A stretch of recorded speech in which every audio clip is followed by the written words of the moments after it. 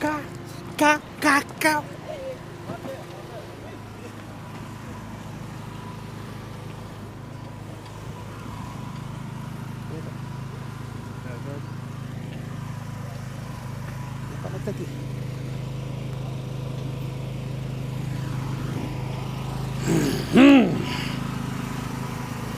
Rasmi tumeanza. Tuko sehemu za Jabilat.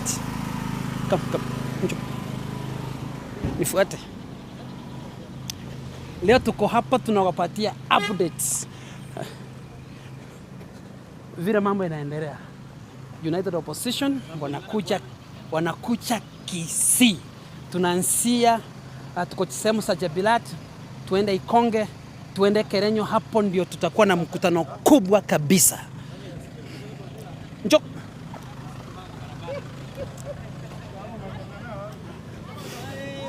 Hey! Aye, manene. Eliogoria West. Aye. Kara kwa nyaman. Aye. This is Rogers Motuli Eliogoria West Mugirango igotulika iganeri tukuli nene pi asoro gongorwa gusi twaletiro mwana ito Fred Okengo Matiangi neji principal chinde tocha kuba kerete beto batebina na bute alternative government in this country. Asante sana. Thank you so much. Rogers, tutonge. Anda watu waitu bacha sobonge. Asante. Nikolai kwa pecha yangu.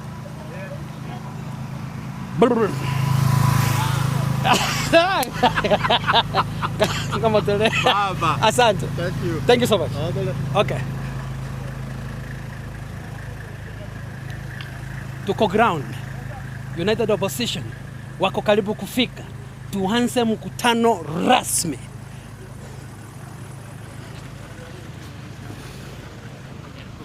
Hey! Accident yoko boli mutaiga ndia maswali hata hiyo. Akataza.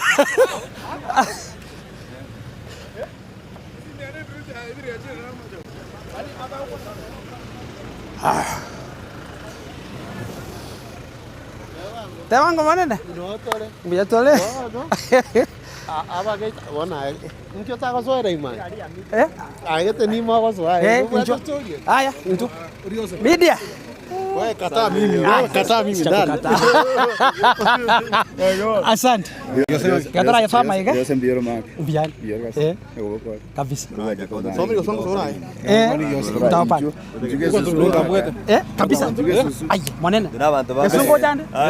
Asante. Ndakuja. Tangasa na mbili ya kwa 0718 062 062 469 469.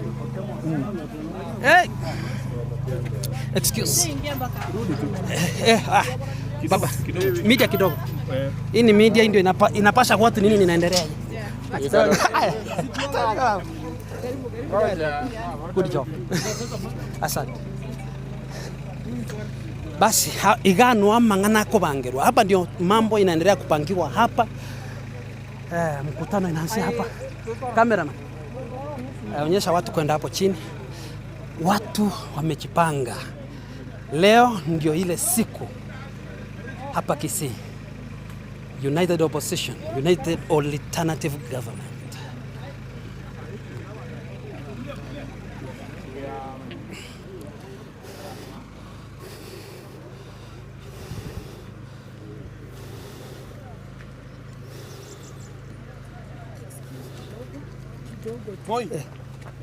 I think you are not well guided, but hatutaki media hapa ndani. Amutaki media hapa ndani. Hatutaki media hapa ndani. Yeah, that's why. Lakini atwendi huko. Ugaroke. Wale wenye wanaenda, I don't know ni internal ama nini, but hatutaki media hapa ndani. You know this is a private property. So, hatutaki. Hatutaki media hapa ndani. Even those wenye wameenda, I don't know. Okay, tutawangoja tu hapa. Sisi tutangoja hapa. Tafadhali. Okay. Tafadhali.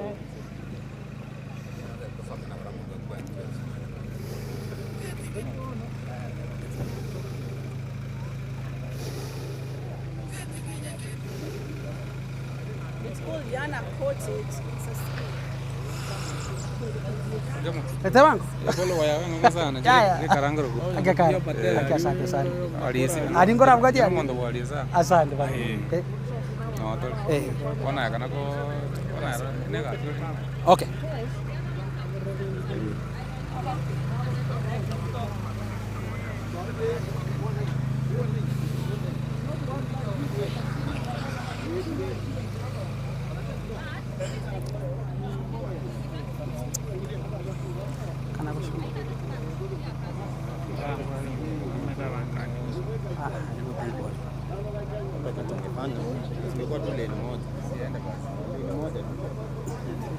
Lakini lazima siingie hapa ndani ndio sipindukie hivi singine.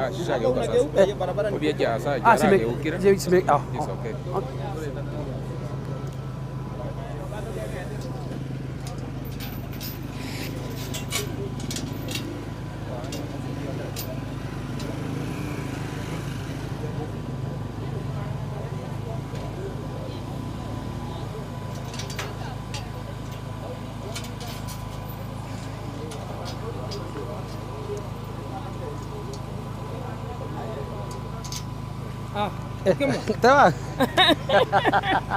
Ayer. Lero tuh mana nih live? Live. Kita tahu. Rumahnya, ya? Rumahnya.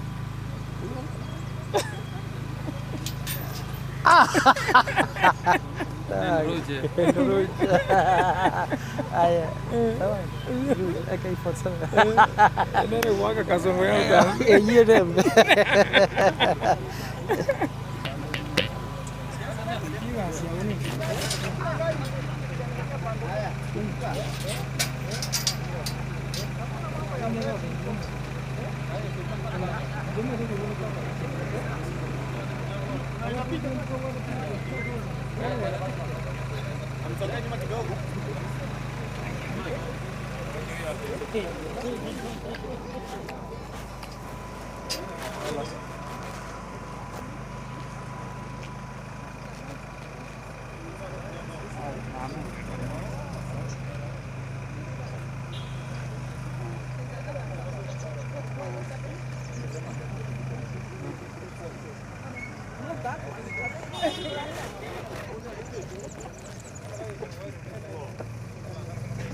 No, I need Dhaka.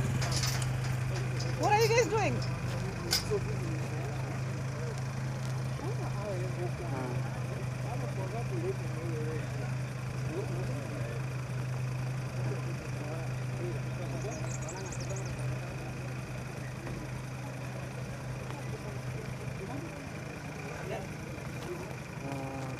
Wewe nilikwambia unilete media. I'm waiting for media.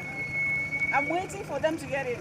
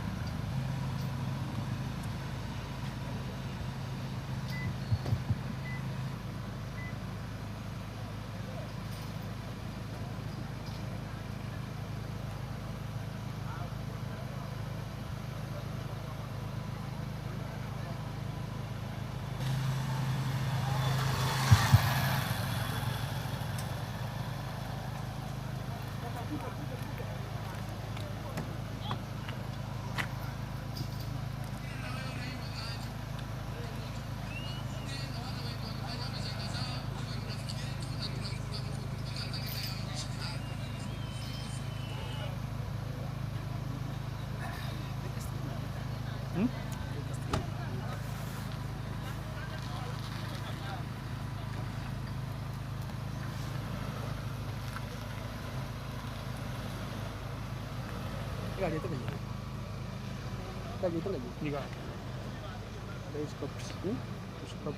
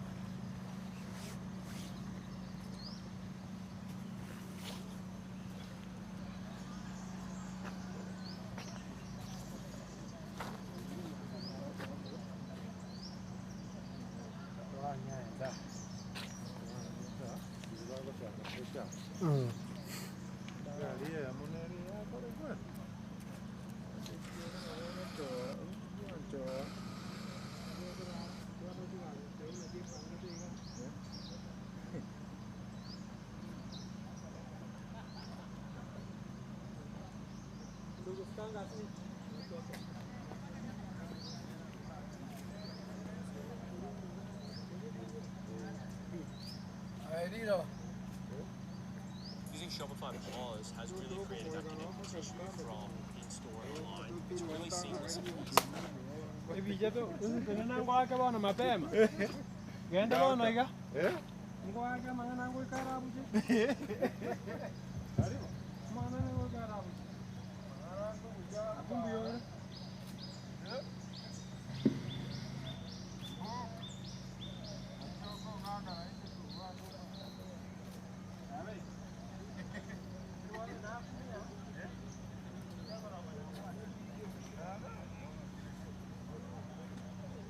Ay, Paulo. ¿En qué toca? Ahí.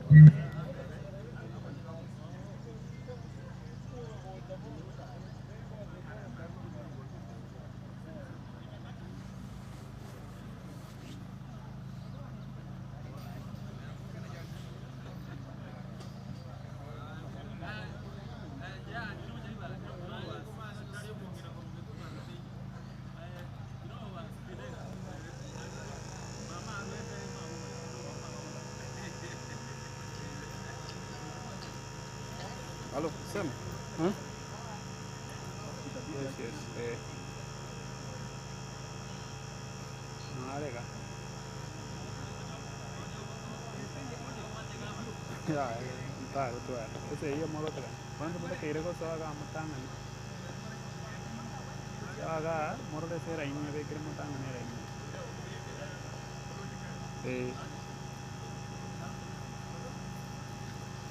Ya baguan, ya tadi men, tadi ko sai me tadi.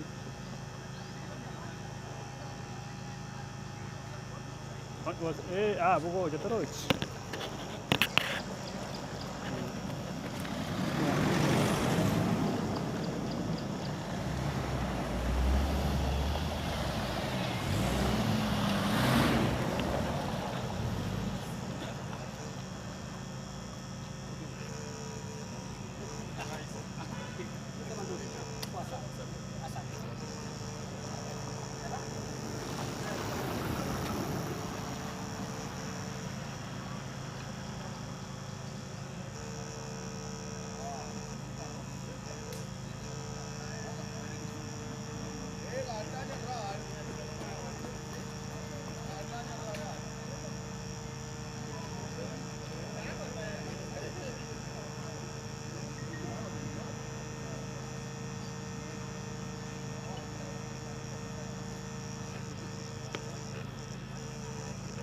Amat ya bilihat.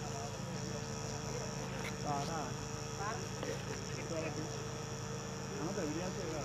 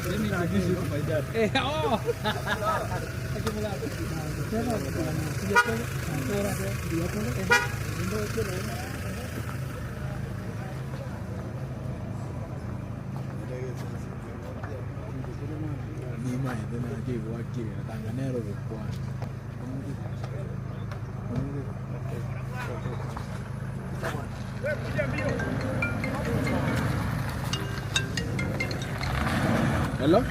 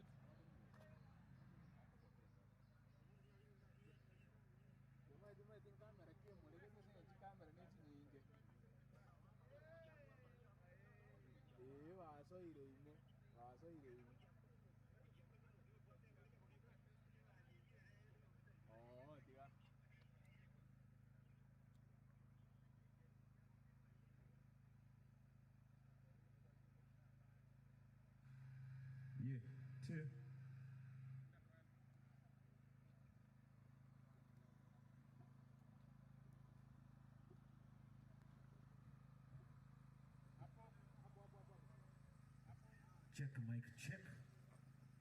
I think tuko sawa. Nipatie hiyo mic ingine.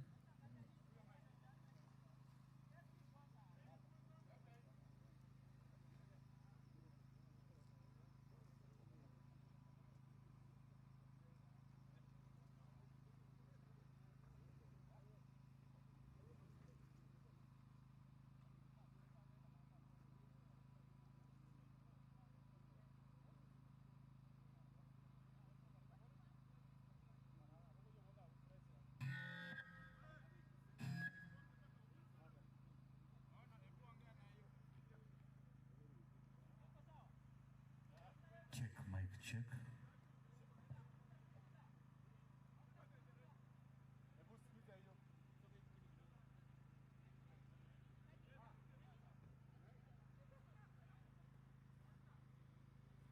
Check 1 2. Check 1 2 2 2. Yeah, 1 2. Check 1 2 2.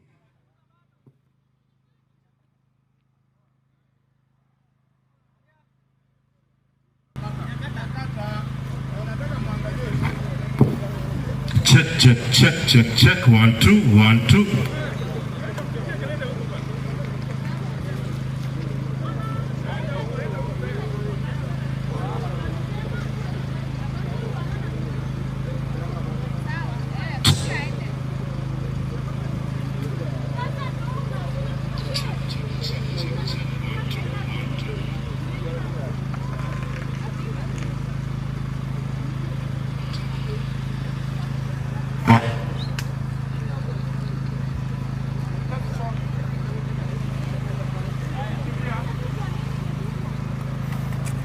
Check 1 2 1.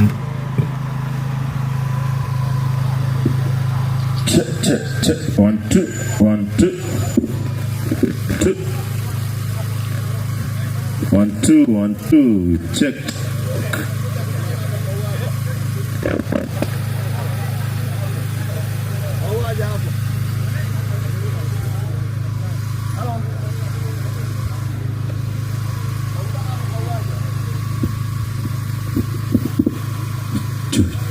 One, two.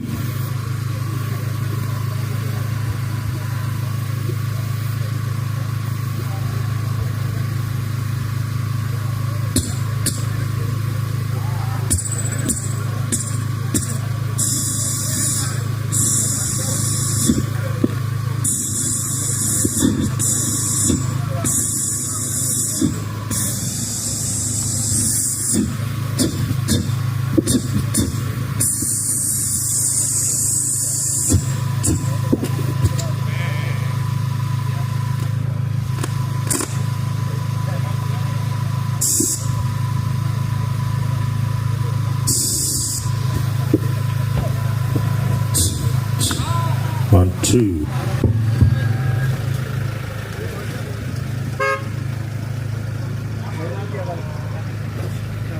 Check.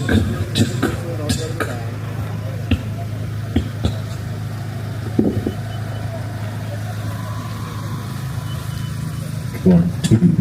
Check 1, 2. 1, 2. 1, 2. 1, 2. 1, 2. Check. Check 1, 2. 1, 2. Check. Yeah, 1, 2.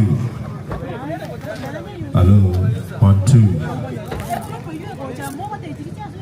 1, 2.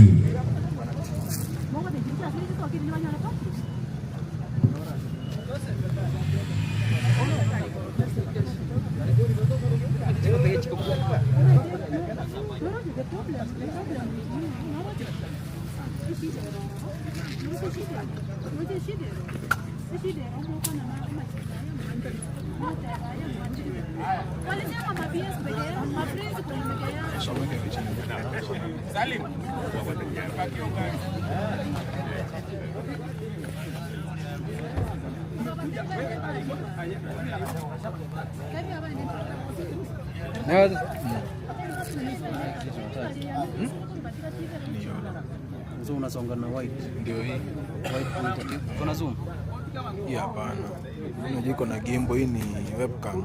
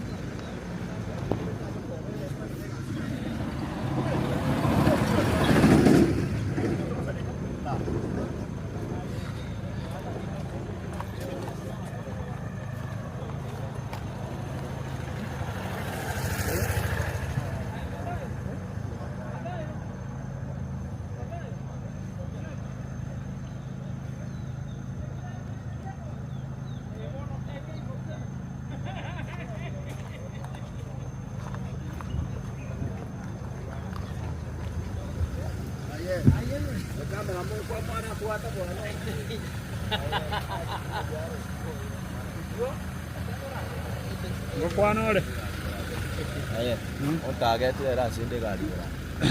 Ande ero ga magana ra one time. One time. Sara mbio vya Simba. Simba nyumbani. Aende kutimuka. Bila muda kwa kikundi kingine nyumbani. Viongozi watu waingie wafanye kazi. Ama namna gani? Hivyo, na hivyo. Ah, kwa maji.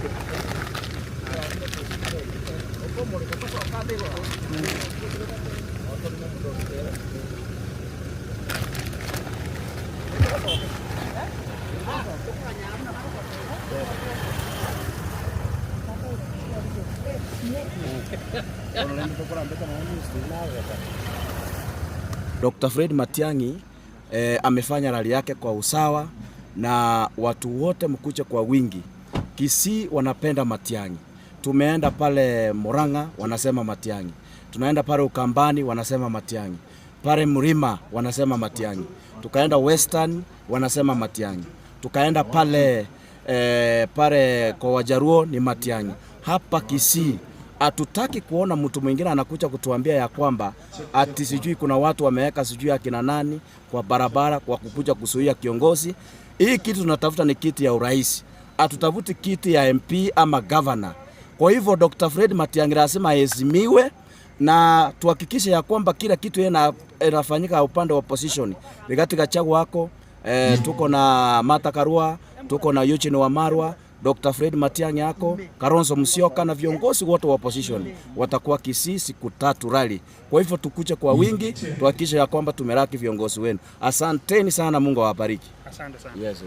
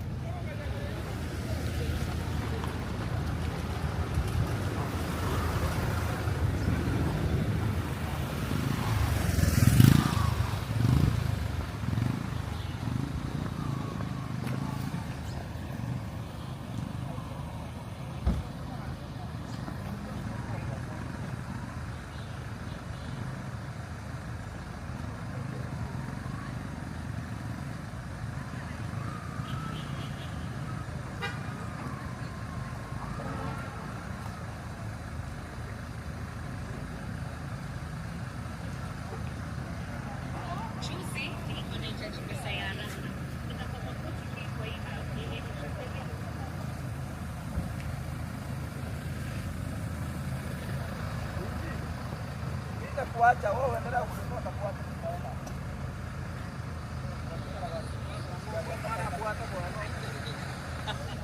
Sorry ni one time. Tuko live tuambie wa Kenya. Yeah. Jani leta mic.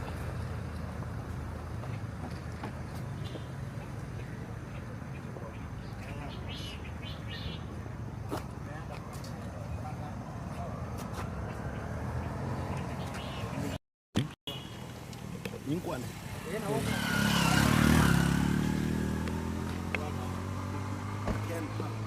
Sawa. Kwa majina mimi naitwa Richard Nsongo na mi pia nawania kiti cha MCA 2027 na na support Dr. Fred Okengo Matiang'i na yeye ndio tunasukuma 2027 as the president. Hii hata si tafadhali. He is coming in and there is no any other option. The next president, the sixth president, anaingia ni Dr. Fred Okengo Matiang'i.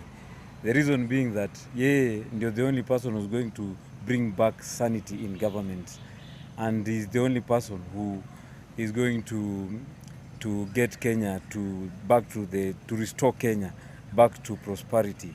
Otherwise, you can see how the institutions are failing, and the only person who can build this institution is Dr. Fred Okengo Matiang'i. And as things stands, even before we go to elections, we are going to make sure that I know he has plans to make sure that the IEBC, before we go to election, has been fully institutionalized in a position that there will be no reckless rigging of elections na mambo ingine, those monkey business that this regime is used to.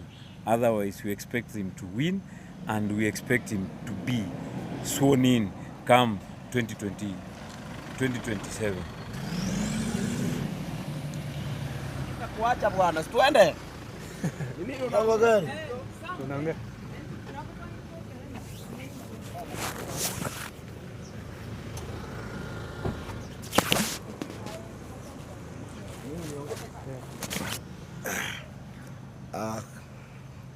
Sawa. Kwa Kiswahili?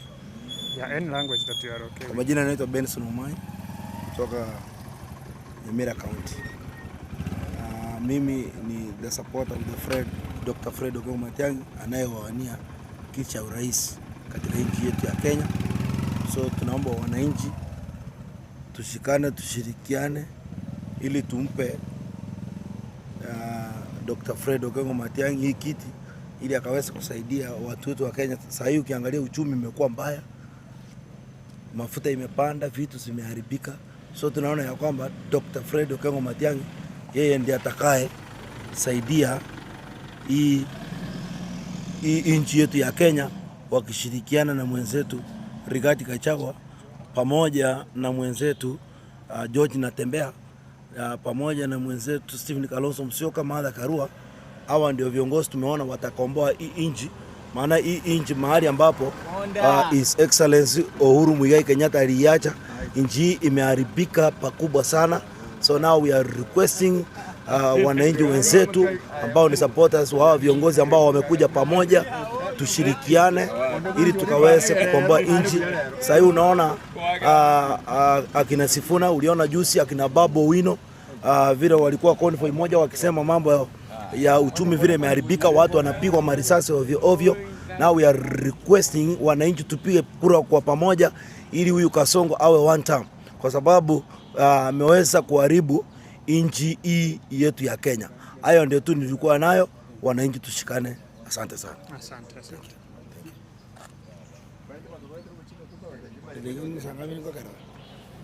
Takiona wapi? Kenya News. Kenya News Alert.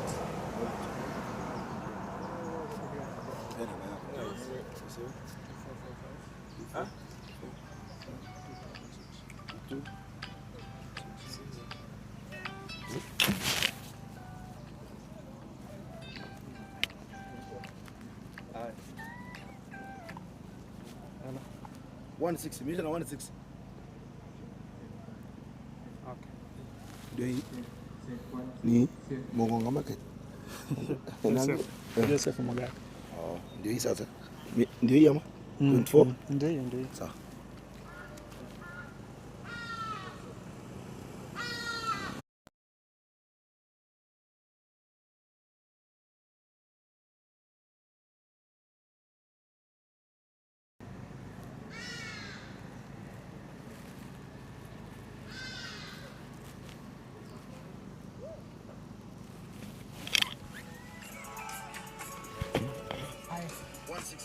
Gwan.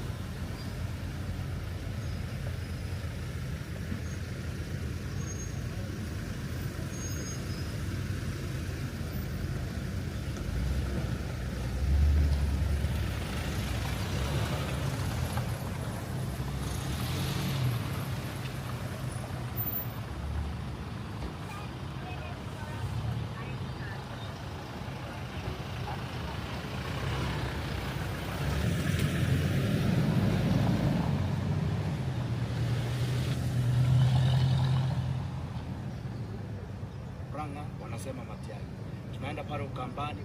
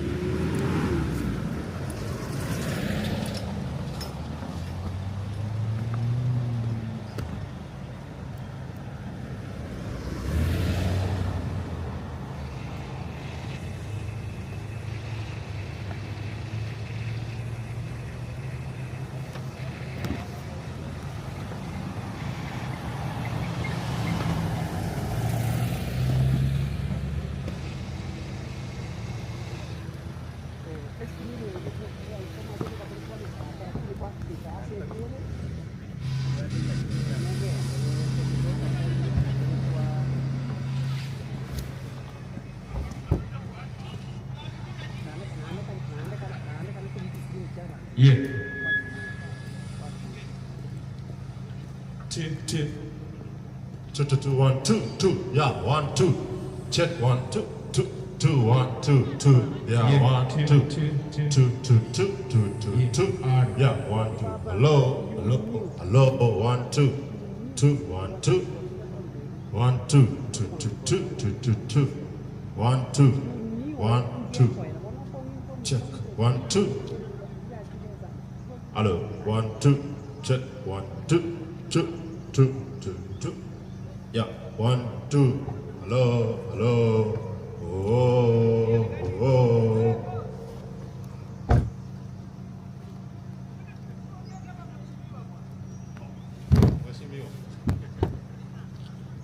Hello, 1, 2.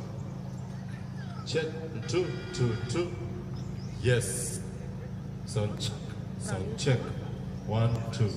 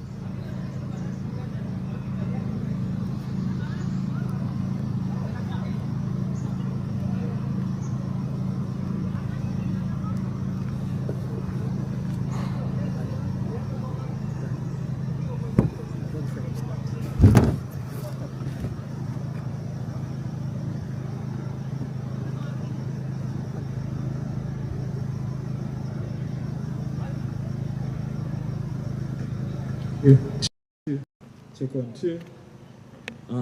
2, 2.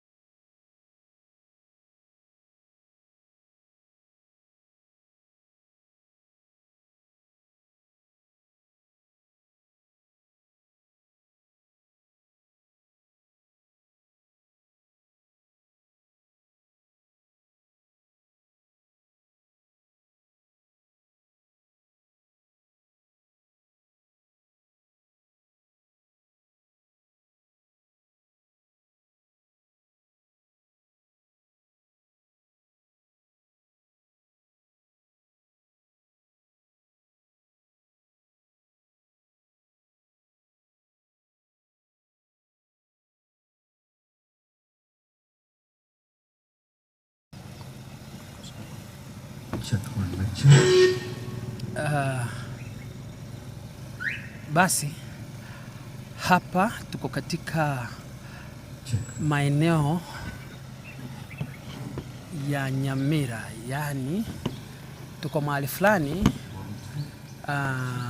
mahali ambapo viongozi wa upinzani wameingia kujiandaa, wako hapa ndani hapa.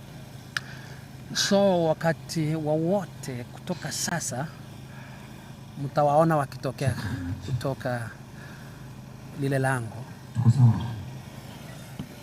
Tuko mali kuna hoteli moja iko hapa Kebukebe Tea Farm. Fred Matiang'i, Rigathi Gachagua, Kalonzo Musyoka, Eugene Wamalwa na Tembea na viongozi wengine wameingia hapa, wako hapa ndani na tunawangoja na tutaendelea kuwafahamisha moja kwa moja ni nini kinaendelea hapa. Wakati wowote kutoka sasa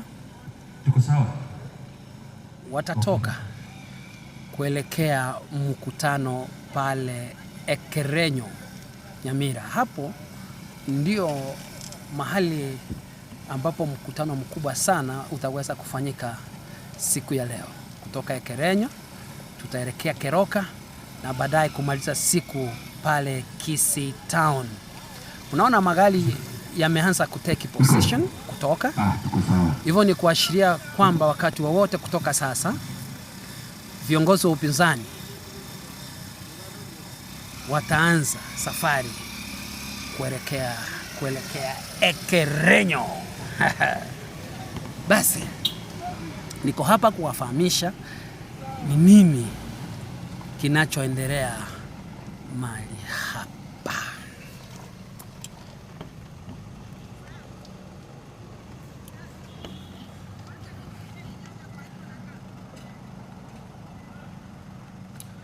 Viongozi mbalimbali wa upinzani wameingia hapa ndani. Mheshimiwa Gachagua ameingia, Kalonzo ameingia, Fred Matiang'i ambaye ndiye host mkubwa wa siku ya leo ameingia, Martha Karua pia ameingia hapa ndani, Eugene Wamalwa pia, George na Tembea wameingia hapa ndani. Kazi yangu ni kuwafahamisha yanayojiri siku ya leo. Hapa inaonekana kwamba siku ya leo itakuwa siku ambayo iko very busy. Tukitarajia kwamba maelfu ya wananchi watajitokeza, maana hii ndio mara ya kwanza kabisa United Opposition kufika hapa Kisii wakiwa pamoja na Fred Matiang'i. Mkutano huu unatarajiwa kuhudhuriwa na mamilioni ya watu. Maeneo ya Gusii ni maeneo ambayo kwa sasa yanaonekana kuwa ya one term, wako United Opposition. Yaani wao wanasema kwamba Ruto ni lazima awe one term, yaani ni lazima aende nyumbani.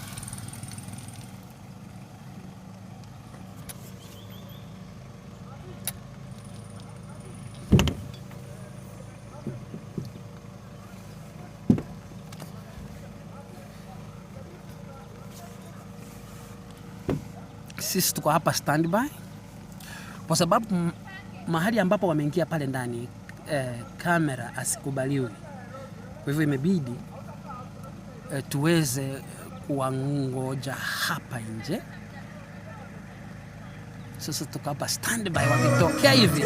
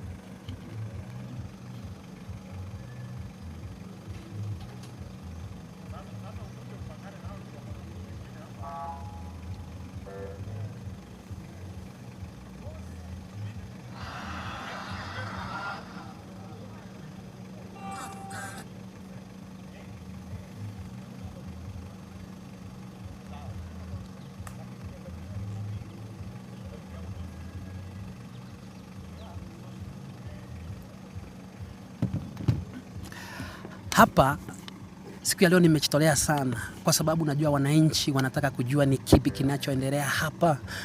Hapa tuko katika maeneo ya Kebukebe Limited. Hapa ndani kuna hoteli kubwa sana, viongozi wote wa upinzani. Kina Gachagua wamepita hivi, Kalonzo Musyoka, Eugene Wamalwa, George Natembeya, Martha Karua na viongozi wengine na viongozi hasa wanasiasa kutoka maeneo ya Gusii wapo hapa ndani. Sisi tuko standby kuwaletea hii stream na kuwainform kwa sababu nafahamu wananchi wanataka kujua ni kipi kinachoendelea. Kwa hivyo niko hapa kuhakikisha kwamba hii habari mmeipata kwa njia iliyo safi sana. Baada hatujatoka, viongozi wako hapa pia. Ni kama unajua kampeni ni kazi ambayo hasa siku ya leo itakuwa very busy. Watu wanafaa kula vizuri, wanasiasa wanafaa kula. Sasa wako hapa ndani pia, nasikia wanakula pia, wanabadilisha nguo zao kuwa na zile uniform ambazo zinafaa katika mkutano wa leo, kwa sababu hapa tunajua kwamba ni Gusii. Matiang'i ndiye ameleta United Opposition hapa, so Matiang'i atakuwa yeye ndiye host mkubwa wa United Opposition. Kwa hivyo wako hapa ndani kuhakikisha kwamba wameweka ratiba yao sawa, wamejipanga vizuri, wamekula, wameshiba, ndiposa wakianza siku basi waanze non-stop. Kwa hivyo kutoka hapa tutapitia Ikonge. Nadhani wakifika Ikonge pengine hapo watasimama kidogo, lakini mkutano mkubwa zaidi utafanyika pale Ekerenyo. Hapo ndio chukua kubwa sana imetengenezwa, hapo ndio wanasiasa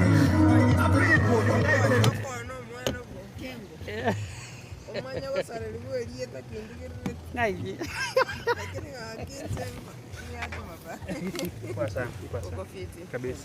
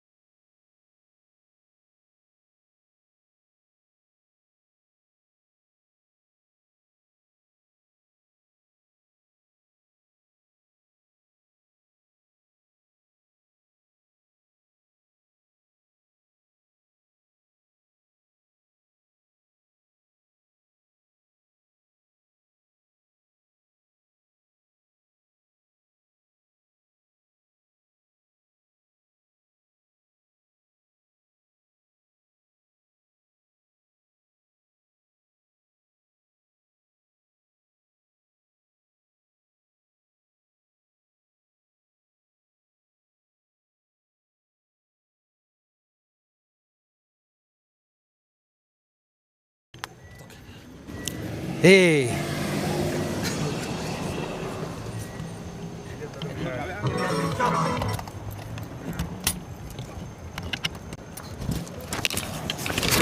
Aguante el hijo.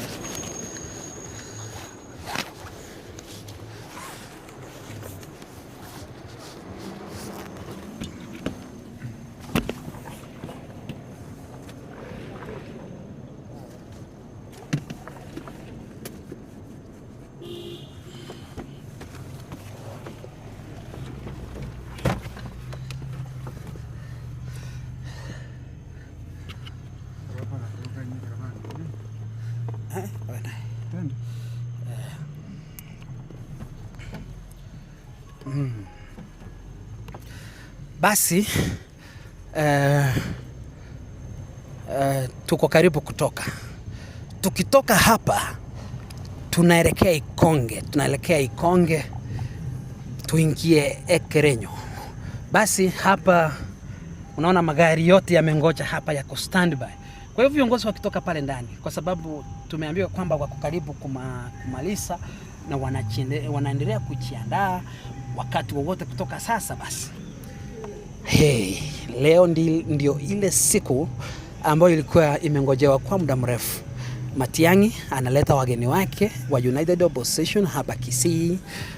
Hapa nataka kuhakikishia sasa hivi kwamba Rigathi Gachagua amefika, Kalonzo Musyoka amefika, Eugene Wamalwa amefika hapa, pia Chochi Natembeya amefika, Martha Karua amefika. Basi hao ndio vigogo wakubwa sana wa upinzani, the alternative government, wamefika hapa, na kutoka hapa they are going to make a serious statement. They are going to make a serious statement hapa ya one term.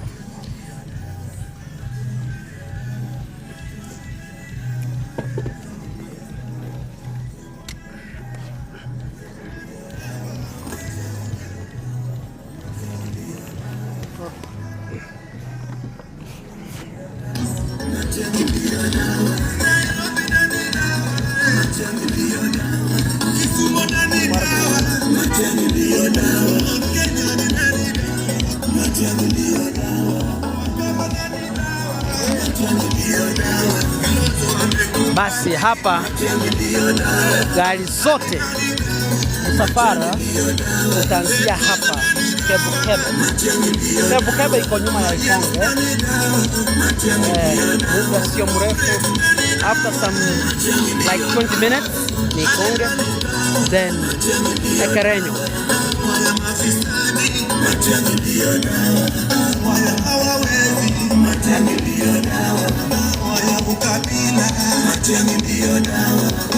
Antoni Kibageni Matiang'i ndio dawa, komesha hawawezi. Matiang'i ndio dawa, Ramkura kijana wa Matiang'i. Matiang'i ndio dawa.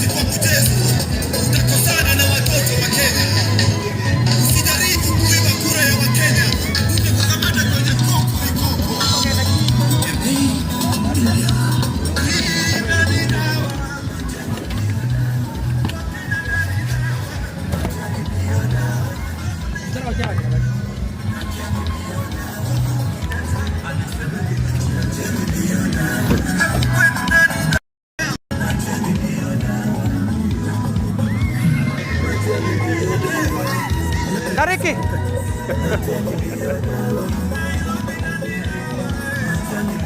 Tariki. Eta buka ndo pakai gari ya. Pakai gari pas. Aja. Ewa kuja. Joseph.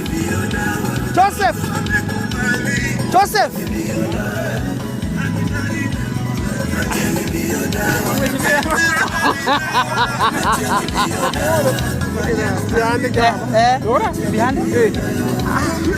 Mama, Papa? Hassan, thank you so much. Thank you, Hey. One raban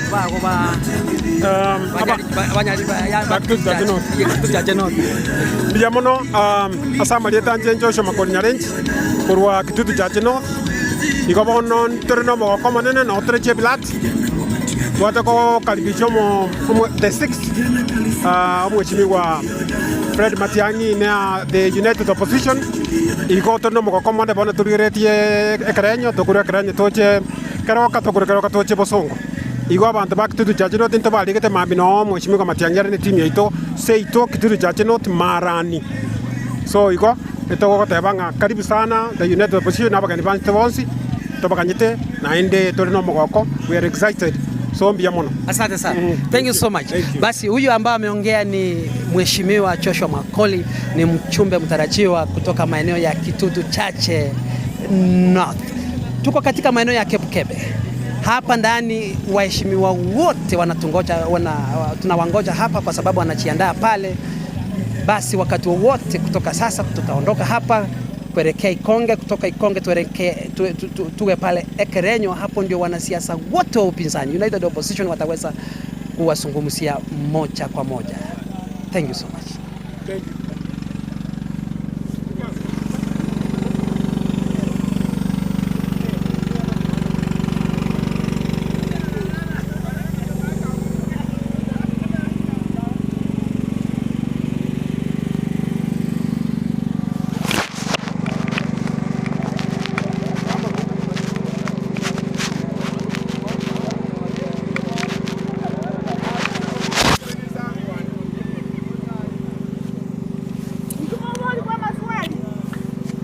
Nawada maoni. Hapa liwa bwato yo bwete karabia kibali. Yes.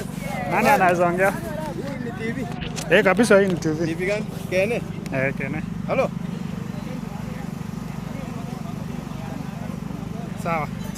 Ongea kama Kizungu. Ongea English ama Kiswahili. Yeah. Good. Yeah.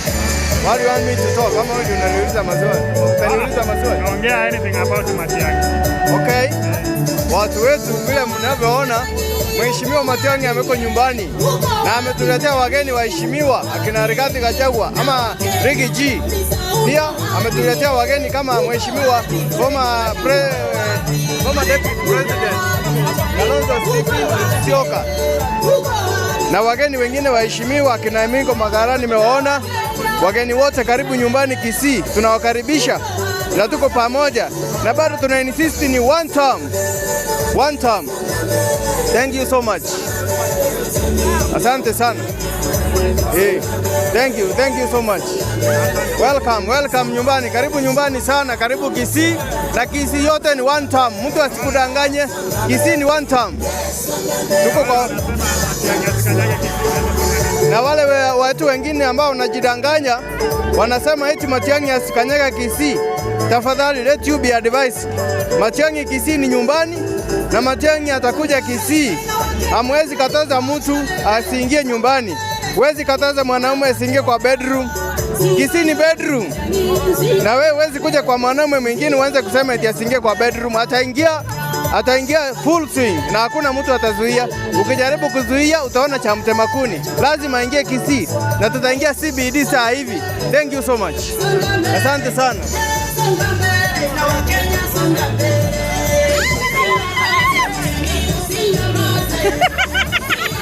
Leo tuna kiongozi wa ajabu Fred Okengo Matiang'i.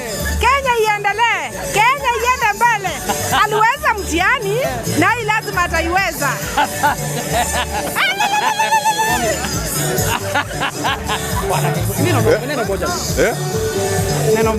Tunampenda Matiang'i. Mungu amjalie achukue hii kitu. Maisha imekuwa ngumu kwetu sasa sana. Alainishe kila kitu. Tumeatabika vibaya sana. Huyu alitudanganya ati atatufanyia kazi mzuri, lakini akaenda akalala. Sasa tunataka Matiang'i atuokoe. Asanteni. Thank you so much.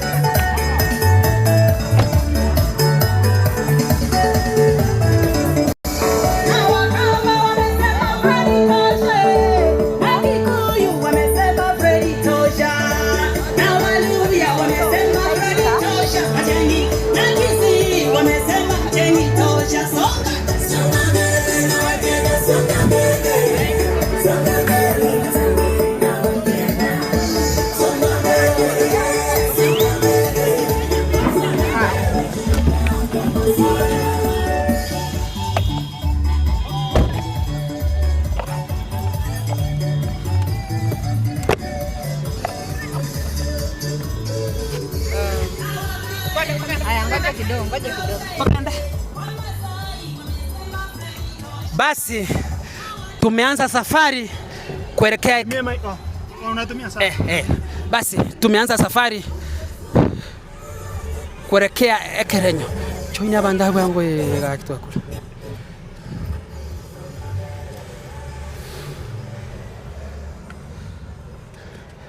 Basi sasa tuko katika msafara wa kuelekea Ekerenyo, mahali ambapo mkutano mkubwa sana. Oh. Ajali mbaya. Ajali mbaya zaidi imeweza kutokea hapa. Ajali mbaya imeweza kutokea hapa. This is bad. Basi kuna ajali mbaya sana imeweza kutokea hapa.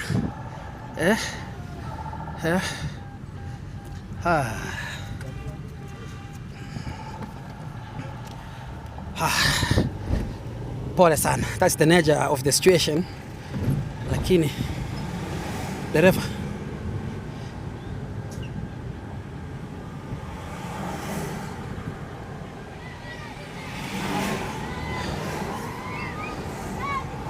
kwani aitoka nyara kwa sababu lakini mimi nilichukua cha ndio.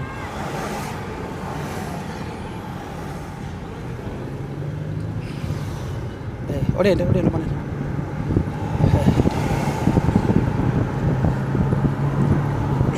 Ole ndo yo gake. We.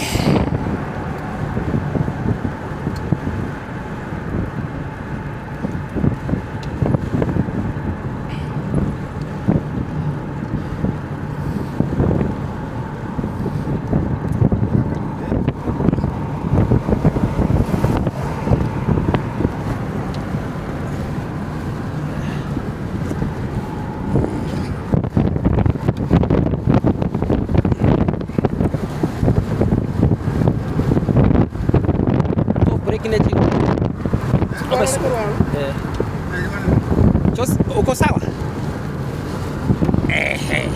Hivyo. That's good. Hapa speedy ndio inaweza kukuokoa. The speeds are so crazy on the road. Usipochunga hapa basi story itakuwa tofauti. So now we are headed to Ekerenyo, where we are going to hold a major political rally today.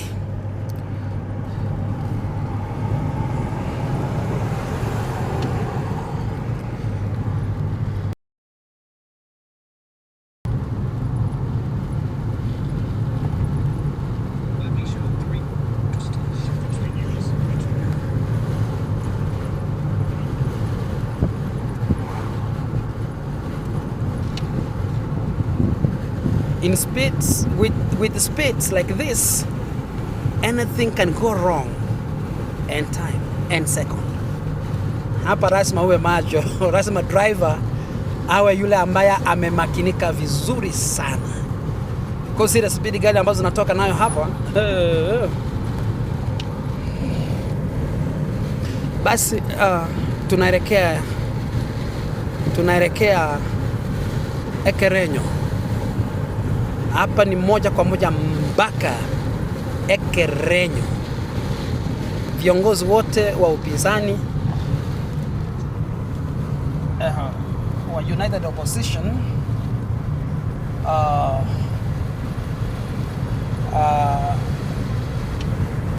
wametoka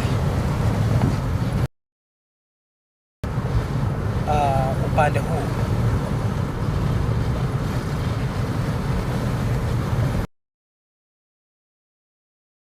Makere koirwera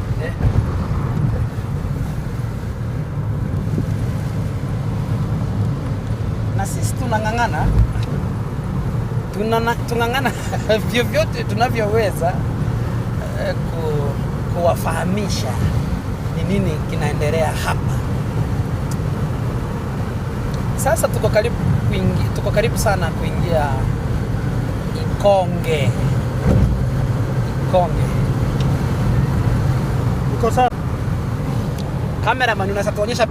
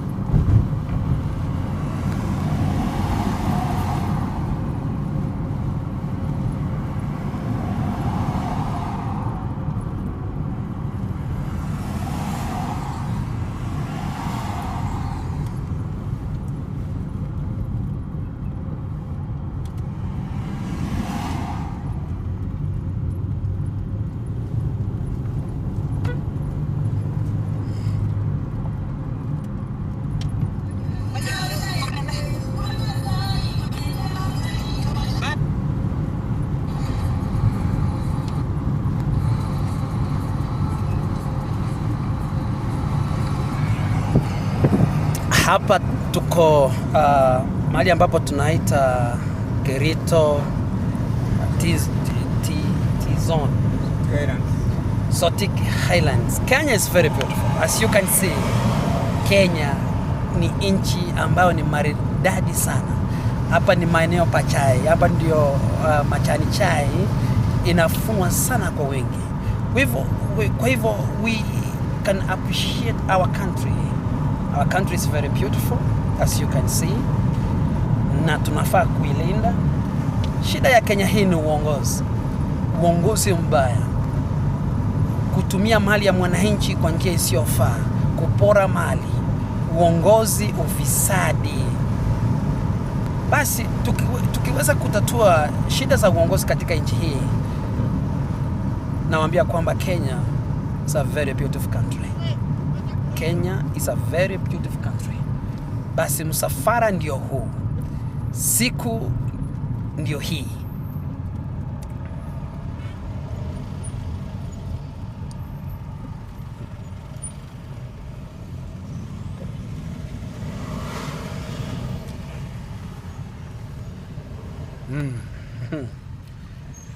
Gari ni mingi. Magari ni mengi hapa. Viongozi mbalimbali kutoka sehemu mbalimbali za Kenya wamefika hapa Gusii. Lengo likiwa ni moja tu, Ruto aende nyumbani 2027.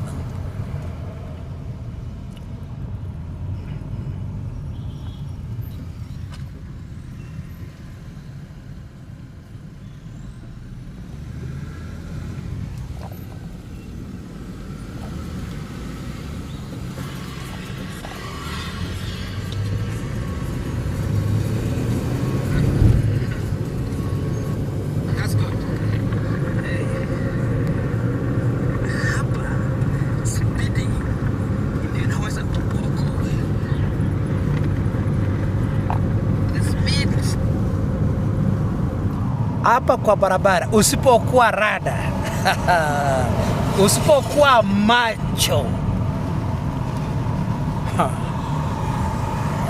unaweza baki barabarani.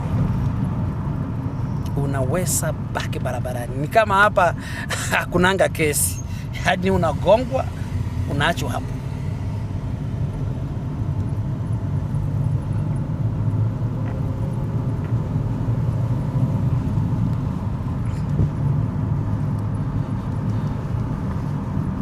Sasa tuko karibu kuingia Ikonge. Muda ambao sio mrefu kutoka sasa tutaweza kuingia Ikonge.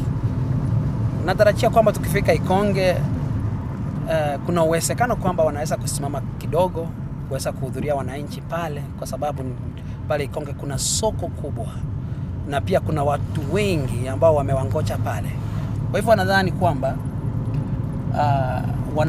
kuna uwezekano kwamba wanaweza kuwahutubia pale. Kwa hivyo wanasiasa wanaweza kutoa hotuba zao na kutoka hapo basi uelekee pale Kerenyo. Lakini pia hali ya anga leo hii haionekani ya kupendeza sana, sio ya kutia matumaini. Inaonyesha kwamba mvua unaweza kunyesha wakati wowote ule, lakini wananchi wamesema kwamba hilo sio jambo ambalo wanalishtukia sana. They are ready to brave the rain, to listen to their leaders.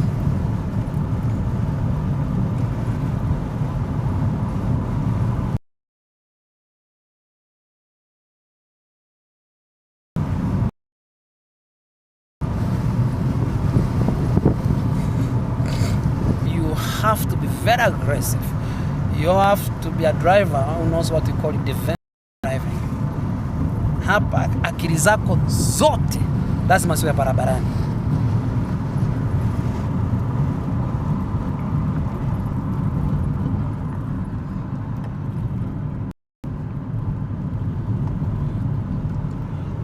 Kwa sasa siwezi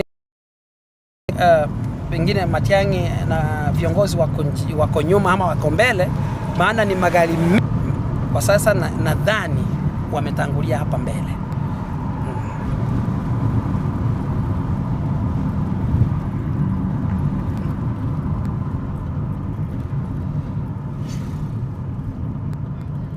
Sasa tumeingia Ikonge.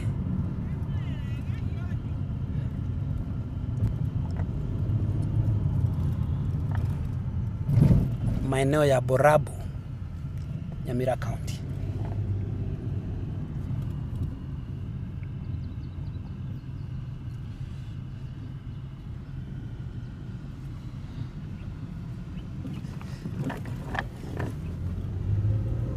Mungkin lupa kujiri korang.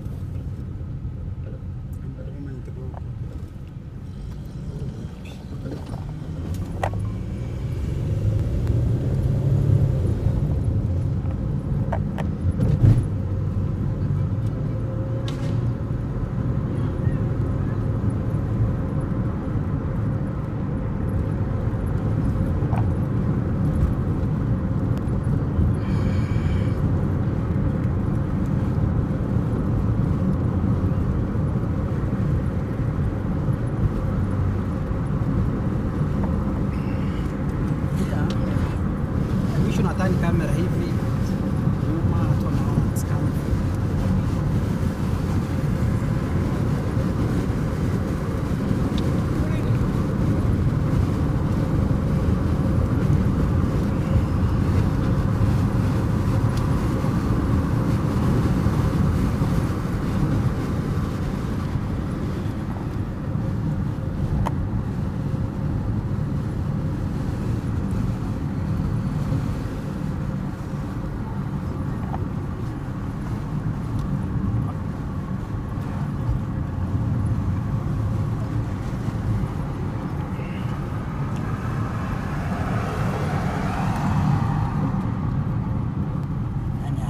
Ada kok kayak guru.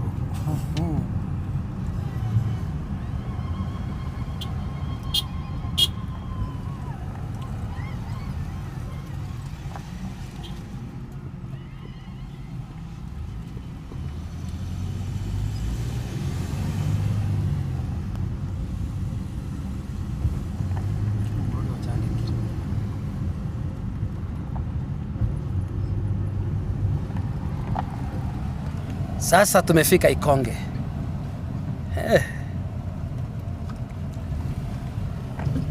Tumefika Ikonge. Hii yote ni kwa heshima ya Fred Matiang'i kufika hapa Kisii kutuletea wageni.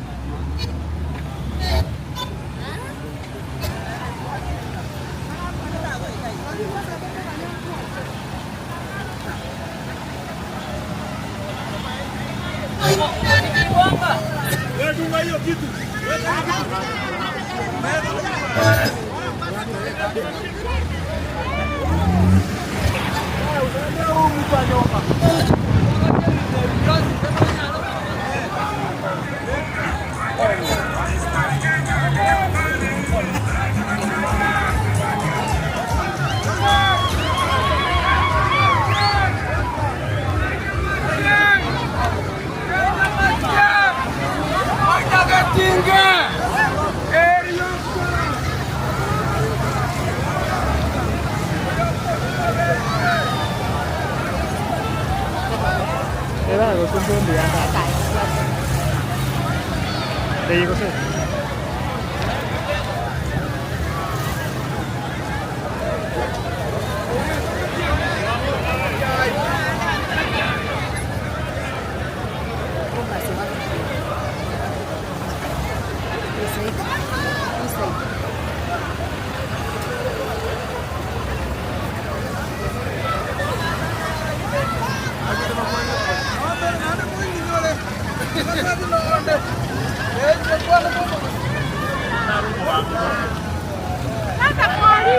Ndio hapo.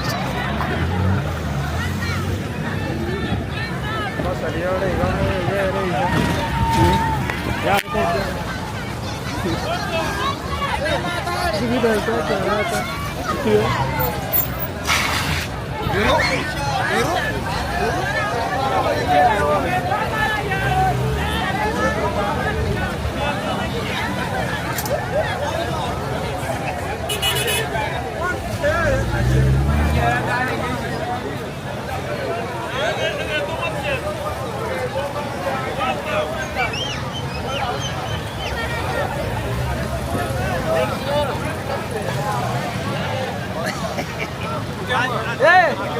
asante.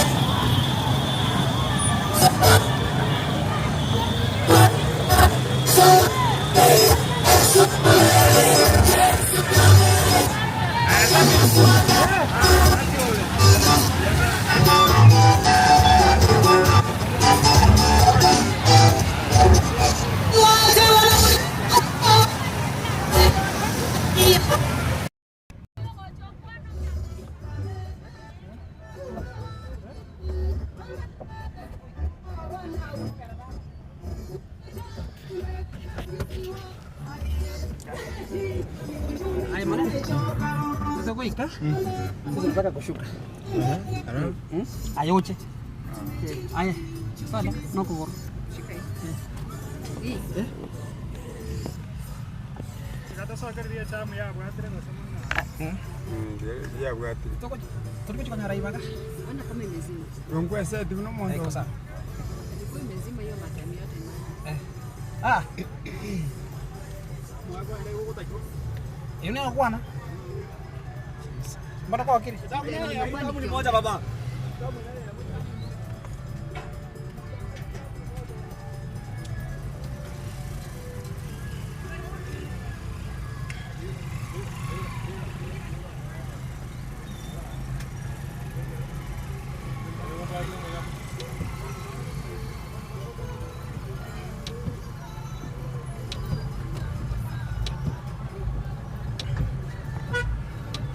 Wewe bibi na mtenga magara sabe.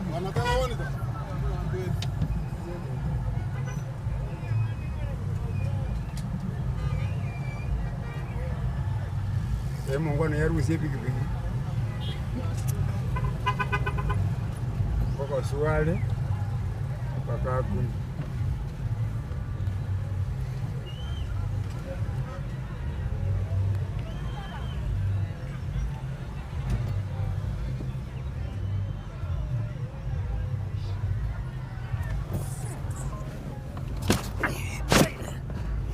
kikaje yetu na bereje. Soka na bero siki. Hey! Abakora magendeka.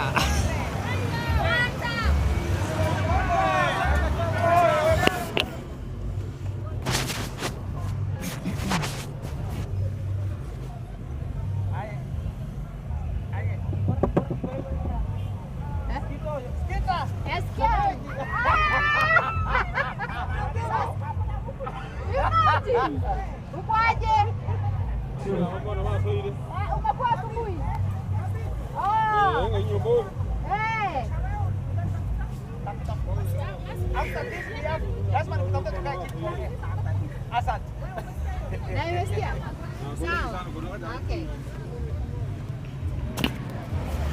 Hapa sasa tumefika Ekerenyo. Unaona watu ni wengi, ni maelfu ya watu, mamilioni ya watu ni wengi hapa. Watu wakionyesha kwamba ni wakati wa mabadiliko. Ni wakati wa kubadilisha uongozi wa nchi hii. Uongozi wa sasa. Baba, hakikisha watoto wako salama hapo.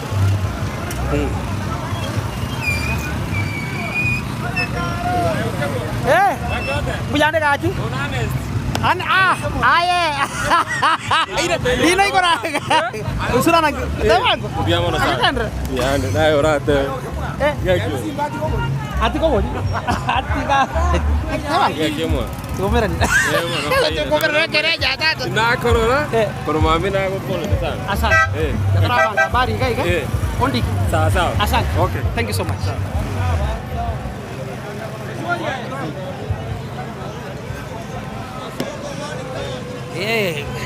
Hapa nasikia watu wakisema kwamba Kasongo ni one term. Kasongo aende nyumbani. Kasongo wakati na bahati. 1 2 1. Hello. Yeah, 2 1 2 1 2.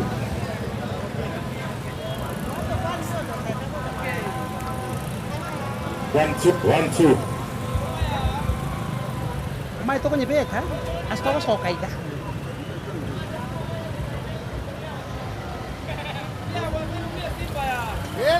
Kwa sasa mwenye Simba. One time. Asimama na one time. One time mwendele one time. Tarena kendeza bara hiyo. Yamati. Dada, unarusha kichwa chini hata ya maji.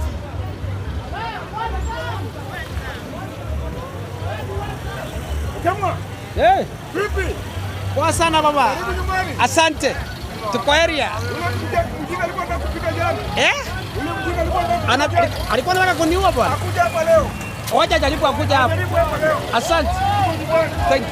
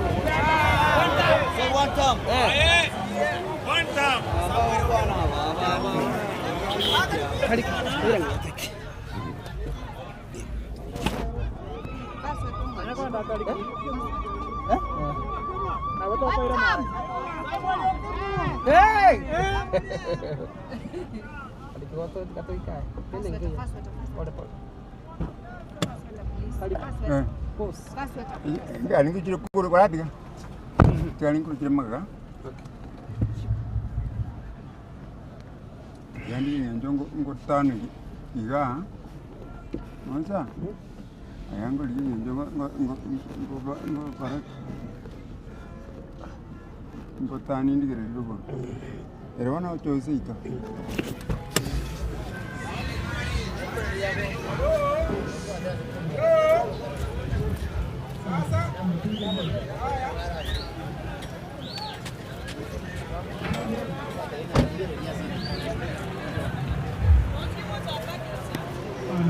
hapa sasa tumefika Ekerenyo. Unaona watu ni wengi ambao wamefika hapa. Hey.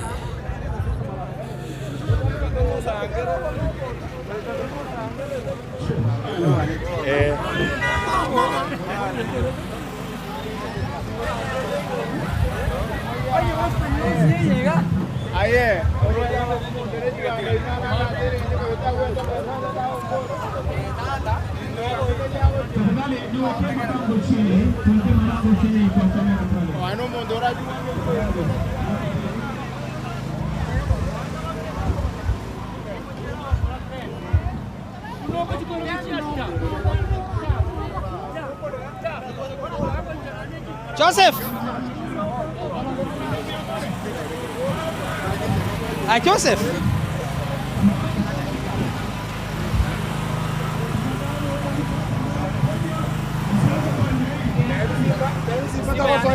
Kabisa.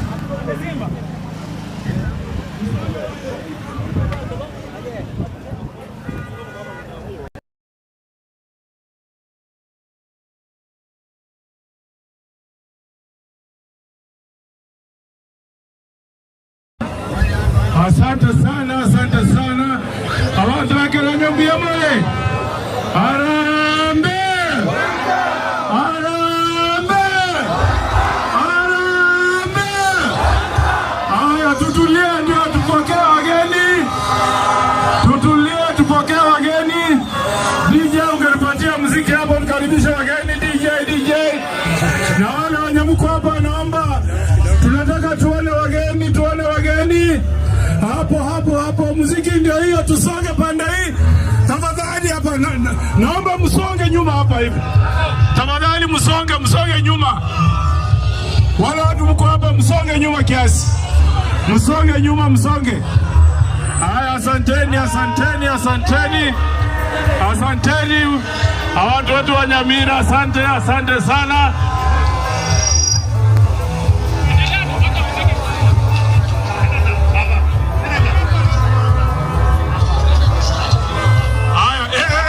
Nyinyi watu wa media tafadhali naomba msonge hapo. Wewe. Naomba msonge kutoka hapo tafadhali. Msonge pande hiyo kabisa. Msonge hivyo. Haya, msonge namna hiyo.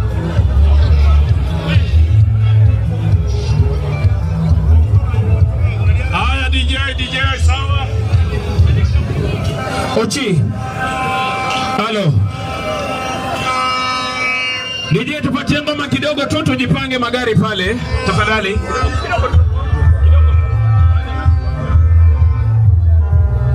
Halo. Haya basi DJ, asante DJ. Haya.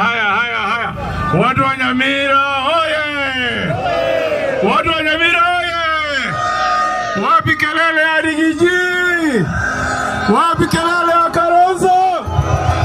Kelele ya Wamalwa, makaribisho yanatembea, makaribisho ya Munya na makaribisho ya mtoto wa nyumbani Dr. Matiang'i. Asante sana. Sasa naona mmekuja kwa wingi. Leo ni leo, msemaye kesho ni? Leo msemaye kesho ni? Asante. Basi nataka sasa niwaombe tutulie. Mvua iko mingi, wageni ni wengi. Naomba sasa tutulie. Wageni ni wengi ndio wapate nafasi ya kuzungumza nanyi. Tuko pamoja? Harambee! Nyamira mnasemaje? Asante sana. Sasa wacha tuanze rasmi, tuitishe ule mzee atatuombea. Ule mzee ambaye atatuombea, Pastor John Nyatogo, naomba uje tuweke kwenye maombi. Pastor John Nyatogo uko wapi? Pastor John Nyatogo.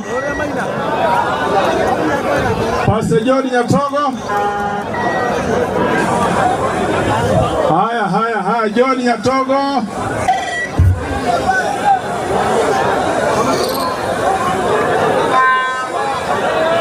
Haya, na hapa hivi naomba mkilie kidogo upande wa kulia. Haya, naomba tutulie sasa tupate maombi kutoka Pastor Nyatogo. Asante sana. Karibu Pastor, tunaomba utuweke kwa maombi. Asante sana Pastor. Haya. Tunaomba tafadhali. Baba yetu na Mungu uishie juu mbinguni, tunalitia jina lako takatifu tukiwa na furaha nyingi kwa sababu ya uhai uliotupatia kila mmoja katika siku ya leo.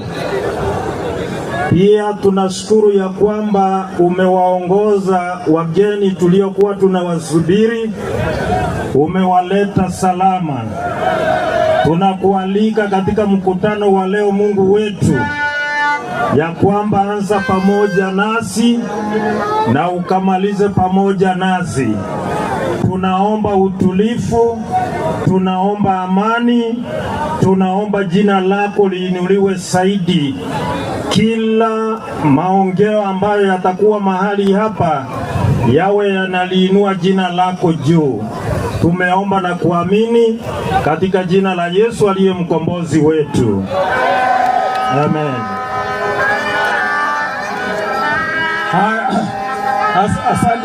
Asante sana. Haya, vijana tutulie. Haya, tutulie. Hiyo vuvuzela tutulie kidogo. Abantu waminto wekere nyambuya mole naende. Bona ndage tototagerene. Amangana nko barekere nyonto igwana ine.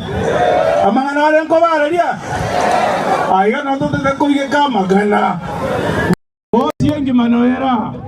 Abagaka bali abana ko rubonjari no bara. Bali banyari bali no bara. Abaitokoru nyamira bagirango no bara. Bona ndage tototagerene. Ingaki batokorere ceremonia nkeigo. Korosio mwana itabuya igo tomanya kuanza eshere. Ntorama abuo. Ntorama. Kabisa. Arambe. Kwanza. Asante sana. Sasa mimi namuomba ule mzee Matundura. Mzee Matundura. Nisapita. Wageni wetu mmefika Rigiji, Kalonzo, Natembea, Wamalwa, Mheshimiwa Munya na wengine. Kidogo ya wazee hapa kwa Mheshimiwa Matiang'i, tukimalizia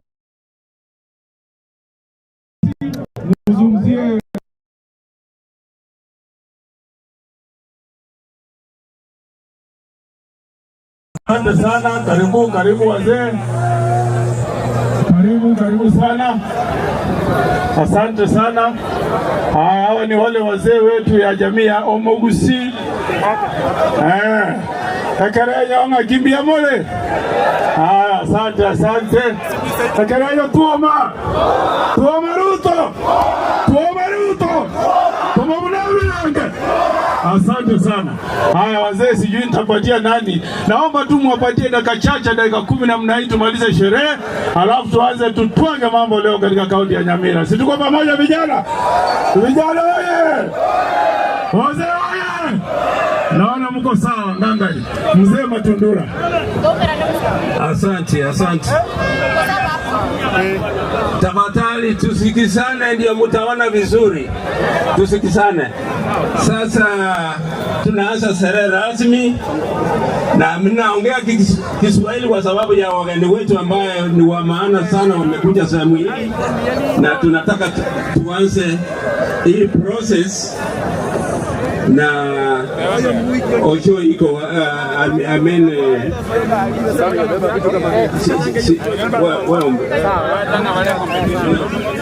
Omonyakerogo chairman wetu wa Gusii Culture.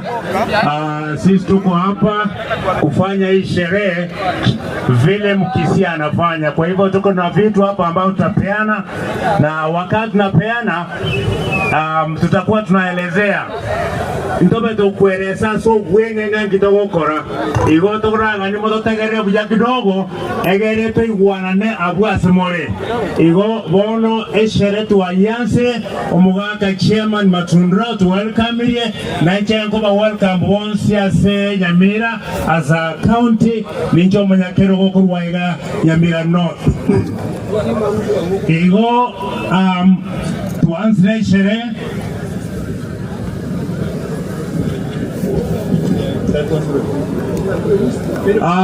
egento tanga koena negetangani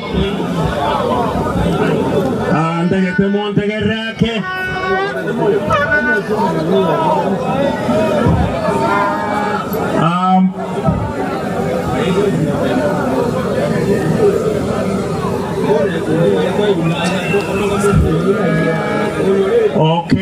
Okay, Chairman, thank you so much. Let us be in order now. Atogante go ansaiga again to tokorwe getanga ni kerogo. Oyo kebwate no mwaka gisore please.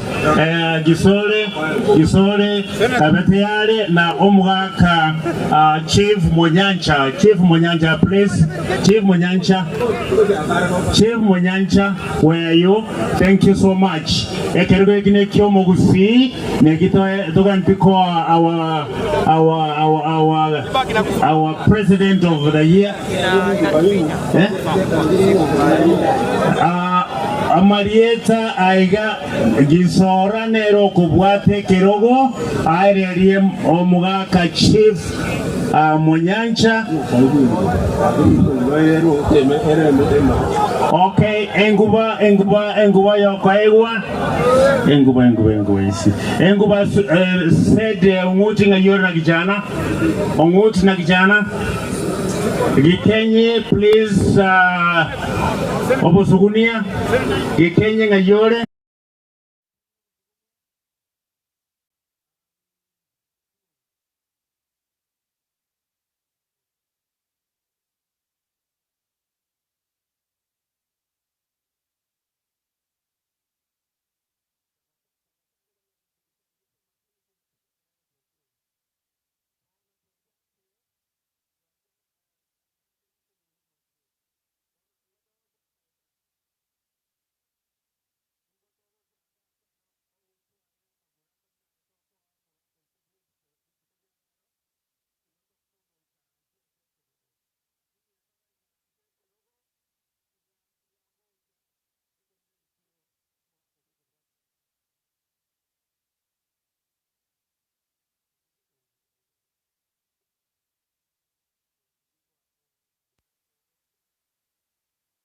process na kidogo chake na toma turumbo kaiga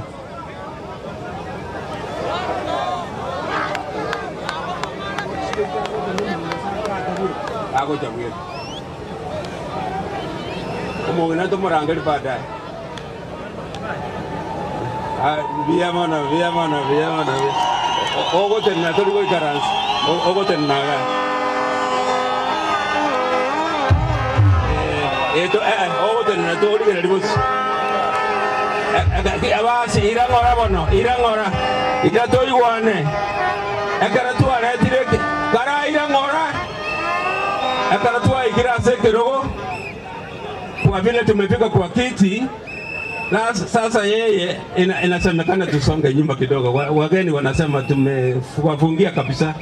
Akaratua ikirase kidogo tunafarisha yeye nguo ya Wakisii. Wakisii waliamua kuwa na hii nguo badala ya ngozi. Kwa hivyo ile nguo yake iko wapi?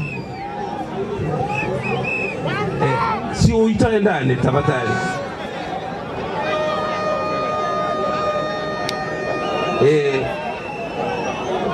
Nyakundi ndio wanasaidiana na huyu kumafarisha hiyo nguo.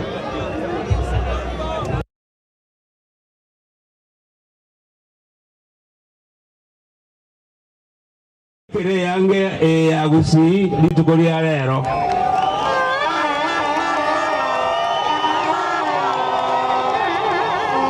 Bobekere baka ibungu ya. Kuja akereke bungu ya kabere. Atari baka igoro kabisa. Ya akereke ya kabere hapo. Okay. Akaratwa ikirabu. Umechukua ile karatasi wapi? Sasa tunabuaga ile karatasi.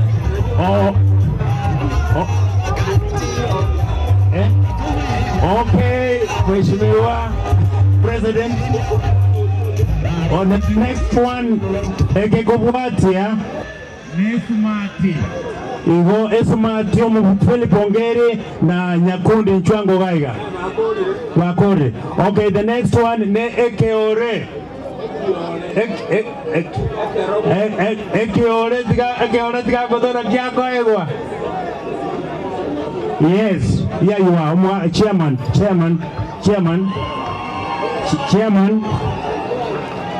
Give the explanation. Explanation, Chairman. Okay.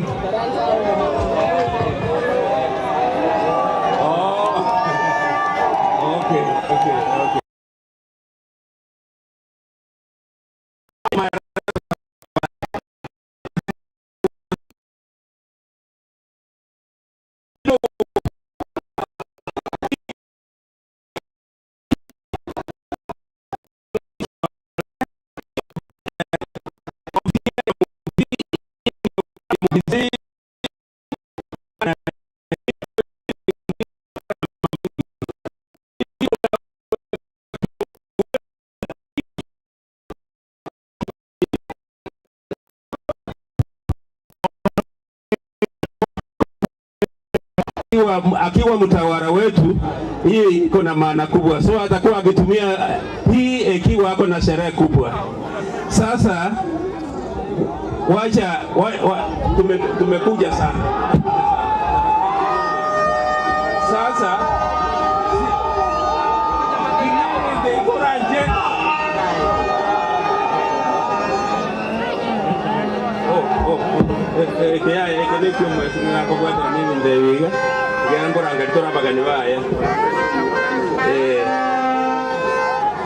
pahali tumefika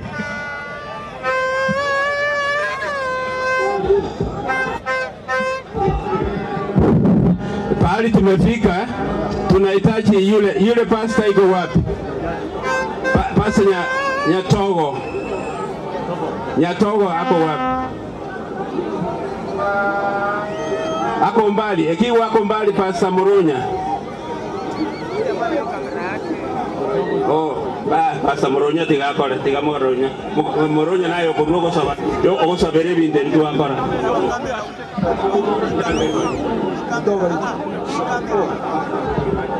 Pasta gachire, kwatera na wana binde ndio tobeka somona. Basi tunakofikia ni kwamba kiongozi akipewa uongozi ni kutumia amani, ni kwenda na mkono wa kushoto, ndiposa atulize kabila lao, taifa lao, na watu wa taifa hilo wafurahie, waendelee kunawiri. Ndio sababu amepewa hivi vitu. Kwa hivyo pasta atatoa baraka kwa ajili ya vitu ambavyo amekabidhiwa. Okay. Sikiza. Biblia inasema atawalaye wanadamu kwa haki, ni Samueli wa pili 23 mstari wa 3. Biblia inasema atawalaye wanadamu kwa haki, akitawala katika kicho cha Mungu, atakuwa kama nuru ya asubuhi, jua lichapo asubuhi isiyo na mawingu, lachipusa majani mapichi juu ya inji. Tunaomba. Baba na Mungu wetu uishie juu mbinguni, kwa mara nyingine tunaliita jina lako kwa sababu ya huyu kiongozi. Leo hivi amepatiwa mamlaka kuwa ni kiongozi katika eneo hili, na matarajio kabisa ya kwamba awe ni kiongozi wa Kenya. Na neno lako linasema ya kwamba watawala wa wanadamu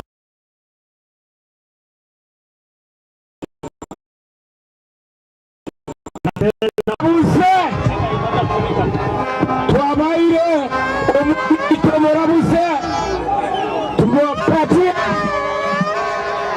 nyinyi kama business mutembee kila mahali muokoe nchi yetu Kenya. Kalonzo Musyoka Rigathi kijana wa Malwa sasa wapokee kijana wetu Fred Okengo Matiang'i.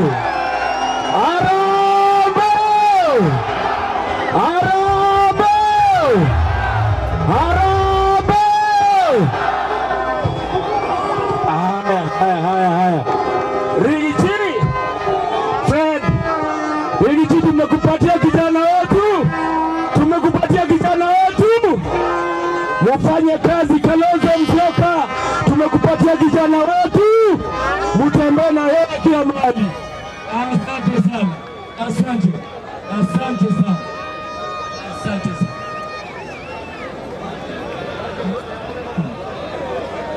Asante sana, asante sana, asante sana. DJ nipatie ngoma, DJ nipatie ngoma.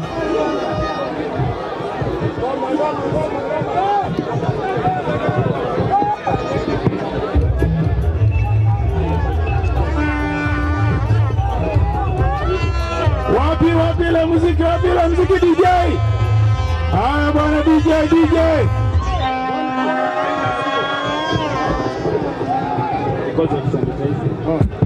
Haya. Asanteni. Omo kwana ngoma usinilo. Watu wa Kerenyo hoye. Watu wa Nyamira hoye. Omo usi hoye. Asante sana. Wana tuwakolile nganaga. Korua Kerenyo. Mwakora seirio mogaka.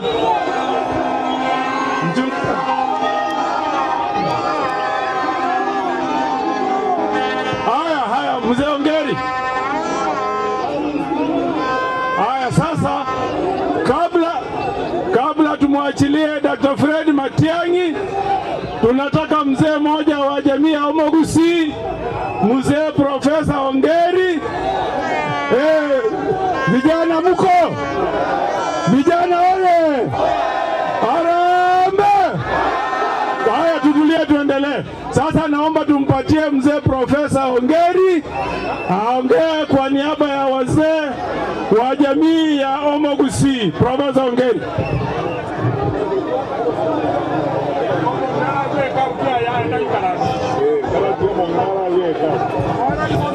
Haya sasa tunafanya desturi moja. Tunaomba mama ambaye atatulindia mtoto wetu hapa apewe kikapu, ndio huyo anapokea kikapu. Makofi kwa mama. Haya, mama ametuzwa. Asante sana. Haya, sasa tunaomba mzee Profesa Ongeri anene kwa niaba ya wazee wote wa jamii ya Omo Gusii. Aba usimbu ya more integerere monobono, integerere kabisa ayinua amore bosio, integerere kabisa. Ile imefanyika hapa ni sherehe ya muhimu sana, na inu aba Gusii egento kiabere iga rero twaruro muroyo iga agambenka nanda agambarari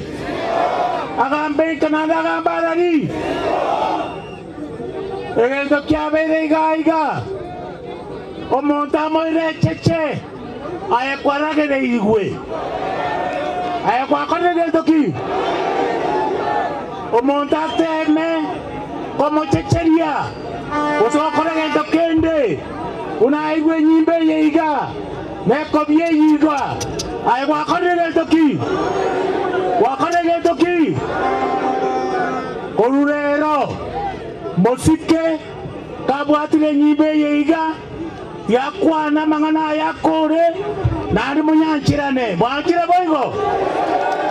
Kwa kifupi, leo tumekabili huyu mzee Fred Okengo Matiang'i atembee kutoka nyumbani na atembee na wenzake katika nchi ya Kenya, na hii ndio imekubalika, na yoyote atakayetoa kidole kwake amelaaniwa.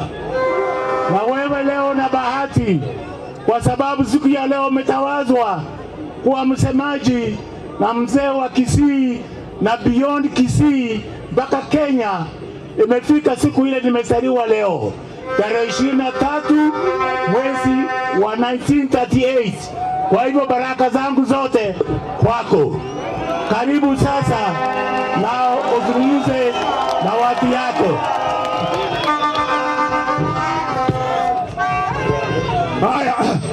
Haya, Nyamira oye! Nyamira oye! Sasa mtaniruhusu kwa haraka sana, kwa sababu leo ni siku ya principal. Nataka kutusikia Rigiji anasema nini. Mnataka kusikia Rigiji? Tunataka tumsikie Mheshimiwa Kalonzo anasema nini. Tunataka tumsikie Natembeya anasema nini.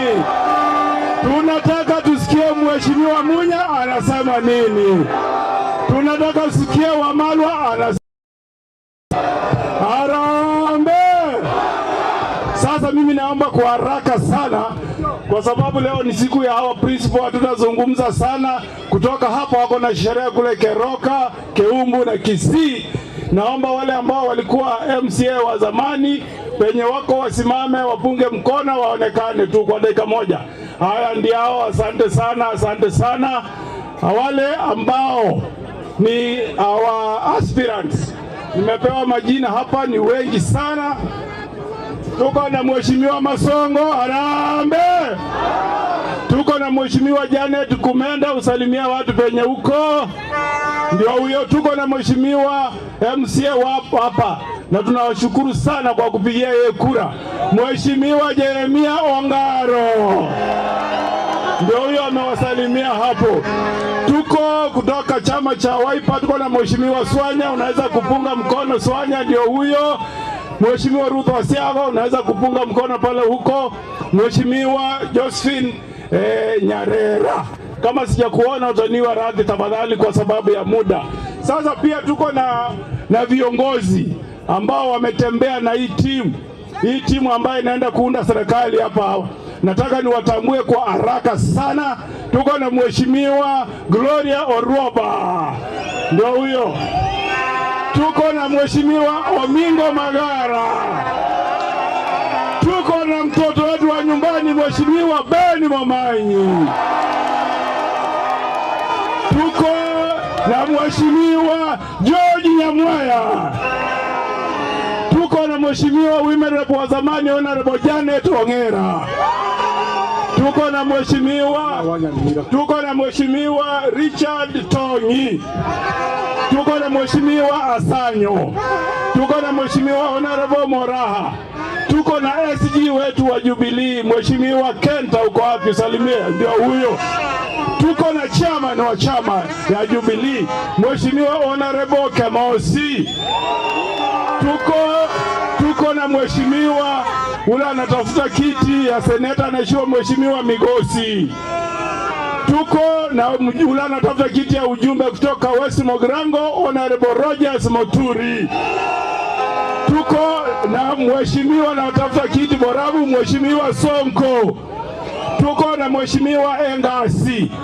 Tuko na Mheshimiwa Adams Mochenwa. Tuko na Mheshimiwa ambaye amekutukaribisha hapa, ningetaka kuja asalimie watu, Mheshimiwa Atebe.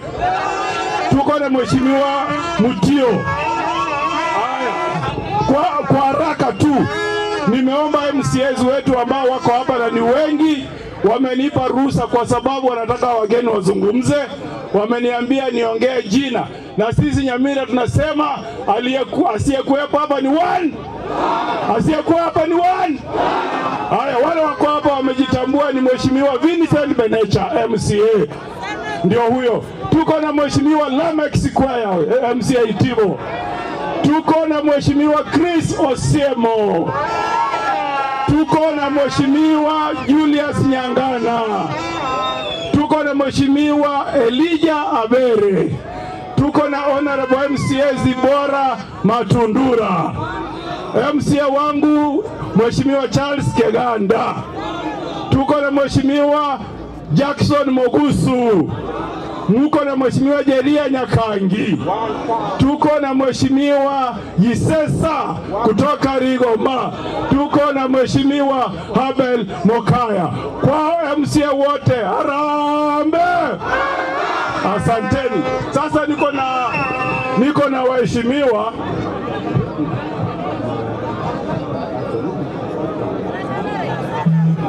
Haya, sasa nataka niwajulishe wajumbe wenye wako hapa, na kwa sababu ni wengi, nitaomba labda seneta mmoja azungumze kwa niaba sisi wote na mjumbe mmoja azungumze kwa sisi wote. Si tunakubali hapo?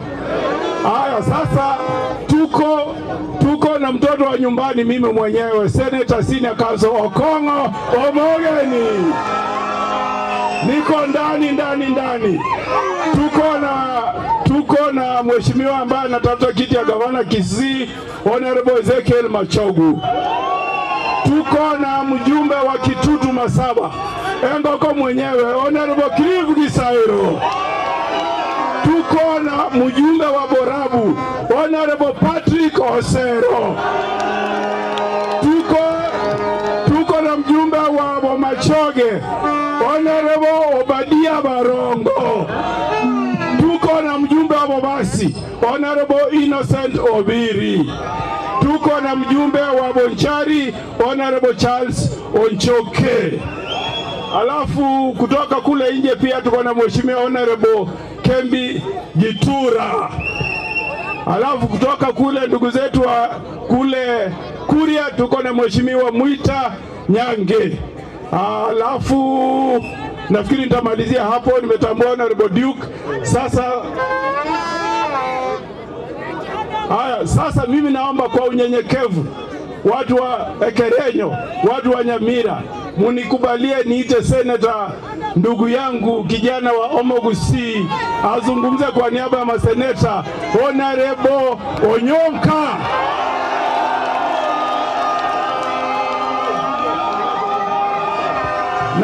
Na naomba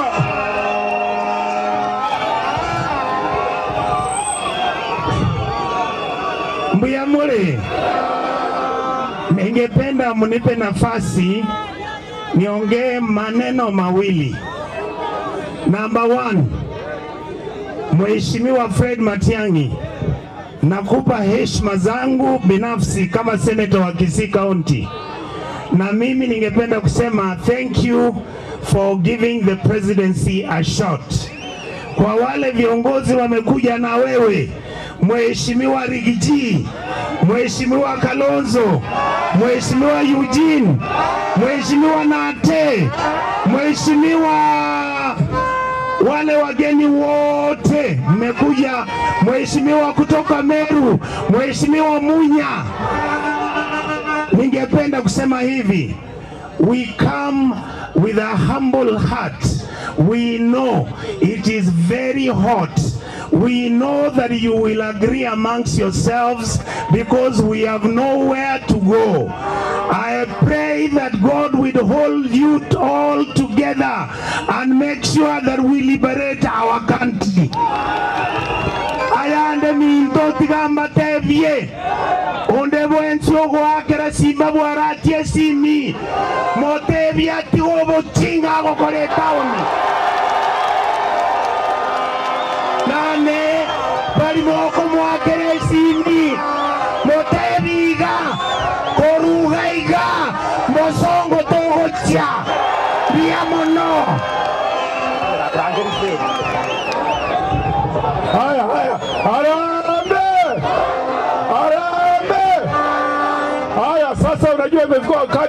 mlete mtoto wa nyumbani ambaye mmesema ndio mzungumzaji wa jamii ya Omogusi. Lakini kabla haja nataka nitaje wale wa MP wako hapa. Mheshimiwa Mawadhe, unaweza kusalimia watu Mawadhe? Mheshimiwa Mawadhe ako nasi. Senator Medhu, unaweza kusimama upunge mkono useme Medhu. Mheshimiwa Anton Kibagendi.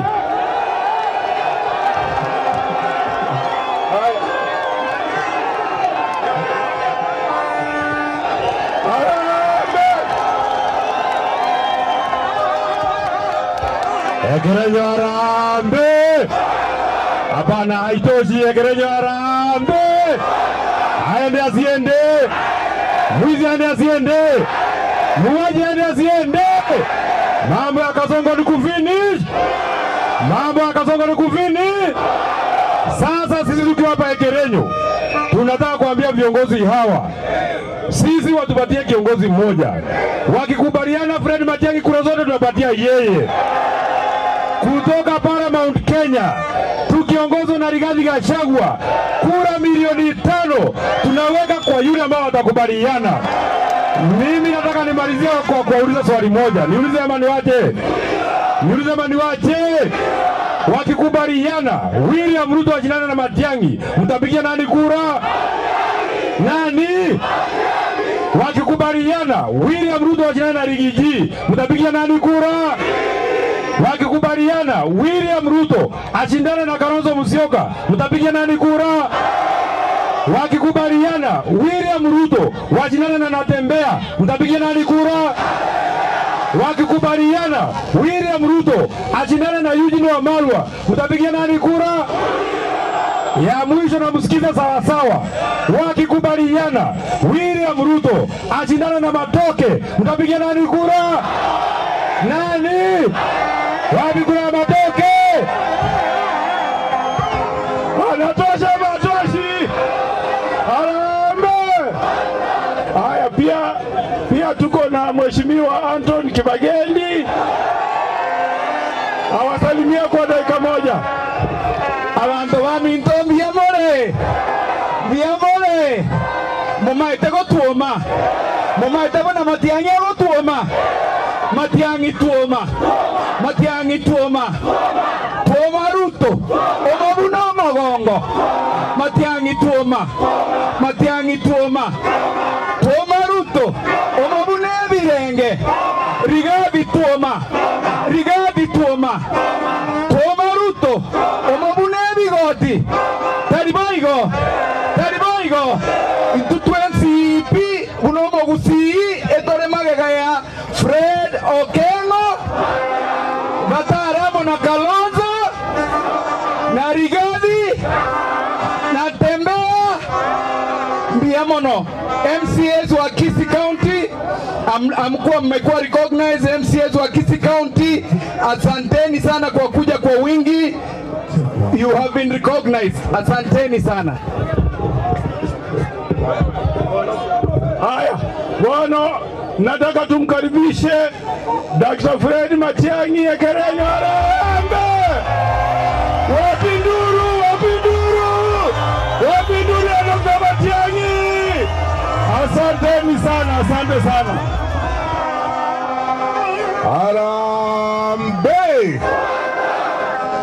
Tigalere igwere ko useita boronge. Ustedes van a estar boigo. Harambee! Aya, abantu baminto bali bejifubusera n'abandi oje musike tabageni baito ndagete motegerere p for 2 minutes on dimbateri. Abantu baminto Nyasaye no yobo kumia naende tomwakire mbuya mono atoire libaga twomiranire iga naende yonko bakira mbuya mono asenge njobu anchani bwino na masikania ino. Abantu baminto abarayi abatwacha na barabuiga kero yo mobo na achire sobo igo mwandebe tyo mwakoria amangana atatu lingana lidangani ngende ndikeri rube mbwato kama ngana yebengi ncheko ligyo bogambi Kenya mwandebe tyo kali rube ngacha mwandebya ndure kusia ngende isikondi ya basani mwandebe tyo nabwa banaretire namba isato abagaka wale roga bakizi Council of Elders wameniambia wazi kwamba nisitoke kwa hawa, nifanye kazi na hawa. Wamenikabidhi hawa wazee wa ndugu zangu, wameniambia nikae na Kalonzo Musyoka, nikae na Rigathi Gachagua, nikae na George Natembeya, Eugene Wamalwa, Peter Munya, nikae na hawa. Wameniambia mnakubaliana nao? Eti nikae na hawa viongozi. Very good. Now, wacha niwaambie mambo mbili kwa sababu sisi tuko nyumbani.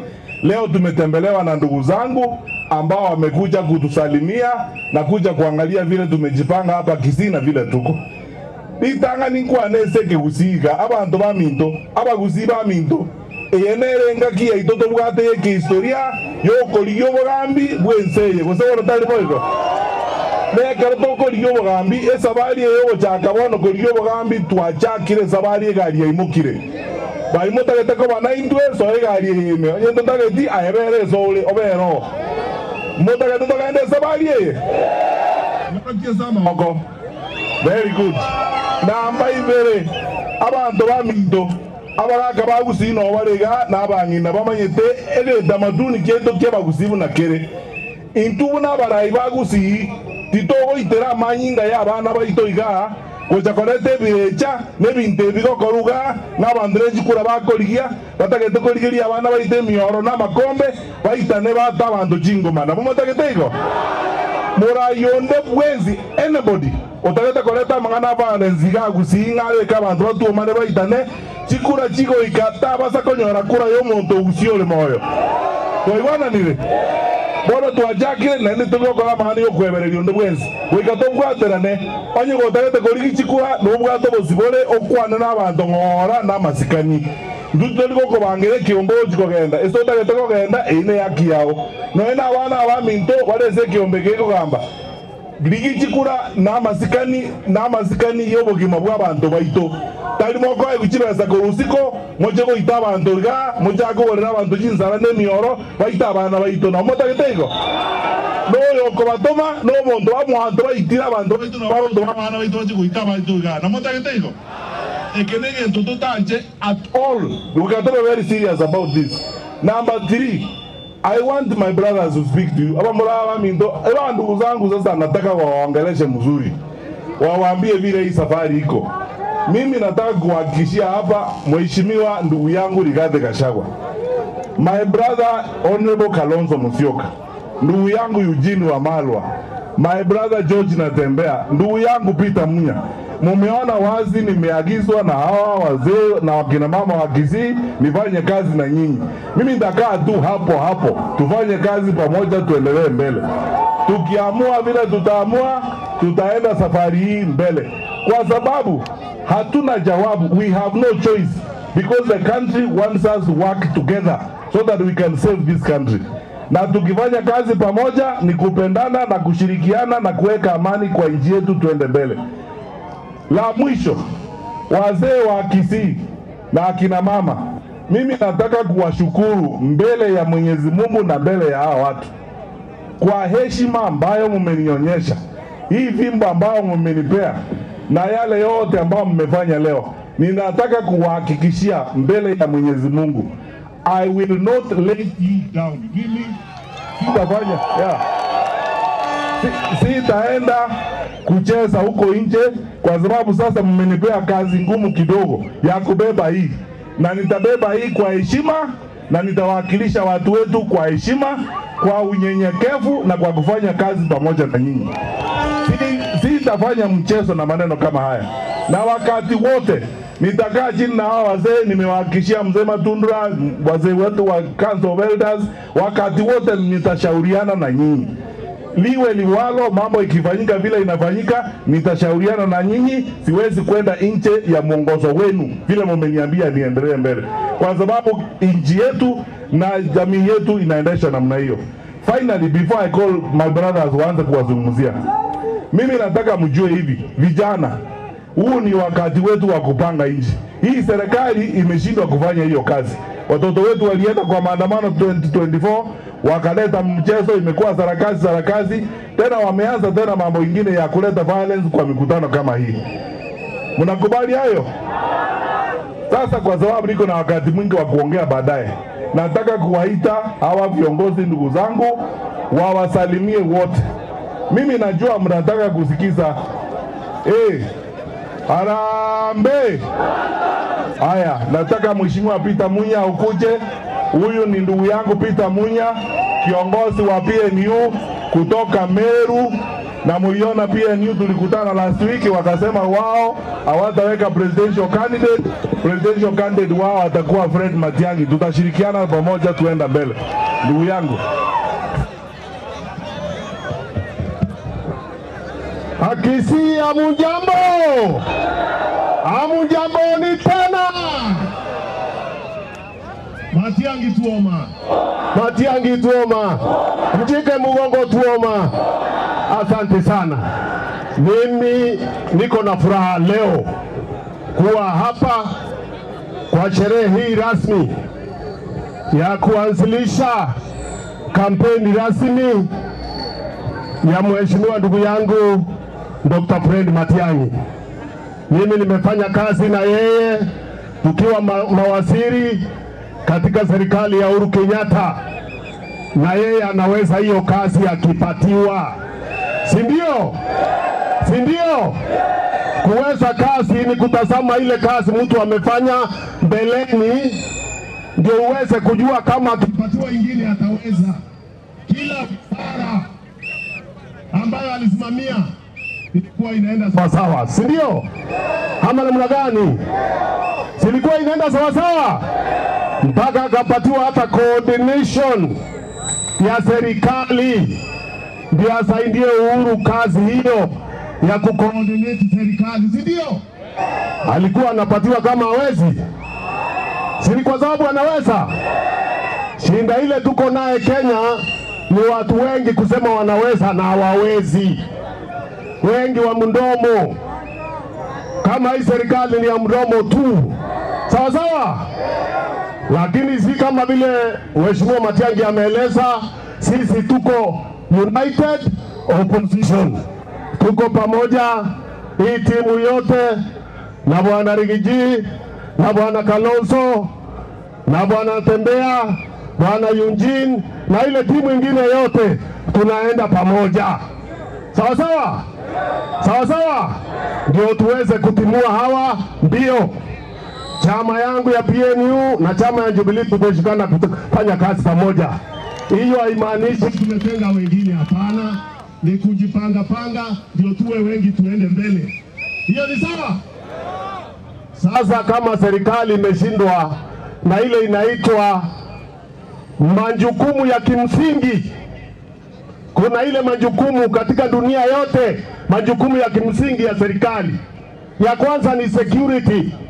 Serikali imeshindwa, hata ndio imekuwa source ya insecurity Kenya, si ndio? Si ndio inashutu watoto, si ndio? Si ndio inabeba manguns kupeleka kwa mikutano, si polisi wanashirikiana na manguns. Sasa source ya insecurity ile kubwa Kenya ni nini? Ni serikali, si ndio? Yale mazungumzo mengine, elimu, afya, kila kitu wameshindwa. Hapa just namalizia tu, mnakumbuka hii mambo ya chai tulikuwa tumetengeneza, si ndio? Mimi nikiwa waziri na akiwa chairman, tukatengeneza chai, bei ikaenda juu, tukaweka ile inaitwa guaranteed minimum return, si ndio? Walikuja wakatoa. Sasa pande hii ya Rift Valley inaitwa West of Rift, saa hii mnapata zero. Hata mnaombewa loan ndio mpewe pesa, kwa sababu pesa imeporwa ya chai, na naona tuko kwa chai leo. Hiyo inaweza endelea? Inaweza endelea? Si tunasema one term, one term. Harambee, harambee. Wakisina wa Meru tuko pamoja, asanteni, Mungu awabariki. Haya, ndugu yangu ambaye tumefanya kazi na yeye mbeleni, as person I really love and admire, my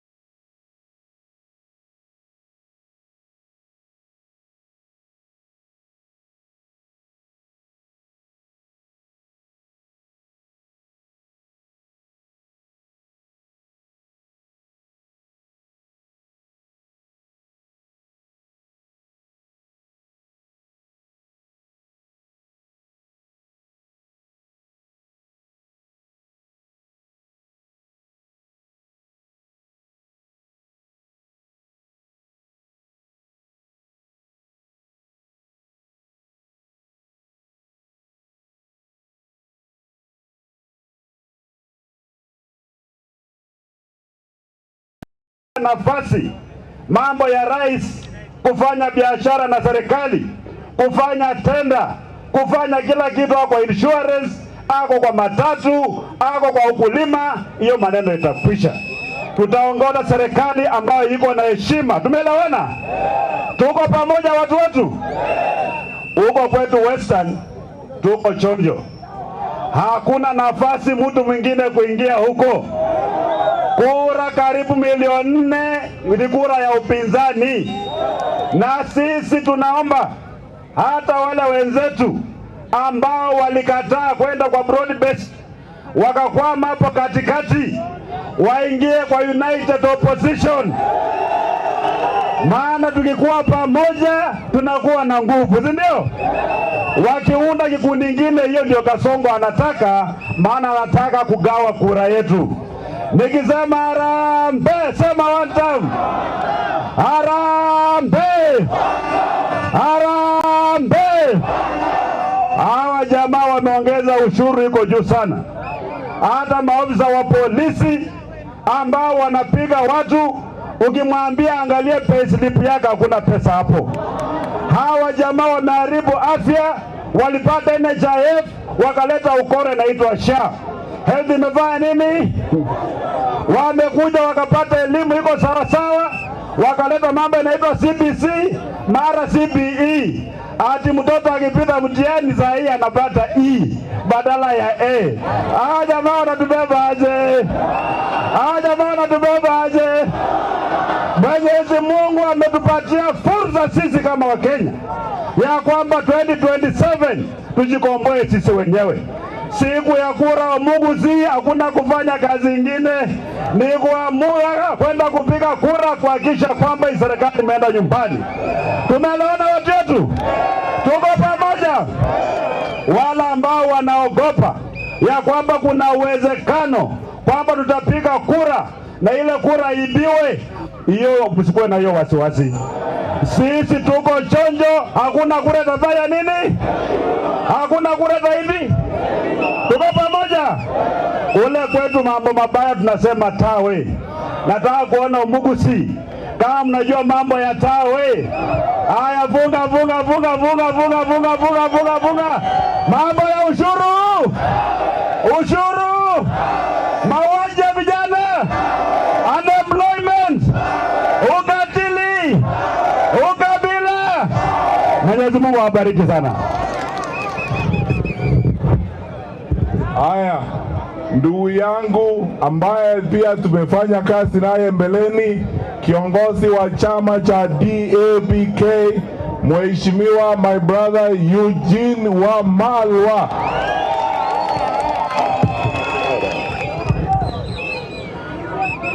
Hebu tusalimiane hewani, Abagusi. Kumbe mmejitokeza wengi namna hii. Tukisema harambee tusikie kama kuna watu wa one time hapa. Harambee! Harambee! Kasongo, Zakayo, Kaongo. Hebu nione one time. Sisi tumekuja hapa leo kwanza kumpongeza ndugu yetu Dr. Fred Matiang'i. Leo ametunukiwa heshima kubwa sana na jamii ya Umugusi, kupewa fimbo ya uongozi na kujiunga na hii timu yetu, twende mawindoni pamoja. Our brother Fred, we are here to say congratulations. Heshima ambayo wazee na jamii imekupa sio kitu kidogo. The scriptures say, Fred, to whom much is given, much is expected. So kutoka siku hii, huyu Fred amekuwa tu rafiki yetu, lakini sasa si ni kiongozi wenu. Tuko hapa na hii timu kuwauliza, je, mumekubali kutupa Fred Okengo Matiang'i twende na yeye? Hebu nione mikono wale wamekubali. Hii timu tumekuja hapa ili you hand over this man. Mimi nimefanya naye na Uhuru Kenyatta, najua yeye ni mchapakazi. Najua tukienda kuwinda, tukienda ile game tunaenda ya 2027, Fred is a utility player. ni mchezaji wa kutegemewa, na hiyo ndio kitu kimetuleta hapa, tuweze kuwaomba mtupe huyu twende naye. Mukimurelease Matiang'i twende naye hapa Nyamira, mutashikilia yeye hapa pale Kisii, mutafunga mumshikilie. Hebu nione mikono wale wameamua. So as you release Dr. Fred Matiang'i to the national stage, tunawaomba Abaguzi, uwe Nyamira, uwe Kisii, na nimeona senator wa Nyamira hapa, nimeona senator wa Kisii hapa, nimeona wabunge wenu na MCAs hapa, nimeona elders wakiongeza na aliyekuwa rafiki wa Wamalwa kijana kabisa Leo Matundura, chairman wa Abaguzi. Nimeona hapa ndugu yangu aliyekuwa na mimi kwa DAP Kenya, tulikuwa naye kwa cabinet ya Kibaki, mzee wetu Bwana Sam Ongeri. Yetu tumesema tukitoka ninyi mfunge nyumbani, sawa sawa. La pili, sisi tunataka tukisema nyinyi mkifunga Kisii leo mfunge Nyamira, sisi Western pia tumefunga. Nikiwa na huyu gavana wangu huyu natembea, tumefunga, tumelock kabisa, sawa sawa. Huko pia tuko na vijana barubaru kama Edwin Sifuna, tuko na vijana barubaru Caleb Amisi, tuko na vijana Senator Otsotsi, tuko na vijana barubaru wa Mboka. Hawa wote tumeshikana, tunataka tulock kutoka Kisii hadi Kitale. Je, mko tayari? Wangapi mko tayari tulock mara moja? Ukienda mlima Bana Rigiji wamelock kule. Tumetoka Ukambani hadi Pwani, Kalonzo amelock. Leo tunawaomba mlock hapa nyumbani. Mwisho tunataka tuseme haya kwa Bwana Ruto. Ile katiba tulionayo inatupa uhuru, freedom of movement, freedom of expression, freedom of assembly. Twende pahala popote Kenya vile tumekuja Kisii leo. Tuje hapa tuuze sera zetu za one term. Tuambie ni kwa nini tunasema one term. Huyu jamaa ameharibu elimu, hajaribu. Ameharibu afya, hajaribu. Mimi nikiwa na huyu Matiang'i, tukiwa na huyu ndugu yetu Munya na Uhuru Kenyatta, afya tulikuwa tumeleta Linda Mama. Wewe bibi yako akipata mimba hapa Nyamira ama Kisii, ilikuwa akienda kuzaa, anazaa bure, serikali inalinda mama wote. Mnakumbuka? Hawa jamaa wametoa Linda Mama. Mtoto akigonjeka shuleni tulikuwa na Edu Afya, anatibiwa, mwalimu anakupa report. Leo tumesema in the next few months tukirudi kwa serikali na Matiang'i na Kalonzo na Rigiji, tukiwa na timu hii, executive order number 1, hiyo SHA tunatoa, tunarudisha Linda Mama, tunarudisha Edu Afya, tunarudisha kazi mitaani kwa vijana wetu. Abaguzi, nimeambiwa Kasongo amekuwa hapa juzi, eti amewaletea vijana wa Kisii na Nyamira kitu inaitwa nyota. Sasa leo nataka niambie Kasongo na mumuonyeshe, sababu haka anatuona. Mumwambie Kasongo, wewe ni one. Hebu onyesheni TV Kasongo. Kasongo ni one. Kasongo ni one. Kasongo ni one. Hebu nimwambie apate message yangu vizuri. Wewe Kasongo, hata ulete nyota, hata ulete jua, hata ulete mwezi, wewe ni one. Wewe ni one. Hey, ni mbaya bana, ni mbaya. Niambie Kasongo ni mbaya, niambie Arati ni mbaya. Asante, Mungu awabariki. Arambe. DJ weka muziki kidogo hivi, alafu nikaribishe ndugu yangu moja hapa. Kuna ndugu yetu mkubwa hapa ambaye pia ni kolera wetu. Najua wengi hamjui kwamba ni kolera wetu hapa, watoto wake wako hapa na amekuwa na uhusiano wa karibu sana na sisi, na pia mimi ninamheshimu sana kwa sababu kwa maisha haya tumekuwa na uhusiano wa karibu. Nataka mjiandae sasa, nimuite aliyekuwa makamu wa rais wa Mheshimiwa Mwai Kibaki, Mheshimiwa Stephen Kalonzo Musyoka.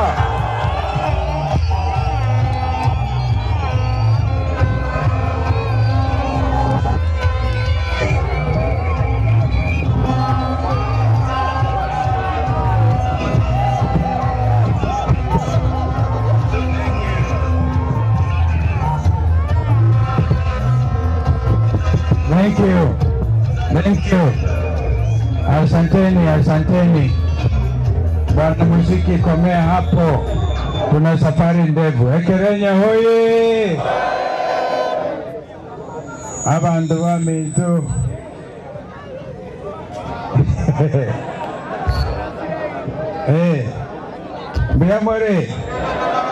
Biamore naende, mnaweza kunipatia Wiper? Harambee! Nikisema Wiper, tumekuja ndio tuungane na ndugu Fred Matiang'i na Bagusi wote tukomboe Kenya. Mko tayari kukomboa Kenya? Nikisema Wiper, nipe komboa Kenya. Wiper!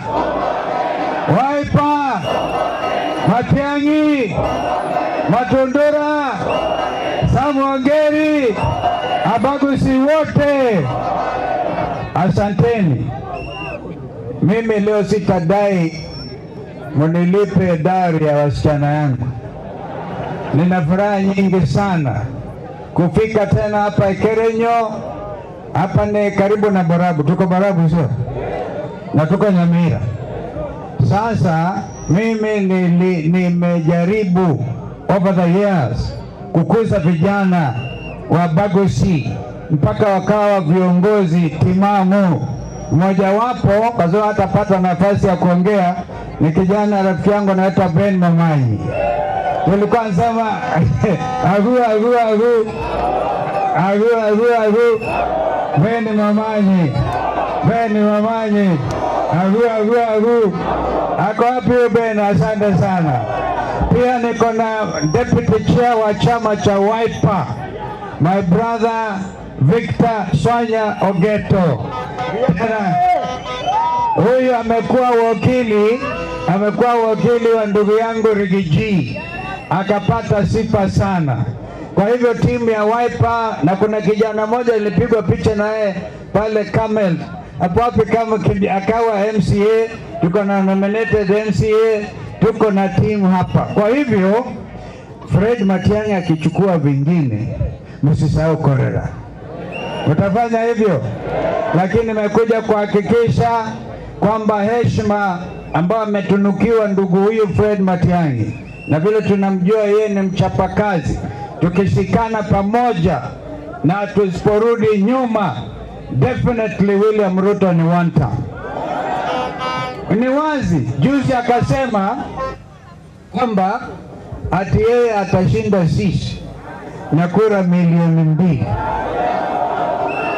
Leo hii vile tumeona kutoka Narok, tuliondoka Nairobi mapema tukarauka na ndugu Rigiji na Wamalo, tukasema ngoja kwanza tusimame angalau Narok tukakuna chai tu, lakini wakaona tukipita Molot, Wakalenjin wamejitokeza Molot na Wamagana wote wasema Ruto ni one term. Tulipofika Bomet ilikuwa imefurika kama hapa. William Ruto atatoa pipi hizi kura. Kwa hivyo sisi tukishikana na Fred, na hapa tumepata hakikisha kwa Fred kwamba hakuna mmoja wetu atarudi nyuma. Yule atarudi nyuma atakuwa ndiye adui nambari 1 wa Wakenya. Wangapi wanakubaliana na sisi juu ya hiyo? Lakini vile sasa Fred amepata hiyo fimbo, hiyo ni fimbo kali.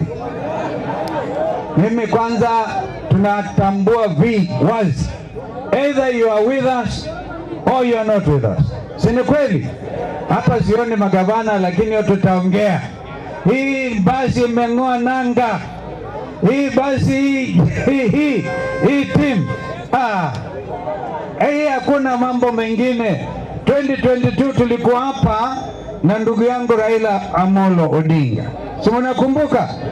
Mimi nataka niwahakikishe, because nimekuwa na Raila miaka 15 nikimsaidia. Yeye nikawa running mate wa Raila mara 2. Yale James Orengo ameongea Siaya juzi, Kakamega, akasema Raila huenda aliuawa. Tunasema tunataka open inquest tujue ukweli kama Raila alilala vizuri ama kama Raila alifanywa madhambi. Wangapi wanataka hiyo public inquest hiyo? Wangapi wanakubaliana na James Orengo mambo yafanyike? Nasema hayo hapa kwa sababu Kisii ilikuwa ngome ya Raila Amolo Odinga. Si ni kweli? Even in 2022 we are with Fred, tukimpigia debe. Kwa hivyo tunataka Wakenya wote tuungane kutoka Lake Victoria kwenda Indian Ocean. Tutoke mpaka wetu na Tanzania mpaka Turukana na mpaka wetu wa South Sudan na kule kwingine. Wakenya washikamane ndio tukomboe nchi yetu. Harambee! Because utaongea na mimi sina haraka. Mimi italala kwa makorera. Siendi. Na mimi nataka kuleta vijana Ukambani na wao wajiokoe. Si namna hiyo?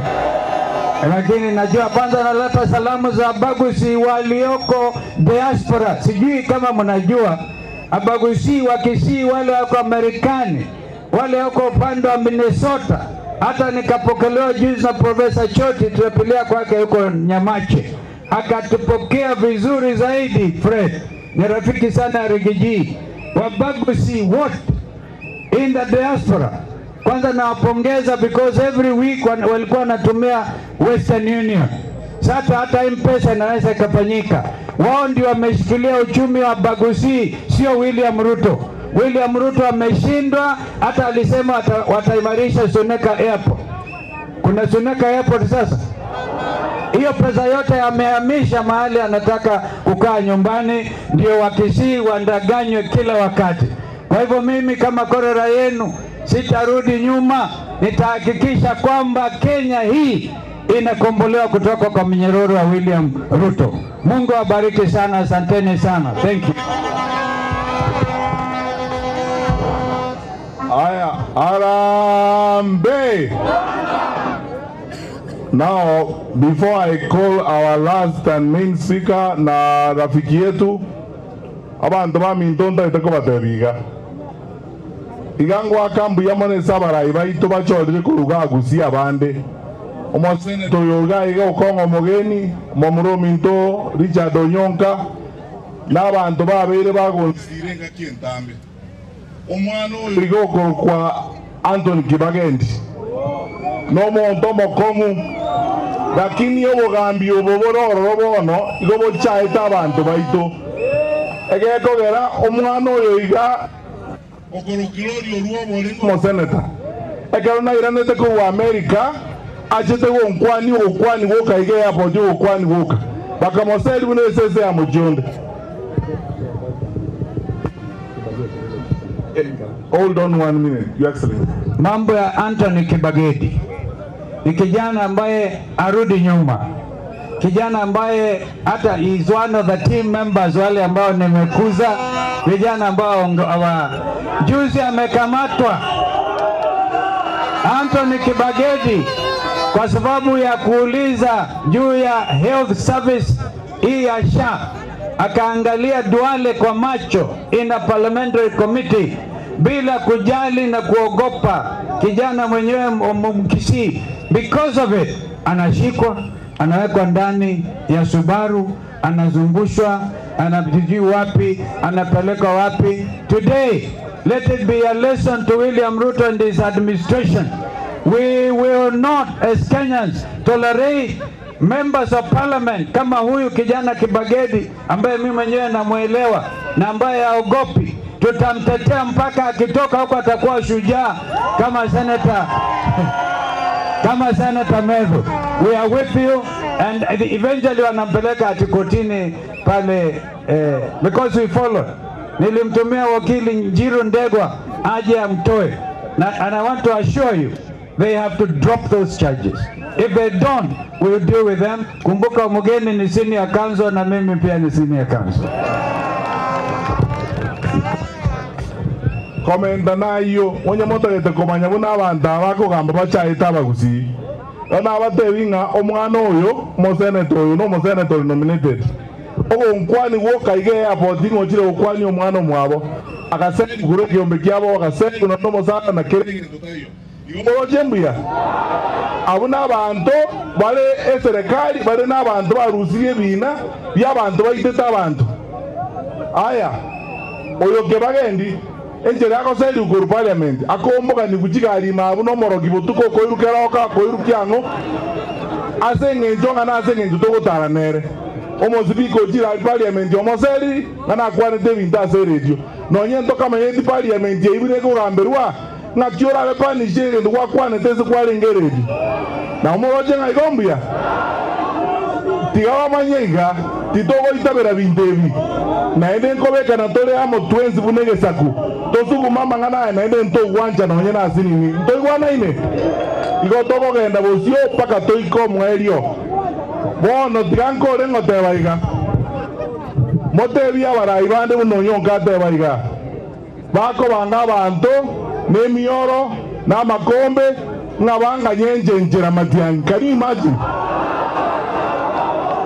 abantu mbare bosongo matega gozene gasie basinyete bagokora ina ere gazoge ndokore nkongo mbajaga nejibesa ditwa bwate jiba election iga bagatotianira mbanyara abantu baito bange mbakonyara bintebyo naende abantu baito morementu nabare mutore mbosi toko genda ntoigwana ine baka toike nyombe eri ndabu ere getunu igoro no to gikokorera toigwana nire Arambe. Sasa nataka kumuita ndugu yangu, the second deputy president of the Republic of Kenya, mtu rafiki yangu ambaye anatuendesha na mambo hii yote, tunapanga vizuri sana. Mheshimiwa Rigathi Gachagua. One time, a time, one time. Haya. Thank you. Asante DJ. Andominto, Beamore.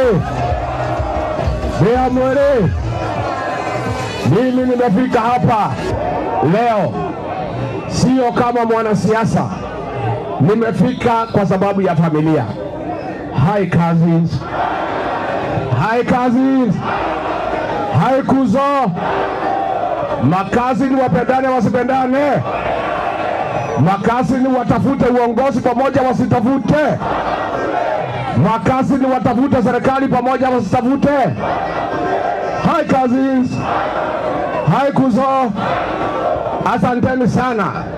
Mimi nimefika hapa kuja kutembelea my family, my cousins from the Abagusi community. Siku ile Ruto ametutatiza. We have done what people do. Mukipata matatizo na watu ya huko nje, mnatafutana familia, mnaketi pamoja, mnapanga mambo yenu kama familia. Hiyo tumekuja hapa kupokea huyu kijana wenu wa nyumbani, our cousin Dr. Fred Okello Matiang'i. Na mimi nakuambia ndugu yangu, pongezi. Wewe leo umetunikiwa uongozi wa jamii ya Bagusi, jamii ya heshima katika Jamhuri ya Kenya, jamii iko na bidii katika Jamhuri ya Kenya, jamii ambayo inajitafutia na isiwe waobaji. My friend, you are now the leader of one of the most hard-working community in the Republic of Kenya. Na wewe sasa kiongozi Matiang'i, umepewa jukumu utembee na sisi tukatafute serikali. Na mimi nataka kumhakikishia huyu kijana wenu ni kijana wa bidii. Alikuwa na Rais Uhuru Kenyatta akanyorosha masomo. Alikuwa na Uhuru Kenyatta akanyorosha mambo ya usalama. Sisi tunajua ya kwamba mmetupatia kijana ya bidii. Tutatembea na yeye Kenya nzima, tutavuta uongozi. Nataka nimhakikishie hatarudi hapa nyumbani bila kitu. Ndio, atarudi hapa na heshima. Hii jamii ya Wamugusi, William Ruto amedharau nyingi, si ndio? Tulikuwa na yeye pale kwa baraza la mawaziri na Ezekiel Machogu, ambaye nilifanya kazi na yeye tukiwa madisi. Kiongozi wa maana akamfukuza. Nikamuuliza William Ruto, wewe umefukuza Machogu, hii wa Kisii umewacha na nani? Nilimuuliza. Unajua, kwa kushangaza, unajua alinijibu nini? ati wa Kisii kiongozi yao ni Silvanus Osoro.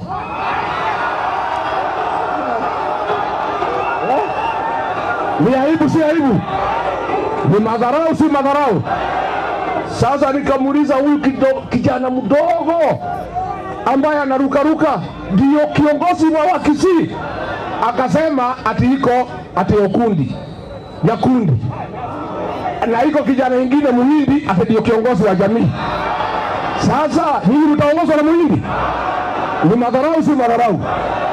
Na mimi napongeza nyinyi leo kama jamii, mmetafuta kiongozi wa hekima, kiongozi ataheshimika Jamhuri ya Kenya, kiongozi ambaye ni mfanyakazi, na akija kwetu sasa kutafuta umaarufu, nyinyi mtaheshimika kama jamii, si ndio? Lakini nataka kuomba nyinyi, huyu Matiang'i mmetupatia, kama hamtafutie heshima nyumbani, hakuna pahali ataenda. Hakuna pahali ataenda. Lazima mtafutie Fred Matiang'i heshima nyumbani. Itakuwaje nyinyi mnasema Matiang'i ni kiongozi wenu, alafu vijana akina Osoro wanatukana nyinyi kwa mikutano, alafu mnanyamaza? Mimi nataka kuomba nyinyi, High cousins, mimi nataka tukubaliane.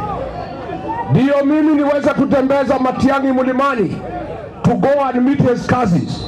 Na ndio watu ya heshima, watu ya mlima wa mheshimu, lazima aheshimike hapa nyumbani, si ndio? Nyinyi wa Kisii sio watu ya kuuziwa uoga, sio watu ya kutishwa. Sitaki mkubalie watoto kutukana Fred Matiang'i hapa Kisii tena. Harambee! Hata nilisahau kusikiza ground kwanza.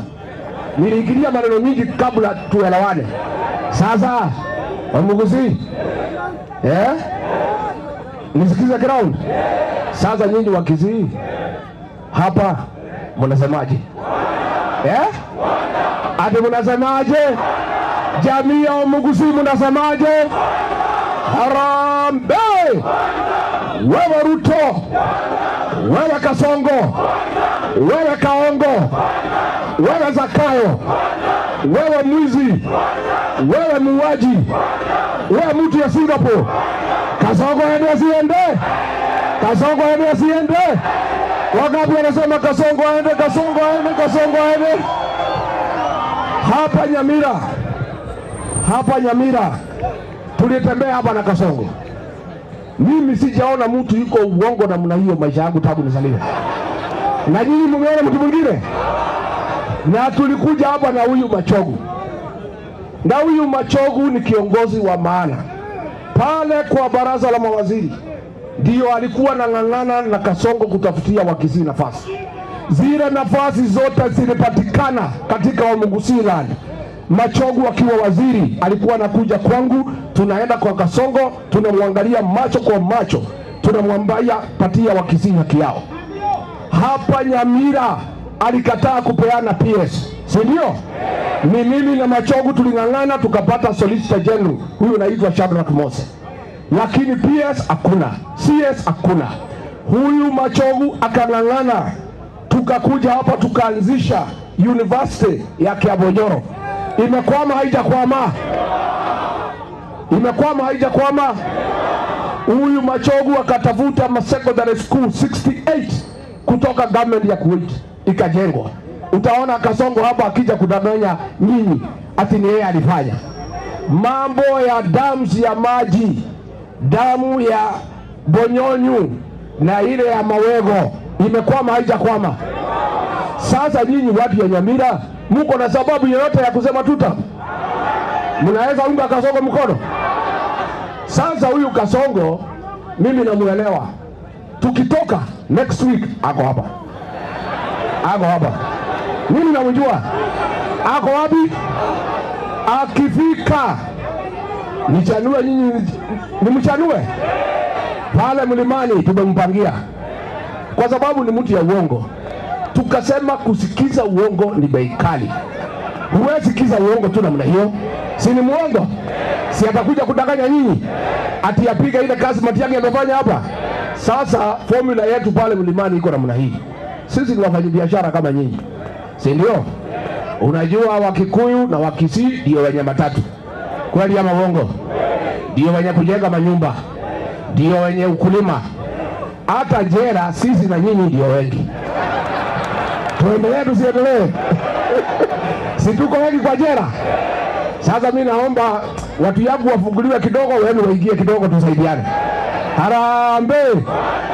Kasongo akifika kwetu tumemwekea bei ya kusikiza uongo, si ndio? Na mimi nataka tuweke bei ya makuzo, si ndio? Pale kwetu mzee ya nyumba 10 ama chief ama MP ama MCA Kasongo akiitana mkutano, kabla hujatoka kwa nyumba unaashiwa shilingi 3,000 nyumbani, si ndio? Kufika kwa mkutano unanyamaza, ukiambiwa umpigie makofi anaongeza 2,000, si ndio? Akitaka ucheke aone meno ya Mkisii aongeza 2,000. Harambee! Kasongo anyelewa sinyelewe? Anyelewa sinyelewe? Kwa hivyo akija next week kuja kuleta uongo hapa, mumlipishe bei kali, si ndio? Mtamlipisha bei kali kwa sababu huyu mtu ni muongo. Ameiba mali yote ya Kenya, anasukuka na pesa na gunia, wakiwa na ile mtu ya kwetu inaitwa Soprano. Mnajua Soprano? Mnajua Soprano? Hiyo mtu hapo kwetu ni mtu ile inaitwa robot, si ndio? Anaitwa Naruto. Wewe Soprano? Yes sir. Kuja hapa.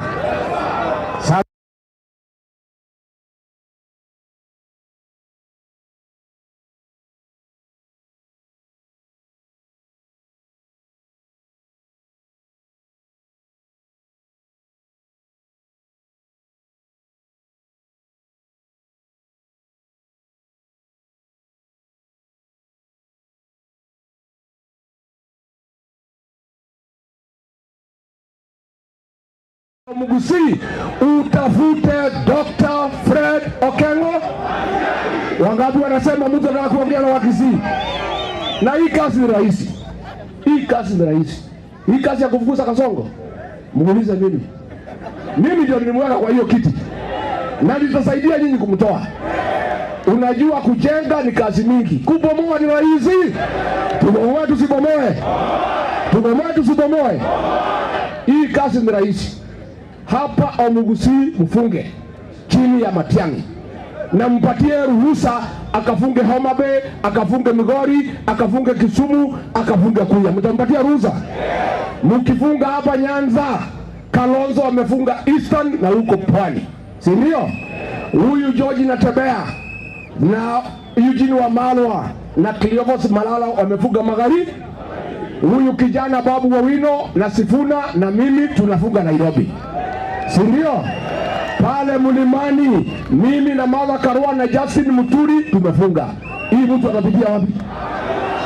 Atapitia wapi? Jenzi mpo? Jenzi mpo? Nyinyi ndio dawa ya Kasongo. Mmechukua vitambulisho, mmechukua kura. Nyinyi Jenzi, kazi yenu ni kupiga kura, alafu kupiga picha results na kupeperusha katika Jamhuri ya Kenya, si ndio? Hi cousins. Hi cousins. Sasa mmepanga pahali ndalala? Iko ndizi? Iko nini ingine? Na baridi? Na baridi? Mmepanga? Harambee! So mmekubaliana tutembee na Fred Matiang'i? Na sisi tumekubaliana. Ndio nimalizie. Sisi vile umetuona hapa, tumekubaliana Kenya ni kubwa kuliko sisi zote.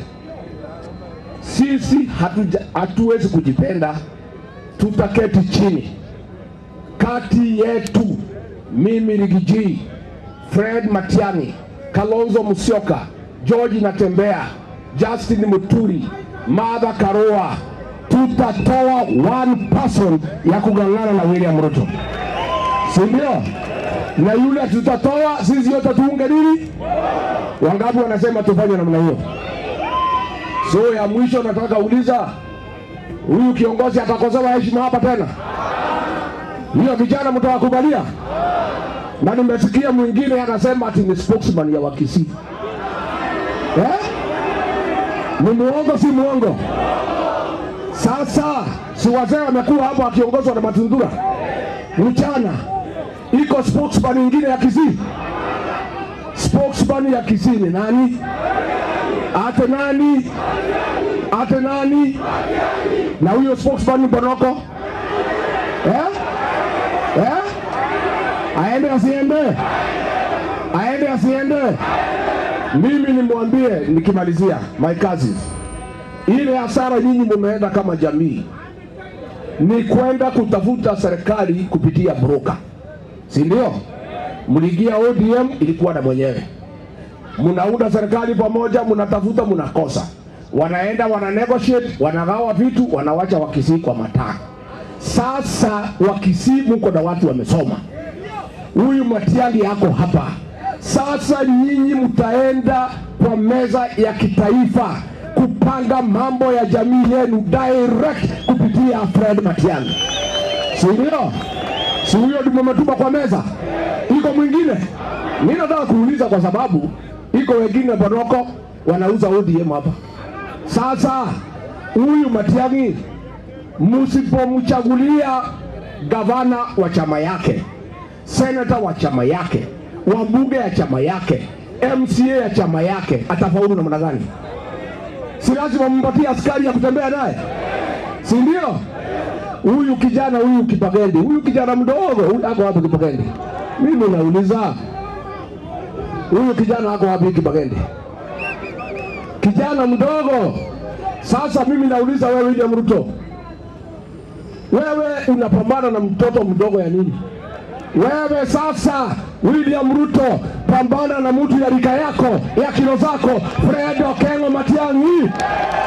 Huyo ndio wa kilo zako, si ndio? Si ndio? Harambee. Nisalimiane nikirudi nyumbani. Mtakuja kunitembelea Wamenyoro? Mtakuja siku gani?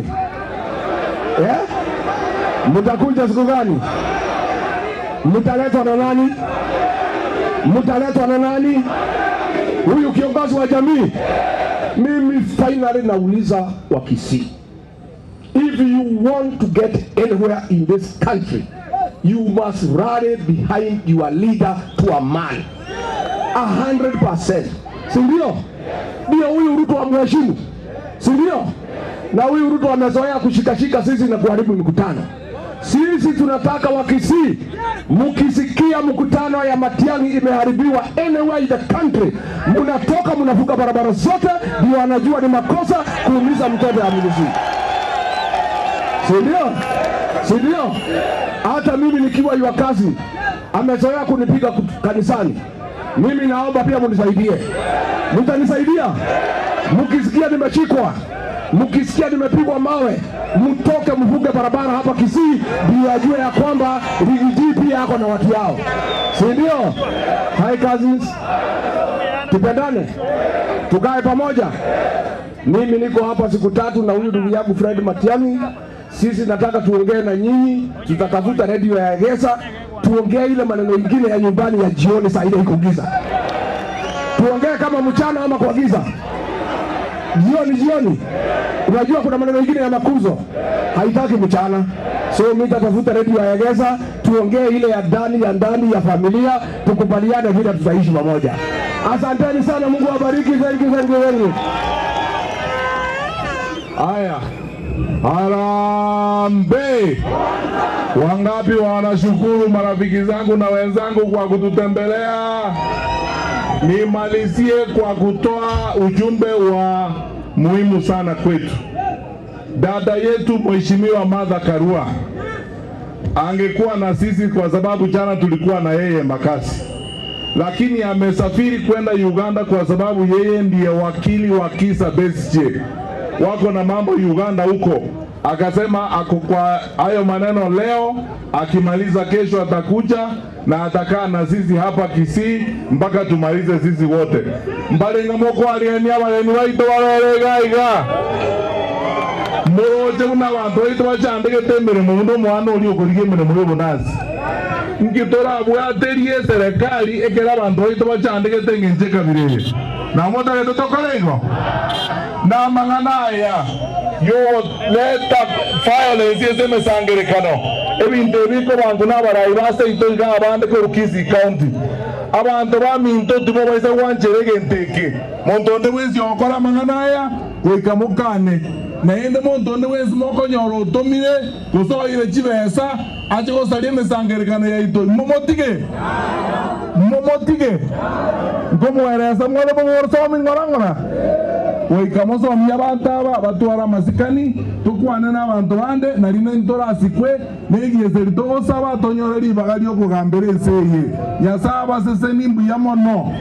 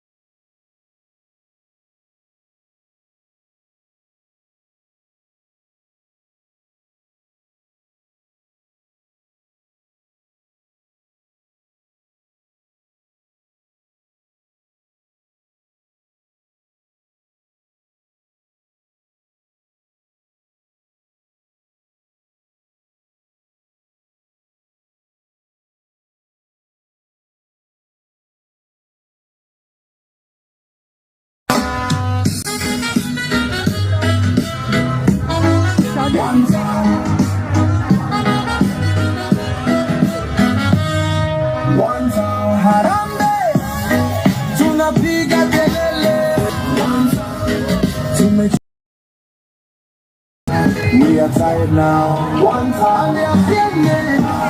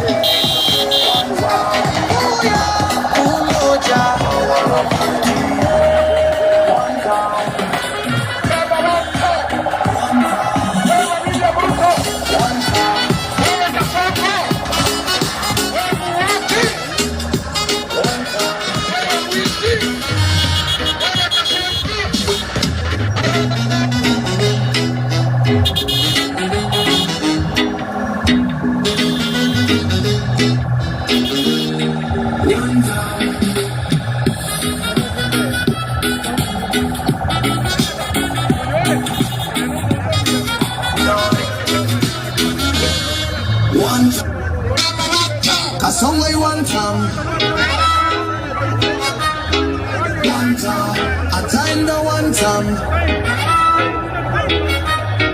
One time, leader must know. One time, power comes and goes. One time, I do it what Gen Z. One time, yeah, make a song go. One time, same old way. One time, one time, rising up now. One time, can't ignore our voices. One time, justice must prevail now.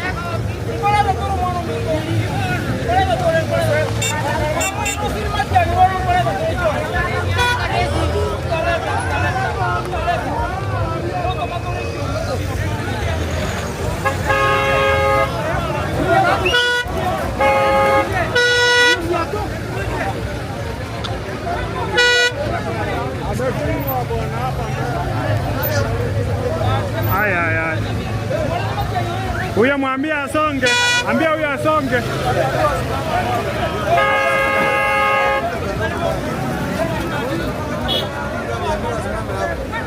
Ambia huyo asonge. Gari kompero bro, siwande.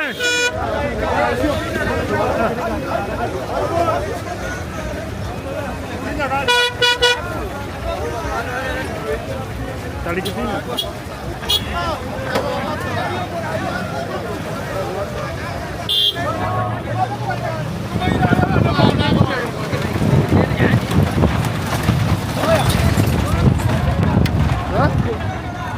Ada yang depan, tidak buat depan.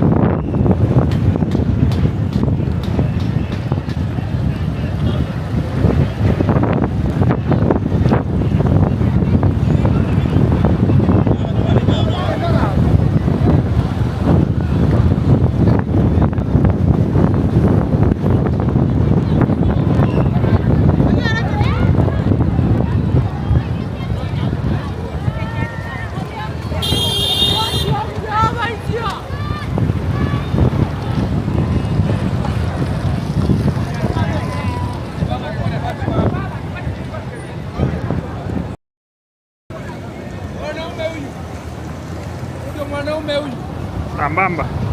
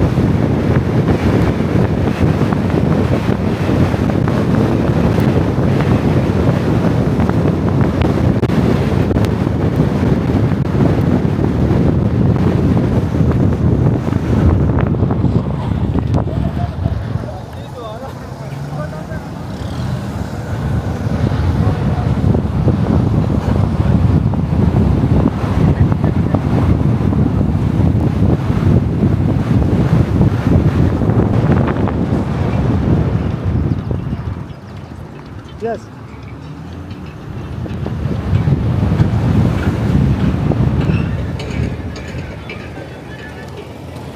Abang kan tapi, क्या करा तीन को दिया रिव्यू में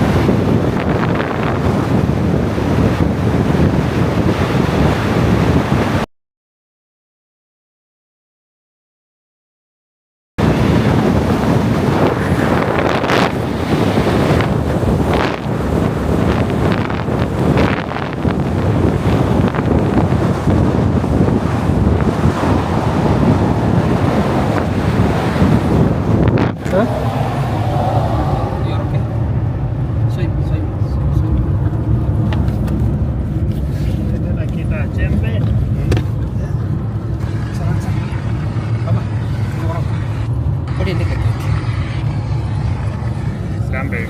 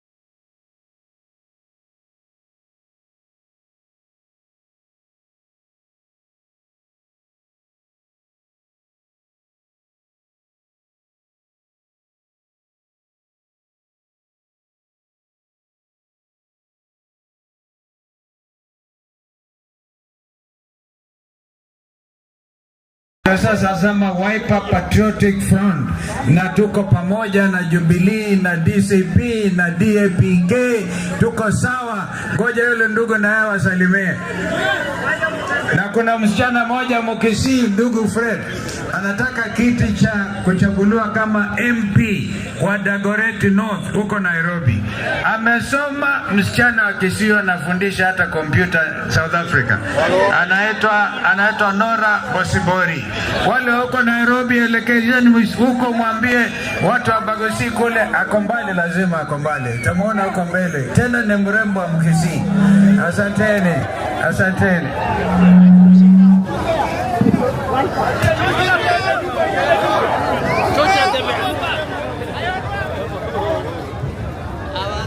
Yasiongo welile muya. Muko na kijana wenu Fred Matiang'i. Unatupa huyu Matiang'i tuende tuunde serikali na yeye. Hebu nione wale umeamua tuende na Matiang'i. Na sisi tumesema tutashika Matiang'i. Twende tutembee Kenya yote, tupeleke Kasongo asonge hadi wapi? Hapa nyumbani mtamshikilia. Nyamira na Kisii mtafunga. Mimi nasikia Kasongo anakuja na kitu inaitwa nyota. Atanapea vijana wenu pesa, na hii pesa ni ya World Bank, sio ya Kasongo bwana. Sasa nataka niwaulize, hata akikuja na nyota ni one town? Hata akuja na mwezi ni one town? Hata akuja na jua ni one town? Waambie Kasongo ni mbaya. Asante sana. Gavana atembea. Halo. Nyasonga mjambo. Muko wazima? Leo sisi tumekuja hapa kudhibitisha ya kwamba Mheshimiwa Matiang'i ako pamoja na United Opposition. Na hii team ndiye anaenda kuondoa Rais Ruto kutoka mamlaka, si ndio? Huko mmefunga, mmefunga. Wacha nione kwa mikono kama mmefunga.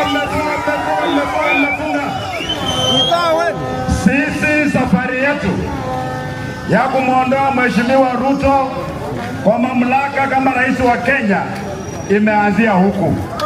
Wala ambao wanaamini kwamba huwezi kumwondoa rais, sitting president, Ruto atakuwa wa kwanza kuondoka. Harambee!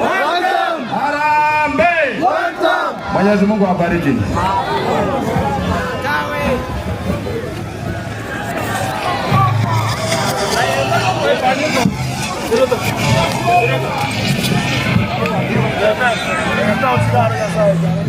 Aya, tulikuwa tigamba tebi abantu baminto.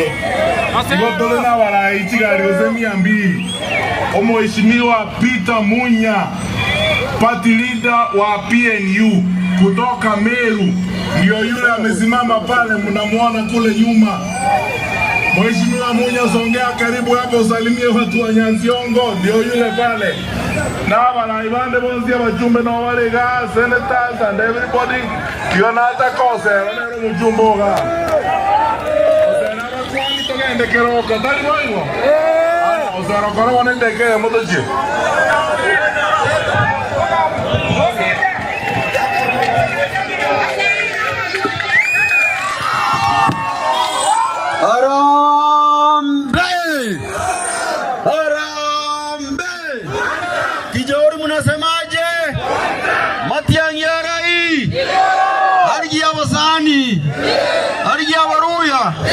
atorendera makamba arenda Mumeru ajikoega naende abwati siasa no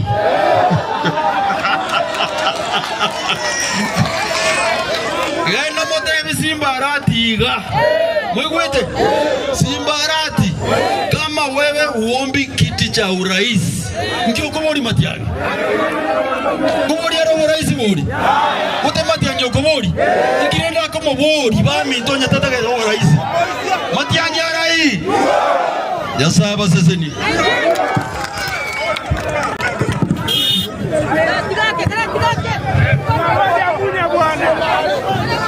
abantu baminto amangana Mangana aliaba keroka asebanyoro mundo tagete gudista we mesangerekani ya itoba mususura tigamba tebi abantu baminto aba muramorega mo baisa korokia mabera eso mundo tagete kwareto bosense itoiga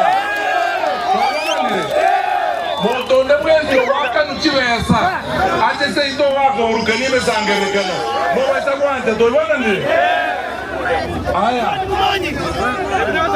Mheshimiwa Peter Munya Komeru yawa kwanye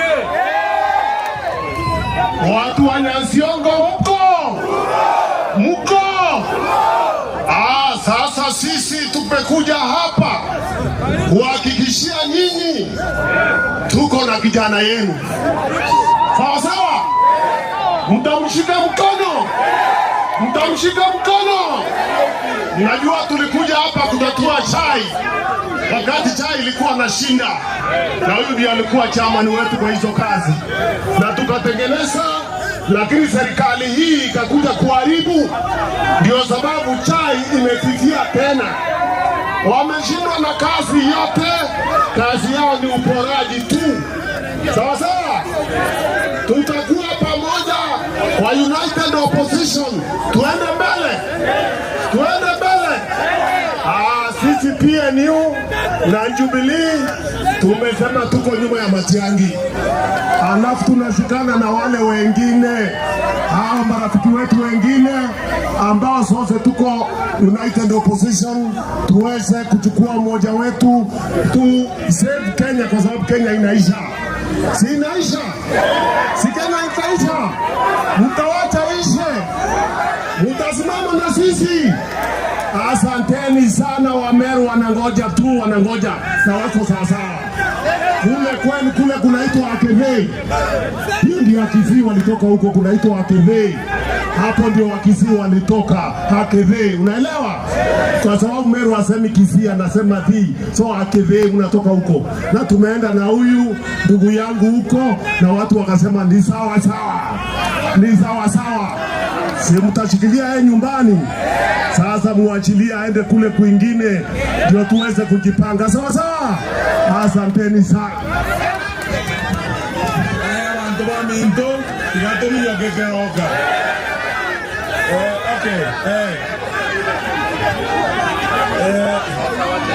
Okay.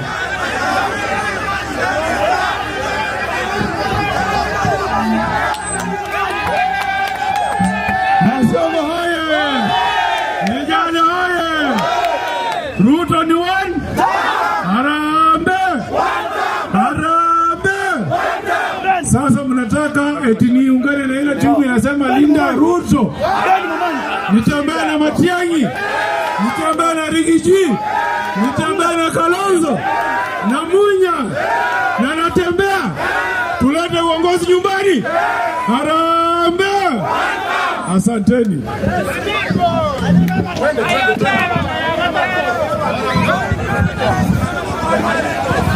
Abantu baminto tobwaterane bakamu naende nabasoroire kamorancheti tobaisa goitabirane ebinto ebi gokorwa ebitio bichinga mwanchire twanje mang'ana ibori hapana kero omonto nabwate uhuru yogokora siasa yaye. We respect democracy and the rule of law.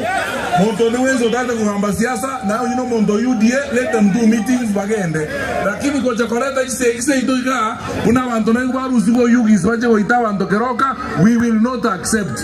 Na ende mo basa kuoro kimabera asa abantu buna buoto igwana nire muna moko banyora babuga tuye bairu polisi abande batotebi ngoko bachi besa bakore binte bisenzi ngecheke biriyo to igwana nire yasaba sese ni mbuya mono tiganda ali abakisangi wane mbuya mono.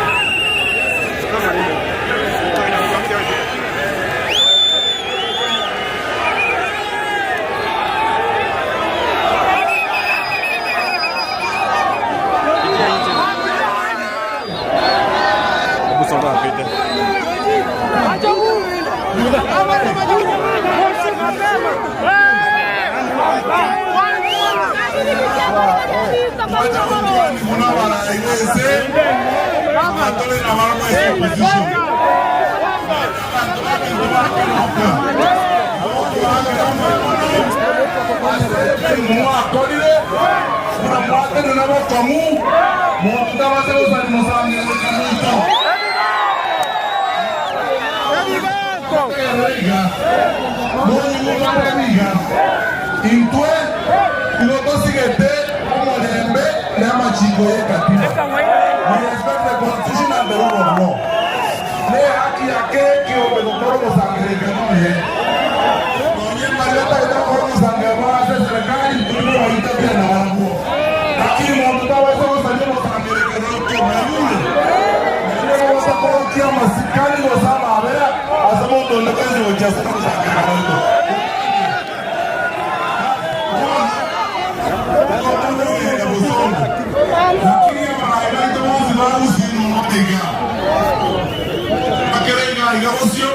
Umano mingo milizenti umanga neruwe. Aya.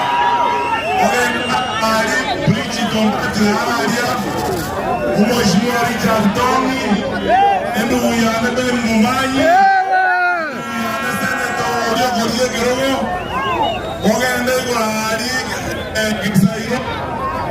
Na bakne Ginoli Oruoga. Njemo inoga Eric Jangajane Seneta ya Nyamira Mheshimiwa Okomo Mogende Royoga Mkoba ande karati gaigo Mkoba ande ni bawa kwanye kama akoli na bageni lakini nitaketelera moto tokelera bageni wacha. Jamani, nimekuja hapa na wenzangu viongozi wa upinzani.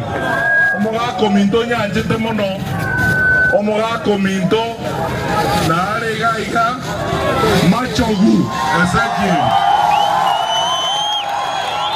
no tola na iga na watebina Glorio ruo banera na araria na baraimara abe biombe moigwete abaraimara be biombe bya Jubilee tole na barabwa serikali ya Jubilee deputy party leader ya Jubilee Mheshimiwa Manje Neroyo Korukajado Mheshimiwa Angel Mbuvi ya kiongozi wa vijana wa Jubilee.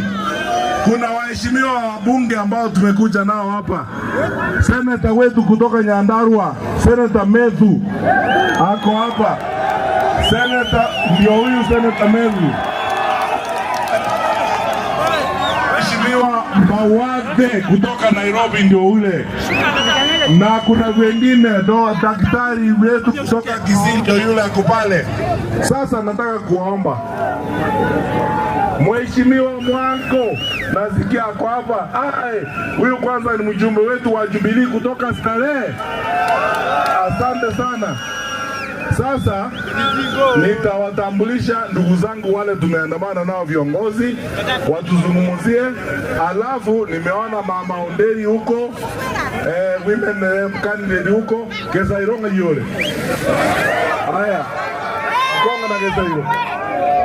Haya abantu baminto, moigwete. Igonta kete asenga njotoko wenda bosongo.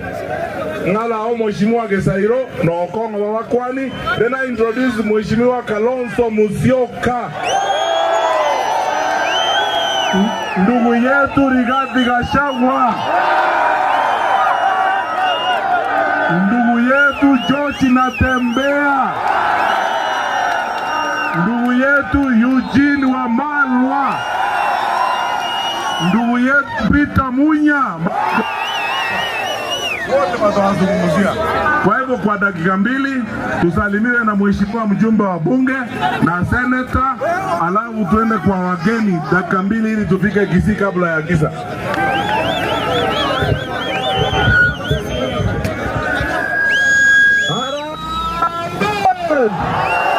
Engoko ya muga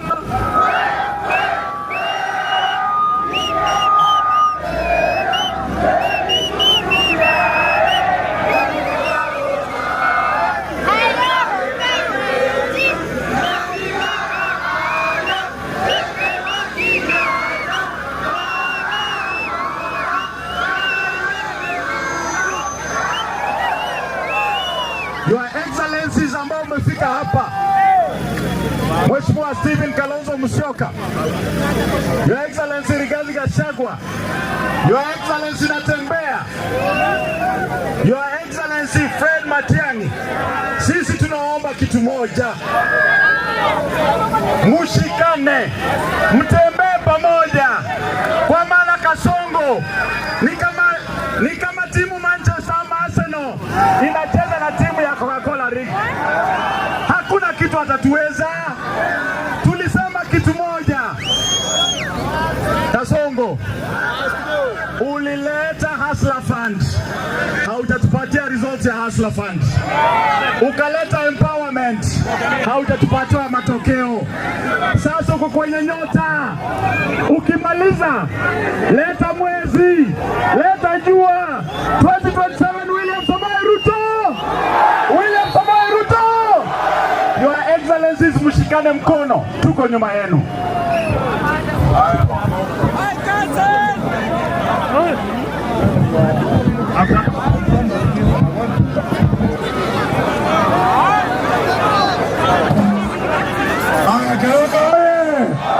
Vijana oye! Vijana oye! Harambee! Harambee! Leo tuko hapa United Opposition. Tunataka tutume huyu mtu anaenda Kasongo nyumbani. Niwaulize watu wa Keroka, Kalonzo anatosha atoshi? Rigiji anatosha atoshi? Natembeya anatosha ama atoshi? Na je, Matiang'i anatosha atoshi? Wangapi wanasema Kasongo one time kwa mkono?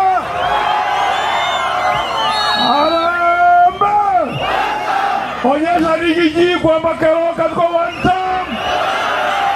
One time. Asanteni sana. Kabla ya kuleta principals, hebu niwaeleze, tuko na wageni wengi wametutembelea, waheshimiwa wajumbe wa bunge. Huyu ni senator wa Laikipia, amekuja kutoka Laikipia. Wami ndondobu katia basani. Na enetali vieto tu ala basani. This is a nice man from Laikipia, senator wa Laikipia. Mheshimiwa mjumbe wa Roysambu ndio huyu hapa. Mwafrika, mheshimiwa, salimia hivi na mkono. Sasa wacha tufanye hivi. Nitamwambia mheshimiwa Machogo atusalimie, alafu nilete principals. 1 minute. Harambee! Wakeroka muko na furaha leo.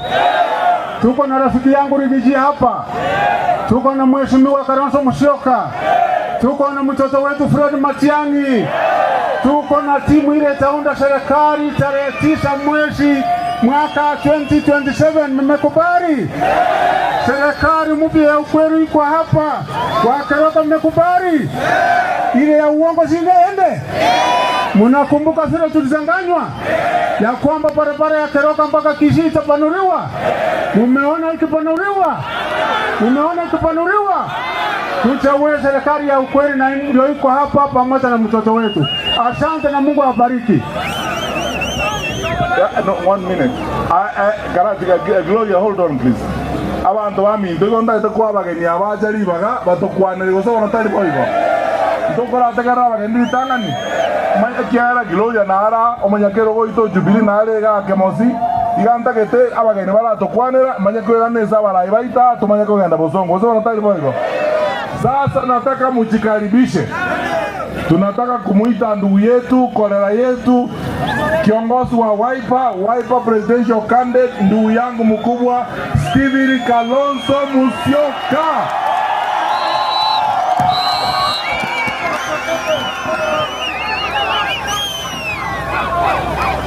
Aya, Keroka hoye! Kolera zangu hoye! Abantu bambintu ni mbiamore. Mwaseo. Sema ndio. Kumbe hata Kikamba mnajua. Sitawapatia wasichana wengine kama mjui Kikamba. Tumekuja leo na kusema kweli Keroka imefurika. Na kama Kenya nzima imefurika. Nimewahi kuja hapa mara nyingi Keroka, lakini sijawahi kuona watu wengi. Nimewahi kujipigia makofi. Nikisema Wiper, nipatie komboa Kenya. Wiper. Keroka, mko tayari kukomboa Kenya? Wiper. Keroka. Sema Ruto ni one term, tuweke kidole onekane one term. One term, one term. One term, ama mnasemaje? Hapa Keroka ni one term? Yaani mnaamini hapa ni one term? Ni kweli, kwa sababu ndugu Fred wa Kisii wakiamua wameamua. Kwanza ni kumpongeza ndugu Fred Matiang'i kwa makaribisho makubwa. Yeye tayari ameteuliwa kama msemaji wa jamii ya Bagusi. Nataka niulize, I'll put that question. Mimi itaweka hilo swali. Wale ambao wanakubaliana na mzee Matundura na Council of Elders kwamba Fred Matiang'i awe the spokesperson of the Bagusi community, hebu inueni mikono. Wale ambao wanapinga mikono juu, the ayes have it, makofi. Kwa hivyo tuna sababu, tumeanza safari, tukapitia Mulot, tukaja Bomet, hata Rift Valley, bonde la Ufa. Wakenya wamechoka, vijana wameuawa kila mahali. Hii haiwezi kuwa serikali isiyolinda the most basic right, the right to life. Vijana 2024 wakauawa. Kumbukeni mimi na Raila tulizunguka kila mahali, na hapa Keroka ilikuwa ngome ya Raila. Ni kweli si kweli? Ilikuwa bomu ya baba. Ni kweli si kweli? Na leo tumesema tunataka tujue, kwa sababu ile haraka ambayo iliendelea wana ODM mwingine kuteua viongozi wachukue nafasi ya baba, haraka ambayo elewani kina Junet.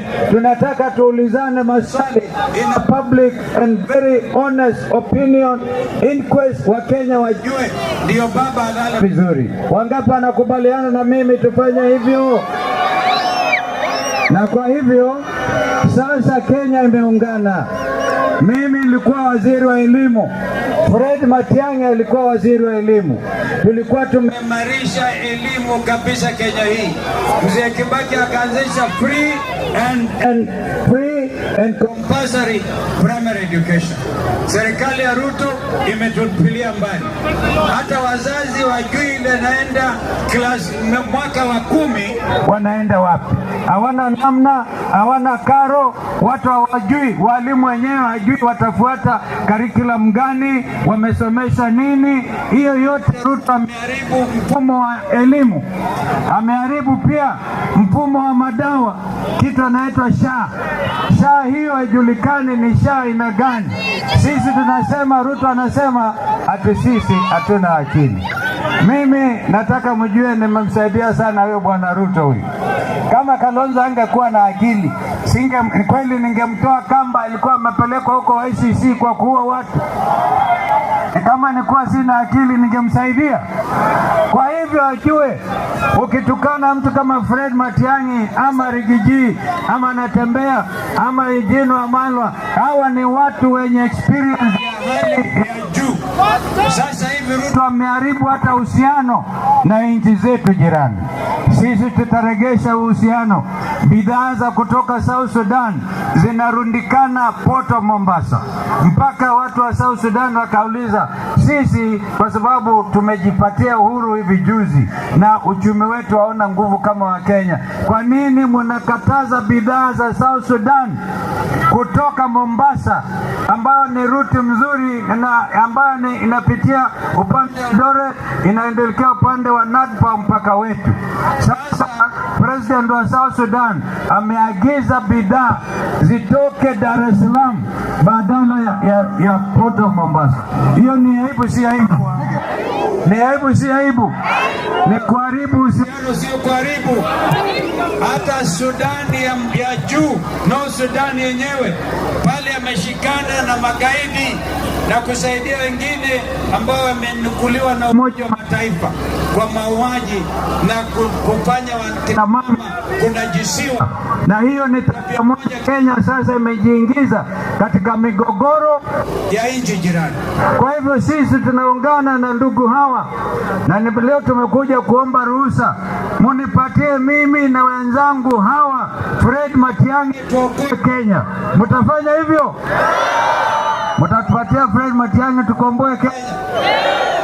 You know Fred, I remember one time nilikuja hapa Keroka. Walikuwa wanakusumbua that time. I don't know, they are trying to mess you up. Nikasema Fred uje.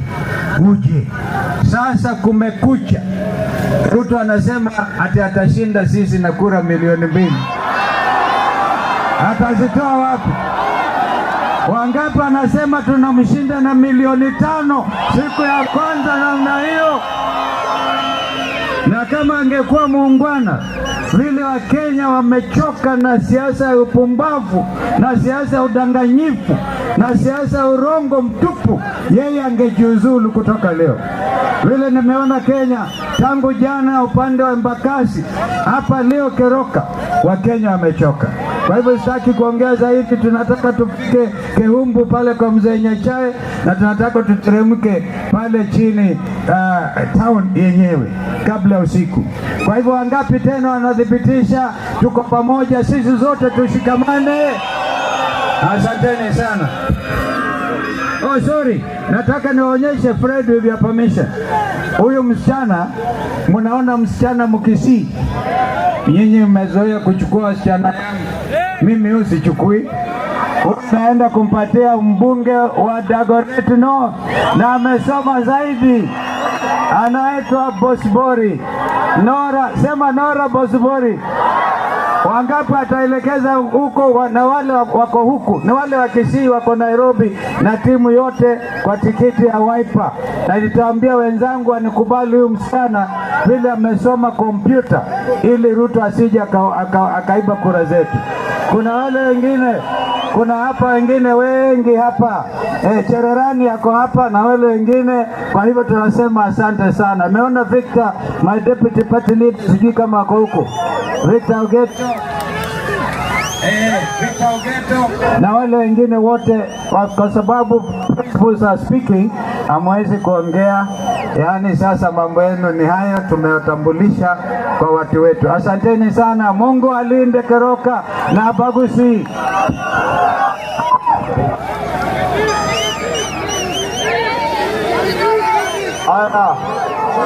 Ndugu yangu, the second deputy president of the Republic of Kenya is here. Lakini kabla hajaongea nataka tu Munya wasalimie, alafu nimuite Rigiji na natembea na Wamalwa. Wakisii muko Uyamore. Mimi nimeleta salamu kutoka Meru. Unajua sisi wa Meru tunasema Wakisii walitoka mahali kunaitwa Akivii Meru, kwa sababu watu wa Meru wajui kusema Kisii, wanasema Akivii. Kwa hivyo Wakisii wametoka pande hiyo, na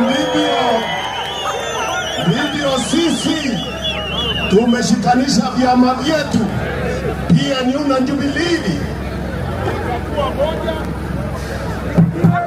ikakuwa moja, na tunamuunga kijana wenu Bwana Matiang'i mkono. Muko pamoja na sisi, muko pamoja na sisi, tunatembea pamoja tukiwa united opposition, tukiwa timu moja. Sawa.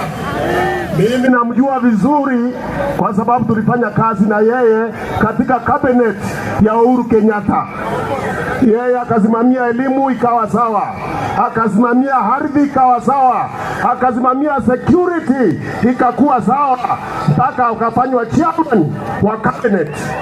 Hiyo ni kazi alikuwa anachapa.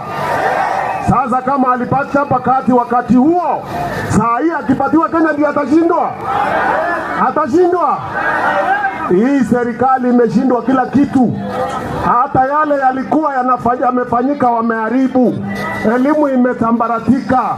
Security, serikali ndio inaharibu security. It is the biggest source of insecurity. hii serikali hii imeshindwa kila kitu. Hata majani chai ambayo tulikuwa tumetengeneza na huyu Bwana Matiang'i kakuwa sawa, imeporomoka. Sinieri waende wasiende, Arambe. Asanteni sana.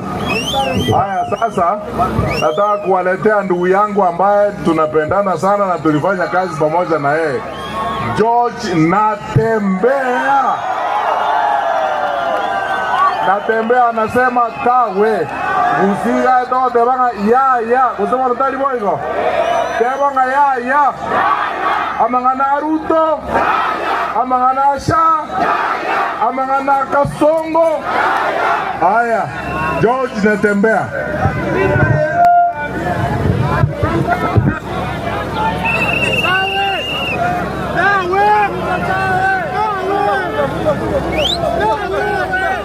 Keroka mjambo.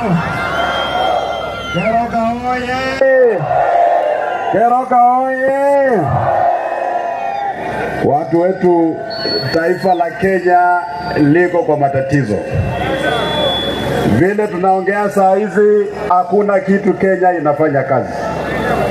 Gharama ya maisha iko juu. Elimu imesambaratika. Afya imesambaratika. Ushuru imeharibu biashara, hata hapa Keroka ushuru umeharibika.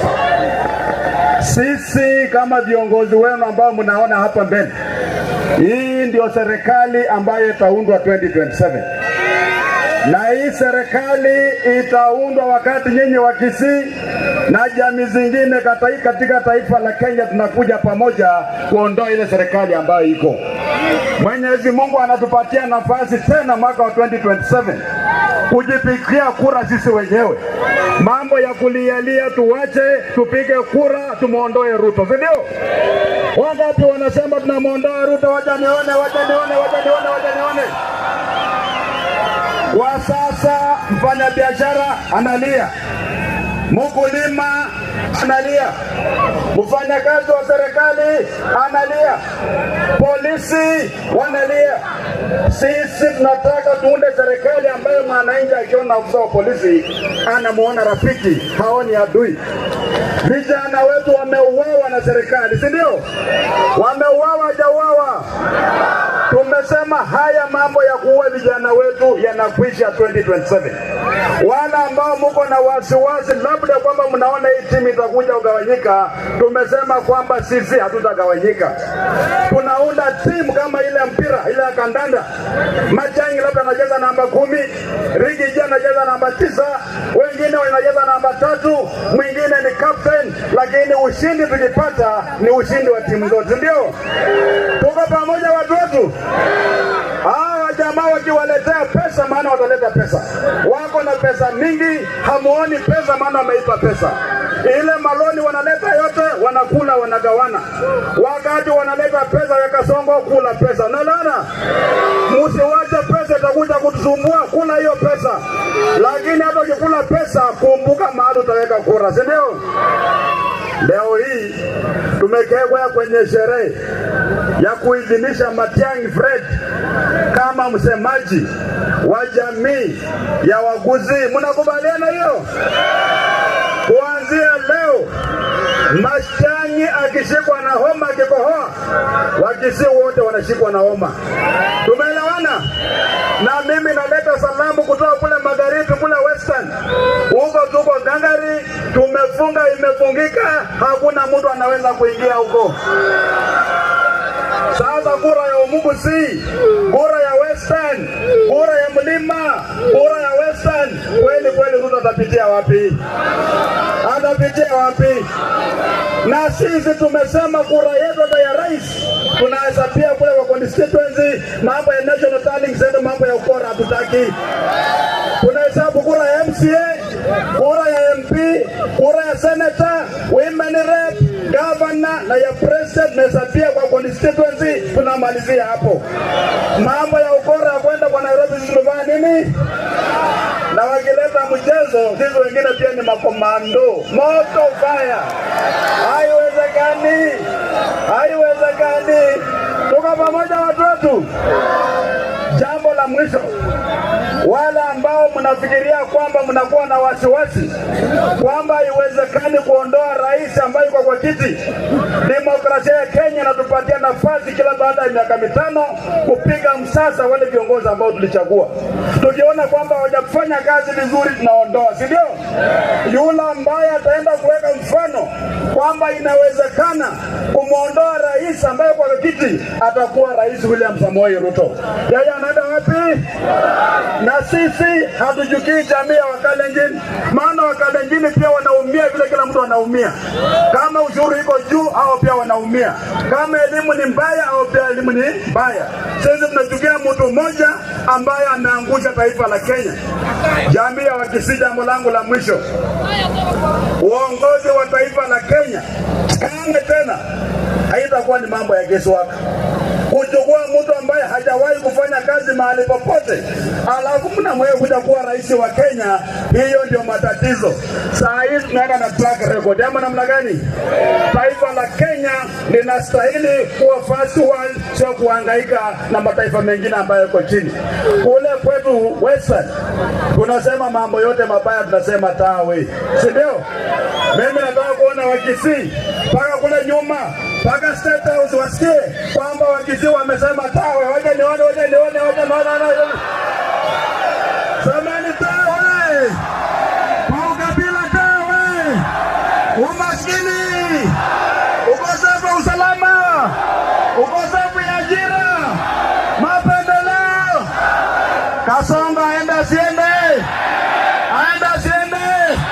Waje nione kwa mikono kwa Kasonga aenda. Mwenyezi Mungu awabariki sana.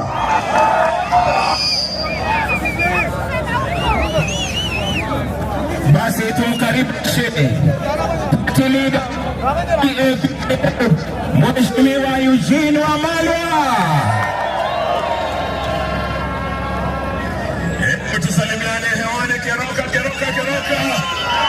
Keroka mbiamore Murembe mama wanya sae Murembe. Asanteni kutukaribisha hapa. Sisi jambo limetuleta hapa ni moja tu. Tuko tunaunda serikali ijayo ya Jamhuri ya Kenya. Wanasema safari ya kesho hupangwa leo. Tumekuwa na huyu Kalonzo huko Ugambani, kutoka huko Kitui, Makueni, Machakos, Malili hadi Malindi, wote wamesema ni one term. Kaunti 10 za mlima, kutoka Nakuru na Laikipia mpaka Nyeri, hawa kina Rigiji wamefunga huko yote. Leo tumeanzia Kisii, tunataka twende hadi Kitale. Mko tayari utembee pamoja? Tangu asubuhi kutoka Narok Town wametuambia ni one term. Asubuhi tumeingia Mulot, one term. Tumeingia Longisa, one term. Tumeingia Bomet, one term. Tumeingia Chepilach. Keroka mwasemaje? Keroka mwasemaje?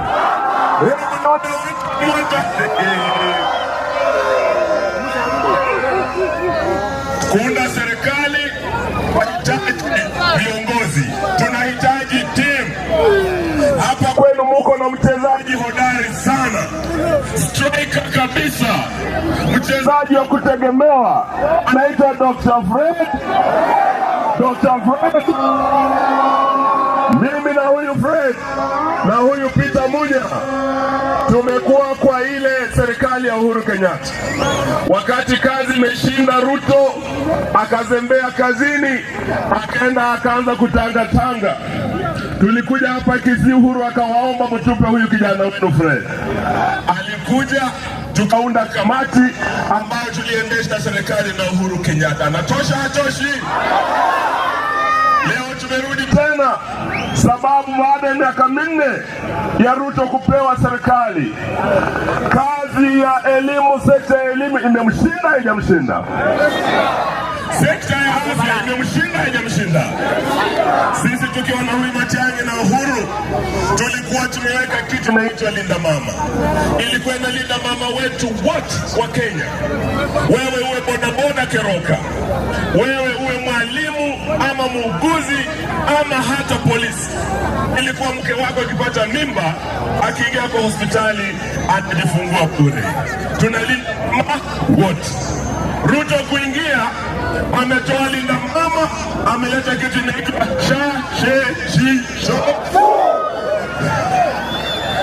Keroka. Hiyo sha inafanya hapa kweli?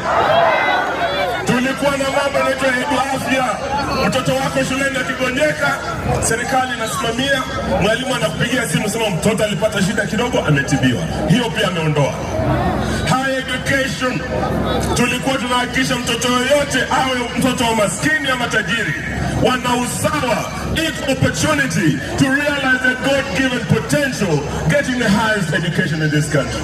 Ameleta kitu inaitwa new university funding model. Hiyo imeleta shida hata watoto kutoka hapa Keroka. Mtoto amepita mtihani, ana shida kuingia university sababu hauna pesa hapa. Sasa huyu ndio mtu mnasema aendelee kweli? Kama kazi imemshinda aende asiende? Hiyo ndio tumesema lazima tuambie ukweli. Na sisi tuna haki kama watu wa one term kwenda popote Kenya tuuze sera zetu. Hawa wameanza kutumia polisi na wahuni kupiga tear gas. Mkutano wa one term umekuwa Kitengela, wameua kijana mdogo kule Kitengela. Hii timu yetu ingine imekuwa Kakamega, wamepigwa, wameua kijana mwingine katika mkutano wa Linda Inchi. Leo nasikia pia tukija hapa eti kuna jamaa wamepewa pesa na Kasongo tuharibie huyu Matiang'i tusikue mkutano Kisii. Ndio. Sasa Kanyamira naona wako sawa, Keroka nimeona mko sawa, tunaelekea Kisii. Tunataka tuambie Bwana Ruto, freedom of expression, freedom of movement na freedom of assembly vile tumeassemble hapa are not negotiable. Sisi tumesema demokrasia aliyopigania George Moseti Anyona kutoka Kisii, Raila Odinga na Kinorengo, Kenneth Matiba na Rubia, they are not negotiable and they do not depend on the generosity ya Bwana Kasongo ama Bwana Arati ama vijana wake hapa. Mtaturuhusu tuingie Kisii jamani? Twende tuuze sera zetu, twende Kenya yote. Na lakini nimesikia Kasongo eti anakuja na pesa kidogo anaanza kupea watu wetu. Hapa nilikuwa waziri wa maji, tulikuwa na Keroka Water Project, tulikuwa na miradi na Uhuru, damu ya Bunyunyu, damu ya Magwagwa. Miaka 4 imekwama, Ruto hajafanya kazi. Hata nimepita kule upande wa Bomet, kuna daraja inaua watu wengi wakiingia Bomet wakija hapa Kisii. Aliahidi hajaunda. Kama jamaa ameshindwa na kazi aenda asiende jamani? Lakini nasikia anatafuta vijana wa Kisii. Juzi ameleta kitu inaitwa Nyota. Ati kuna pesa kidogo ya Nyota, akiletea vijana wenu wote watampigia kura. Hiyo mtakubali kweli? Naambia vijana wa Kisii, pesa ya Nyota sio ya Ruto bwana. Hiyo ni pesa ya Benki Kuu ya Dunia, ni pesa ya Kenya. Lakini vile hapa nimeona simshaamua. Hata akuja na Nyota Ruto ni one, akuja na Nyota Ruto ni one, akuja na mwezi Ruto ni one, akuja na jua Ruto ni one. Mumeamua? Hebu nione mikono. Bwana Ruto asidanganye na Arati. Asidanganye na Arati, huko ni mbaya bwana, ni mbaya. Mbaya. Asante.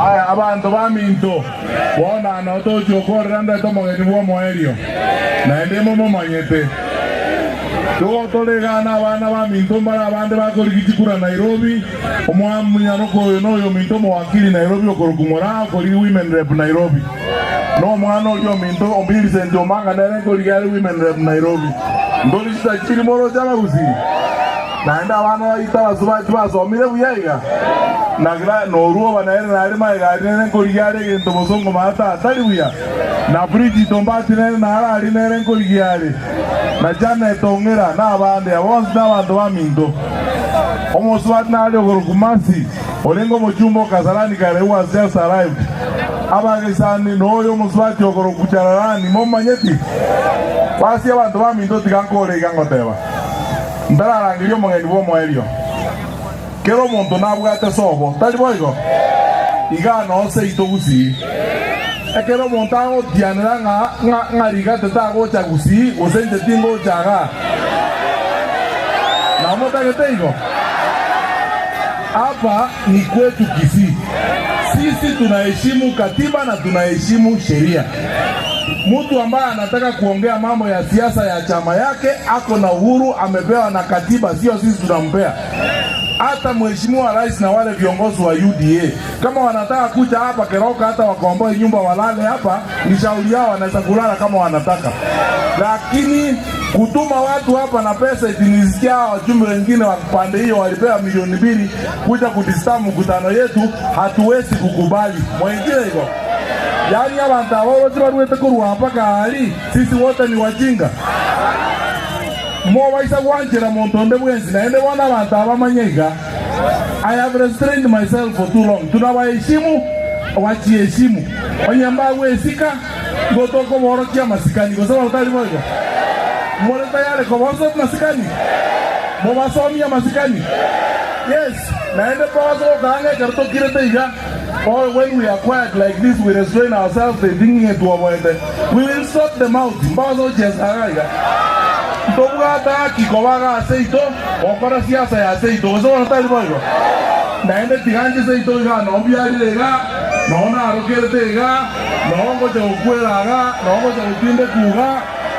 Gachomero gweme onye botondo wewana ndio so montao za bebiga ngatinkorata ligitimusi ngaba oche gosalio musangere none roko yende busongo boniga tome anoro tigaba nganyoro busongo toro anoro busongo talie ya bode ya ito 20 busongo tali boigo hapana no chira sobo chira ngo tebia bantu no nyeni chinombolia ni tebia bantu kama ngenda sobo ruto mojo sema sangere kana hapana kio muntu na bwato bosibole bwo kora siasa ya kunita kire na ene no eni nuti gamba tebi abantu abanonye ntobo tageti inuti gabaje ngo kara na chibalimo bakore ndobya bagendo ndaba sako bakuna lakini mbaba zo salie mesangere kana ya itoto edwana nile onye baba kora igo mo basomya masikani mwebule omwakio kana bakire yogo somya batabuo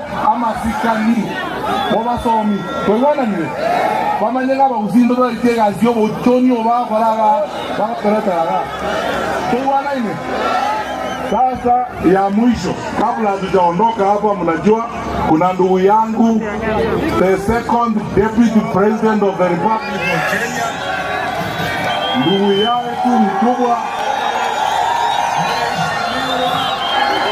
Rigathi Gachagua. Keroka oi. Hapa ndio Keroka. Wacha tuonane vizuri.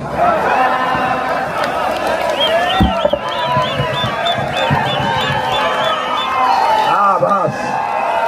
Keroka oi. Hapa ndio Keroka. Hapa ni Keroka. Diamore. Keroka oi. Mimi nimefika hapa Kisii kwa sherehe ya maana sana, lakini kabla sijasema mawili, mimi mnajua ni mtu ya kusikiza nini? Nikisema DCP mnasema sikiza ground. DCP, wacha nisikize ground kwanza, si ndio? Hapa Keroka, hapa kwa Bagusi ambayo wanaongozwa na Fred Matiang'i, munasemaje? Ati munasemaje? Abagusi munasemaje? Harambee! Wewe Ruto, wewe Kasongo, wewe Kaongo, wewe Zakayo, wewe mwizi, wewe muuaji, wewe mtu ya Singapore. Kasongo hadi asiende. Kasongo hadi asiende. Waganga wanasema Kasongo aende, Kasongo aende. Watu wetu, mimi nimefurahi sana. Fred Matiang'i alikuwa amenialika hapa Kisii. Nikasikia msemaji mwingine Bonoko anasema ati Rigiji asikuje Kisii. Amefika hajafika? Hapa ni Kisii. Huyu Bonoko wako anataibia Kisii. Kisii ni Kenya, si Kenya. Rigiji yako na haki ya kufika hana. Tena mimi sijafika hapa kama kiongozi. Mimi nimefika hapo mambo ya familia. We are one family. We are one family. Hi cousins. Hi cousins. Cousins hi. Cousins wapendane wasipendane. Cousins watembeleane wasitembeleane. Cousins watafuta serikali pamoja wasitafute. Sisi tumefurahi. Tumealikwa hapa na ndugu yetu kwa sherehe ya maana sana. Sherehe kubwa ya jamii ya Wabaguzi. Leo wazee wa jamii ya Wabaguzi wakiongozwa na mzee Matundura, wakiwemo Samongeri, wakiwemo Chris Obore, wazee wa heshima wa hii jamii. Sherehe imefanyika pale Ekerenyo. Jamii nzima ikaamua kiongozi wa jamii na msemaji pekee wa jamii ya Wabaguzi ni Daktari Fred Okello. Anatosha atoshi? Apewe asipewe? Ainuliwe asiinuliwe? Hii ni sherehe ya maana sana, na sisi tunaona aibu ya madharau imefanyiwa jamii ya Wabaguzi. Ati siku Wabaguzi wamekutana kuteua kiongozi wa jamii, yule atawaongoza mbele kutafuta serikali na kuchunga maslahi yao. Kasongo anatoa pesa, anapatia msemaji Bonoko atafute goons atiwapiga Fred Matiang'i na wageni wake. Ni aibu, si aibu? Lakini nyinyi watu ya Keroka, vile nimesikia mumetoa hao mbio. Mimi natolea nyinyi kofia. Natolea nyinyi kofia. Unajua huyu Kasongo amezoea kupiga Wakikuyu pale. Hajui Wakisii. Hajui Wakisii. Hawa Wakisii wataki ujinga. Wakisii wataki ujinga. Wacha nimwambie nyinyi, jambo mmefanya leo ya kuteua kiongozi wa jamii na msemaji wa pekee, mumeanza safari ya kupanga maneno ya jamii ya Wabaguzi. Nyinyi mumeenda hasara miaka mingi kwa sababu mlikuwa mnatafuta serikali mkipitia broka. Mtu ya mbali akienda huko ana negotiate serikali, anakula peke yake, anawacha Wabaguzi kwa mataa. Na Wabaguzi wamesoma, wako na maprofesa, wako na PhD holders, wako na masters, wako na madigrii. Wakisii kuanzia leo wataenda meza ya kitaifa direct bila kupitia broker, kupitia huyu Matiang'i. Harambee! Wabaguzi hoi! Hi cousins. Cousins hi. Mimi nawapenda sana. Najisikia niko nyumbani. Nipatie nyinyi maneno. Niseme nisiseme? Niseme nisiseme? Mimi niliona shida kubwa nikiwa Deputy President wa William Ruto. Tulikosana na hiyo jamaa kwa sababu ya uongo. Huyo mtu wako uongo kuliko mtu mwingine katika dunia hii tunakaa. Siku tulikuwa pale, tulikuwa na waziri anaitwa Eskel Machogu, waziri wa elimu. Akafanya kazi mingi sana hapa Kisii ya kutetea Wakisii na kuwasaidia jamii ya Wabaguzi. Siku wamemfukuza, nikauliza Kasongo, wewe rais, hawa Wabaguzi ile mzee amekuwa akitetea hawa ni huyu Machogu, umemfukuza. Akasema sitaki hiyo mtu, wewe umefundisha ukabila ni kama wewe. Kila kitu Wakisii, kila siku Wakisii akwende huko. Nikamuuliza sasa hii Wakisii watabaki na nani? Akasema hapana, mimi sina shida. Kulingana na mimi kama William Ruto, kiongozi wa jamii ya Wakisii ni Silvanus Osoro. Ni aibu si aibu? Ni aibu si aibu? Ni aibu si aibu? Mimi nikauliza William Ruto, hata kama wanadharau hii jamii ya Wabaguzi. Sasa Osoro mtoto kidogo atakuwa namna gani kiongozi wa jamii ya Wabaguzi? Akaniambia Osoro atasaidiwa na Javed Nyakundi na huyu Zahiri. Sasa Muhindi ndio mkubwa wa Kisii. Ni aibu si aibu? Sasa nyinyi nataka kuuliza nyinyi, huyu kiongozi amepatikana leo, mtamchunga? Mtachunga heshima yake? Unajua ndio kiongozi afaulu, ndio aheshimike mlimani, aheshimike Ukambani, aheshimike Pwani, aheshimike Magharibi, aheshimike jiji la Nairobi. Lazima kwanza aheshimike hapa nyumba. Charity begins at. Sasa huyu kiongozi, naona hiyo watoto ya Ruto, akina Osoro, akina Zahiri, akina Nyakundi wakimtukana Fred Matiang'i, na nyinyi mnapewa 200 mnapiga makofi kiongozi wa jamii ya kitukano. Mimi nataka niwaambie nyinyi, kama mnataka tutembea na huyu kiongozi tutatembea na yeye, tutamheshimu kwetu, lakini lazima kwanza ndio sisi tumheshimu, aheshimike nyumbani, si ndio? Mimi nashangaa sana pale kwetu mlimani, hakuna kiongozi anatukana mimi akiwa mlimani. Wakitaka kunitukana wanaenda kunitukania Sugoi. Kuanzia leo mimi nikiwa kazini yenu natoa amri, huyu Matiang'i asitukanwe hapa Kisii na hao vijana ya Ruto. Harambee! Huyu Osoro akitaka kutukana Matiang'i aende amtukanie Sugoi. Vijana mpo? Hii vijana, huyu kiongozi akitukanwa tena nitatafuta nyinyi nichape nyinyi kiboko. Mtakubali atukanwe? Mtakubali? Harambee! Sasa huyu Kasongo anasema ati atapeleka sisi Singapore. Ni uongo si uongo? Pale kwetu amewacha maneno ya Singapore kwa sababu tunamchekelea. Akitaja tu jina Singapore sote tunaanguka na mche. Tufanye practice. Mnajua kucheka? Na mvumilie, nikitaja Singapore mcheke kabisa. Wacha nijifanye William Ruto. Nijifanye watu ya Keroka, nimefika hapa. Mnajua mimi ni mtu ya Mungu. Mnajua mimi sina maneno mengi. Mnajua mimi nawapenda. Mnajua mambo ya barabara nimepanga. Hawa kina Matiang'i walikuwa wananisumbua. Contractor alikuwa na shida. Nimemtoa nitalete mwingine.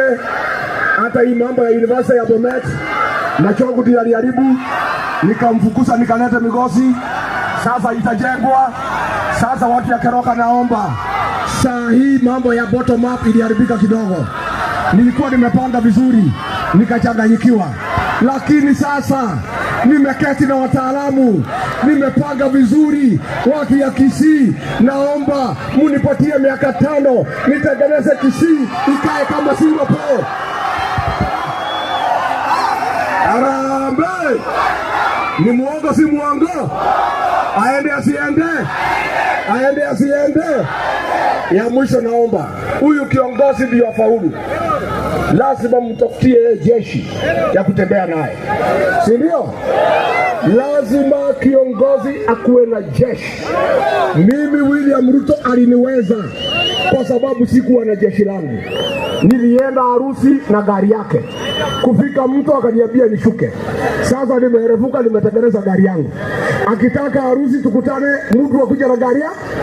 Huyu Fred Matiang'i ndio afaulu.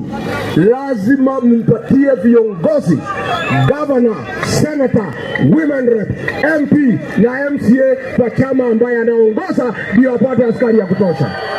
Harambee! Asaidiwe. Apewe askari asipewe. Na niulize nyinyi wa Kisii, ndio heshima ya huyu kiongozi ingie from today. Wale wabunge hawatembei na yeye. Wakija hapa mnaambia warudi kwa Kasongo. Si ndio?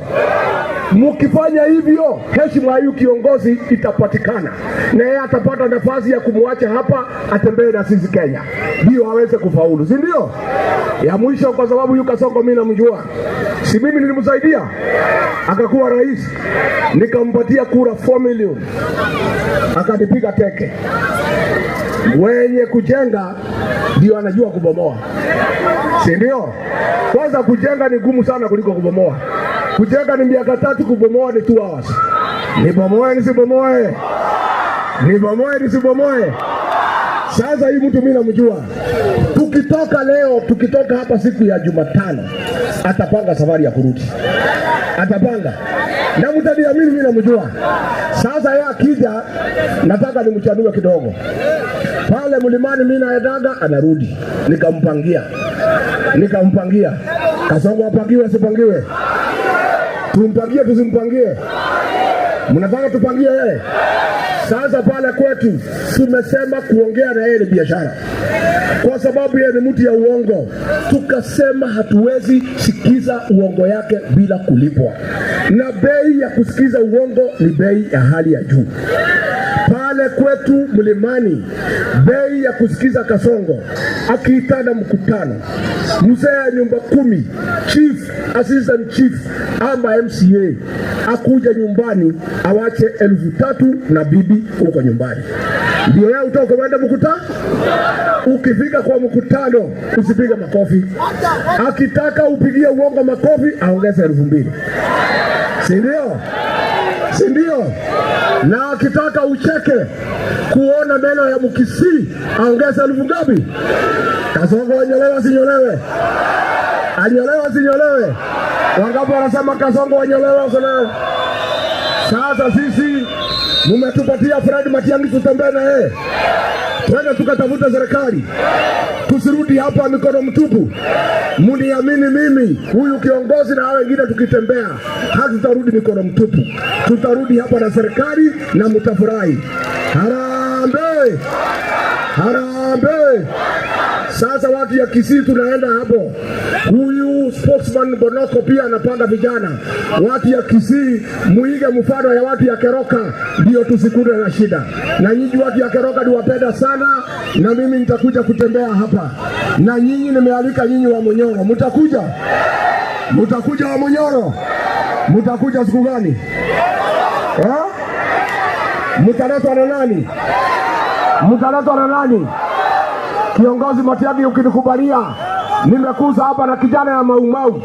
Yule alisema hata nyolewa mpaka Kasongo aende nyumbani. Kijana huyu ya Maumau, huyu anaitwa John Longo, kuja hapa. Huyu kijana ndio dawa ya Kasongo huko mlimani. Alisema atanyolewa Kasongo akienda nyumbani. Keroka oye! Keroka harambee! Hapana, hiyo wanda maitoshi. Sema wanda mkubwa kama William Ruto anakunywa chai asikie inaonja mwarobaini. Keroka harambee! Keroka harambee! Aende asiende! Mwizi asiende! Muaji asiende! Walikuwa wamesema hatutafika Keroka. Hapa ni wapi? Hapa ni wapi? Sisi tunataka kuambia William Ruto, wewe William Ruto, najua anaangalia ile kamera, mimi najua yeye. Wakati ukienda mkutano anaangalia ile kamera. Wewe William Ruto, wewe William Ruto, wewe William Ruto, wewe William Ruto, ametuzoea, ametuzoea, Kasongo, Kasongo, tutakafukuza, tutakafukuza Kasongo, Kasongo. Keroka oye! Mimi nataka niwaulize swali moja. Kwanza, nyinyi mnakubaliana mtupatie kiongozi huyu Dr. Fred Okengo, Dr. Fred Okengo, tukienda Nairobi Dr. Fred aongee mambo yenu. Tukienda Mount Kenya, Dr. Fred aongee maneno yenu. Tukienda Kenya mzima, Dr. Fred aongee maneno yenu. Tumekubaliana? Kiroka, mimi nataka niwaulize swali. Tukikubaliana, hawa principals wote wa opposition wakikubaliana, huyu Fred Matiang'i ashindane na William Ruto, mtachagua nani? Mtachagua nani? Mtachagua nani? Hawa wazee wakikaa chini wakubaliane, William Ruto ashindane na Kalonzo Musyoka, mtachagua nani? Mtachagua nani? Wakikubaliana William Ruto ashindane na Rigathi Gachagua, mtachagua nani? Mtachagua nani? Wakikubaliana William Ruto ashindane na Natembeya, mtachagua nani? Mtachagua nani? Wakikubaliana William Ruto ashindane na Eugene Wamalwa, mtachagua nani? Kwa hivyo nyinyi wazee, kazi yenu ni kukubaliana. Mkubaliana mtoe mmoja. Mkishindwa kuelewana, hakuna shida. Mnaweza kuniwachia. Mimi mtu swali ya mwisho na msikiza sawa sawa.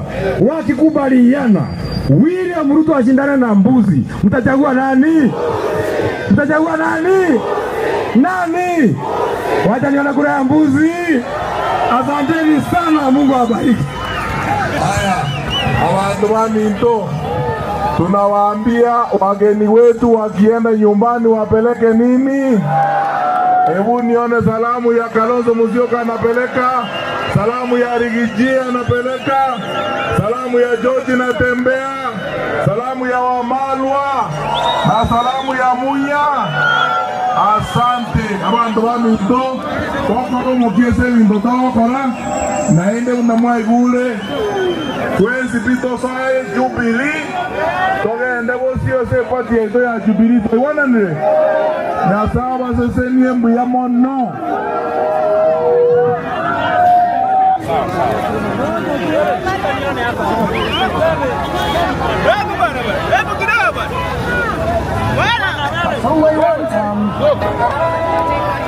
One time, atenda one time. One time, every leader must know. One time, power comes and goes. One time, I do it what Gen Z. One time, they wake us from gold. One time,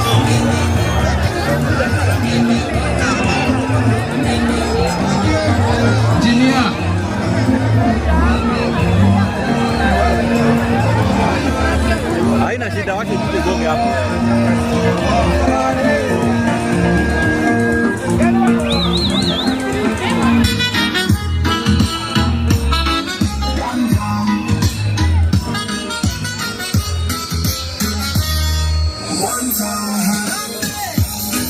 Tunapiga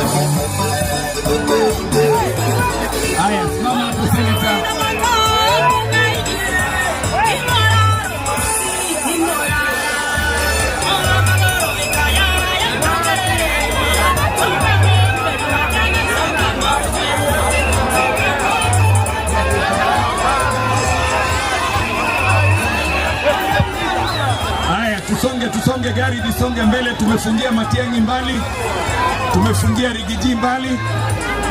Hiyo pole pole. Mzee Ongeri Processor, Ongeri Processor, biamono.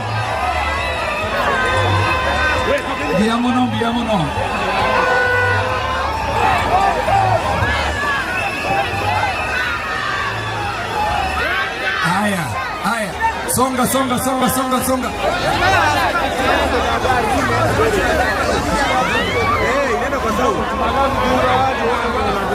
Twende, songa mbele. Songa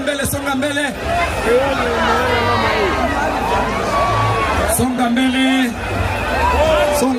Songa.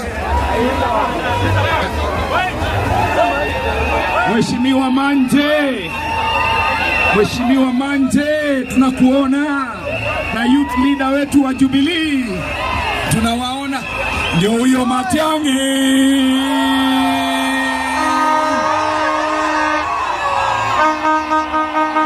Morete Matiang'i. Ndio huyo Matiang'i. Tusonge mbele, gari zisonge mbele tafadhali. Honorable Momanyi Ben, tusonge mbele. Honorable Ben Momanyi, tusonge mbele tafadhali. Tusonge. Hapa ni principals peke yake wanaongea.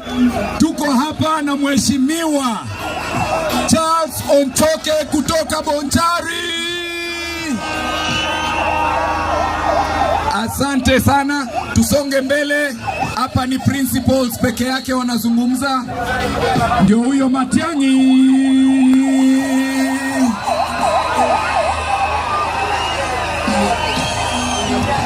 Na tunaona huko nyuma, zima hiyo mziki kidogo.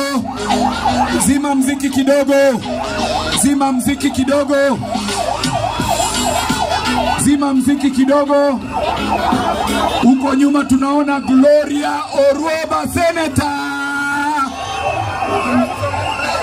Na hapo Matiang'i ako na Mheshimiwa Peter Munya.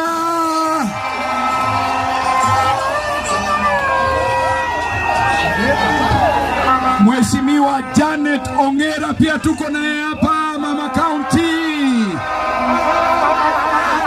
Asante Mheshimiwa, tungetaka president wetu asimame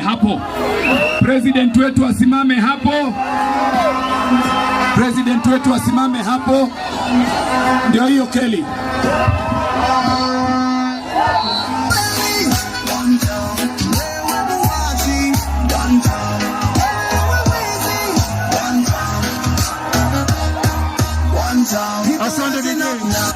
Asante DJ.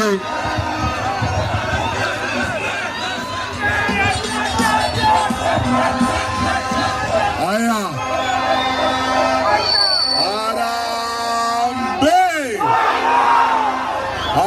Harambe. Keumbumbu yamole naende. Kwani gaiga keromongo. Abantu baminto. Aya na uwanjanio monene mono. Mpoba kerambu yamola nyasaba sesenie. And I want to tell you the truth. I love you so much.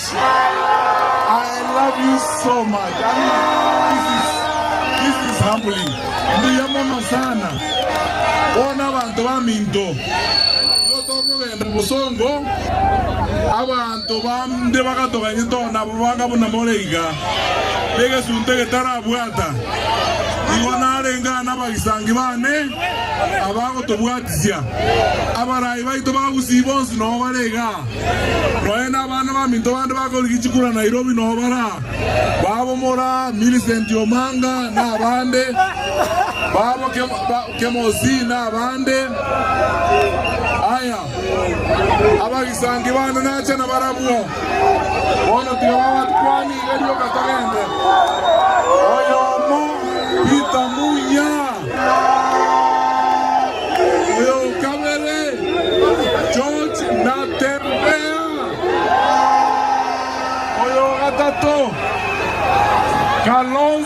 Musyoka.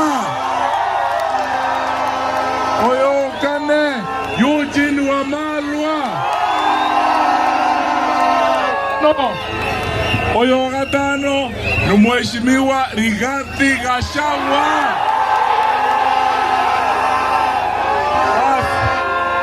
Abantu baminto kiato koreiga, nataka kuwaomba wacha kidogo, nataka kuwaomba tafadhali, kwa sababu ya wakati, nataka tu dakika moja Mheshimiwa Kalonzo awasalimie na Mheshimiwa Rigathi Gachagua, alafu tuende. Waiwana nile? Aya, ngoja kidogo. Nataka hao wawili tu wawasalimie, alafu tuende mbele. Ni chenje kwana na hivi naende mupambe. No menya taiga. Mheshimiwa Kalonzo Musyoka abakwani.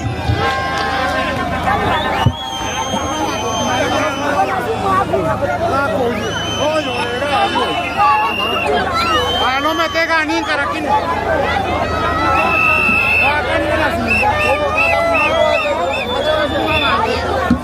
Aya, Kehombo oye!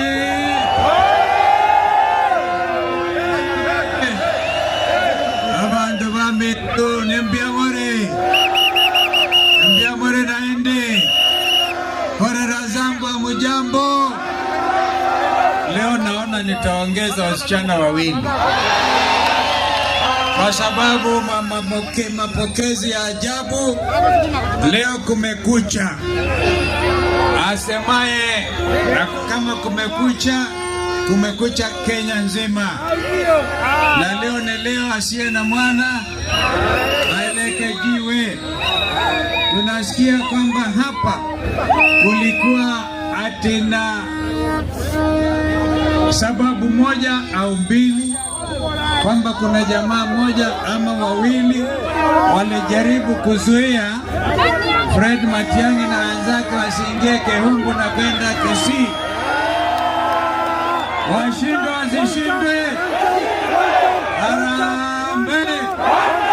Hapa ni Kehungu, hapa kwa mzee Nyachai, ndipo hapa, yaani hapa ni Kehungu. Nyinyi mnasemaje hapa Kehungu? Nataka msikie Rigiji, nataka kumuona moja kuja hapa na ndugu yetu, lakini mimi nakumbuka nyinyi watu wa Kehungu, nyinyi wakati mwingine kuzani kora na wakweli, nilimpatia Mheshimiwa Richard Tongi. Sijui kama Tongi yuko hapa. Yule Mheshimiwa Tongi ni rafiki yangu, hata wazazi wake walikuwa rafiki zangu, lakini naona hapa mumezindiwa na Muhindi ambaye aliingia kwa chama cha Wiper. Muhindi aende asiende? Kwa hivyo mimi nimekuwa na mwenendo huo wa kukuza viongozi, na leo tumekuja kumsindikiza ndugu huyu Fred Matiang'i, na tumekuja tuombe muruhusa mtupatie Fred Matiang'i tuende naye Kenya tuunde serikali mpya. Mtatupatia Fred Matiang'i? Yaani mnaamini mtampatia yeye na huko hatutasikia sauti nyingine ama namna gani? Ati Ruto alikuwa anasema anawaletea nyota, hata akiwaletea jua ile inakoma pale hamtakubali. Wangapi anasema ni one time? Tusikie ujamaa, one time. Thank you ndugu Rigiji. Haya,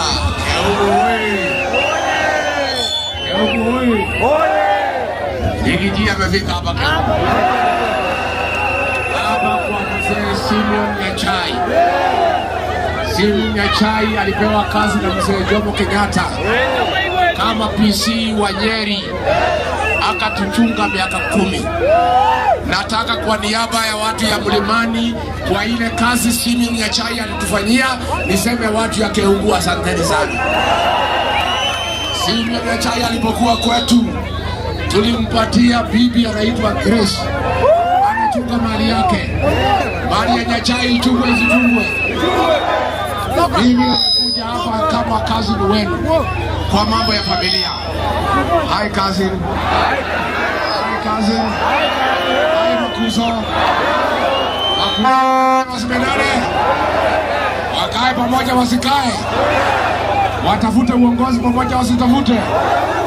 Leo tumefika hapa Keumbu tukianza ziara ya siku 3 katika kaunti ya Nyamira na Kisii, na tumealikwa hapa na wakazi Fred Matiang'i. Tulikuwa na sherehe ya maana sana kwa jamii ya Omugusi.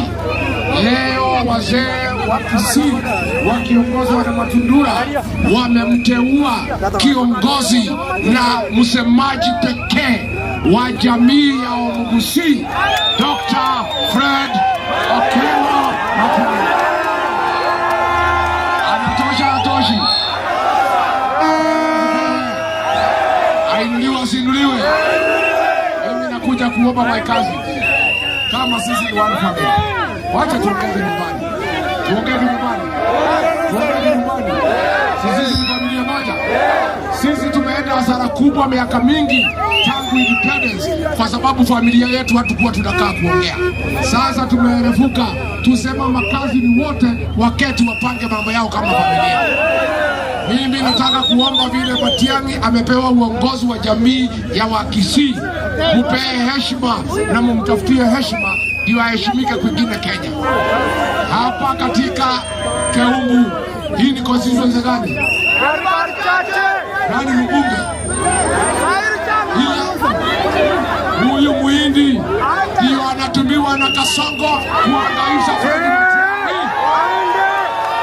Hii ni watu kama mnapenda Fred Matiang'i, Kasongo akienda nyumbani, huyu Muhindi atangulie.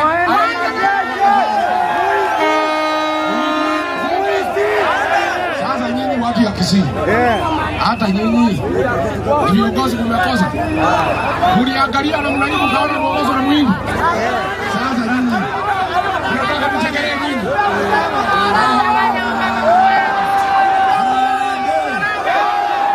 Muhindi kuongoza watu si mbaya, kwa sababu ni mke.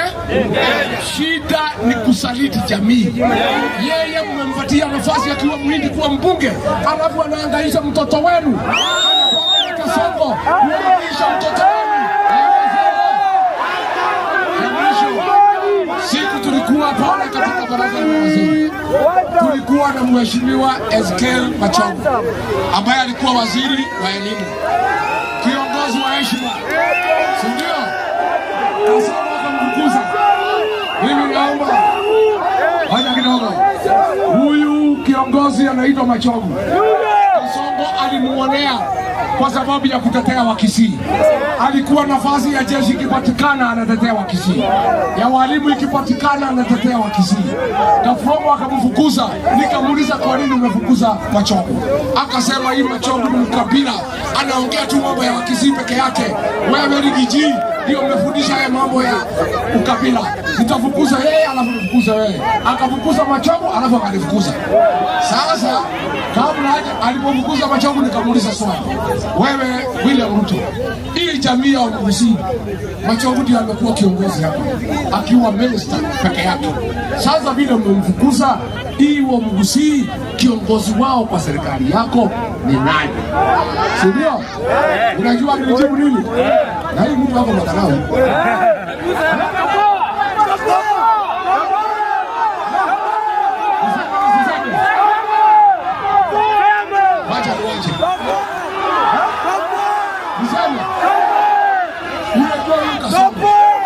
Hana adabu. Jamii ya Omugusi, jamii inaheshimika Kenya. Wafanyi biashara wa hali ya juu, wenye matatu, wenye maduka, wenye ukulima, watu wako na bidii, wenye Nairobi, wenye Nakuru, wenye Mombasa. Ati sasa, kuanzia sasa, kiongozi ya Wakisii yule mimi naamini na ninatabua ni Silvana Sosoro.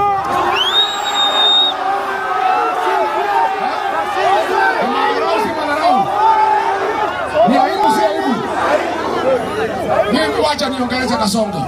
Ile ndio TV ya Kasongo ile. Hebu point wewe Kasongo wewe. Wewe Kasongo.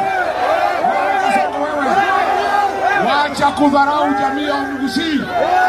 Ati unasema Osoro ni kiongozi wa Kisii.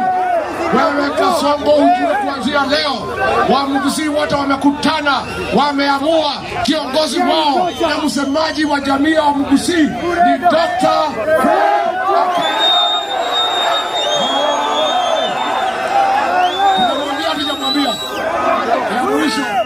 Naona Kasongo anatuma hiyo vijana, huyu Osoro na Nyakudi Jafeth na huyu Muhindi kutukana Matiang'i. Mtakubali? Mimi niliwacha nimwambie pale mlimani, hakuna kiongozi ananitukana katika mlima. Wakinitukana wanatolewa mbio.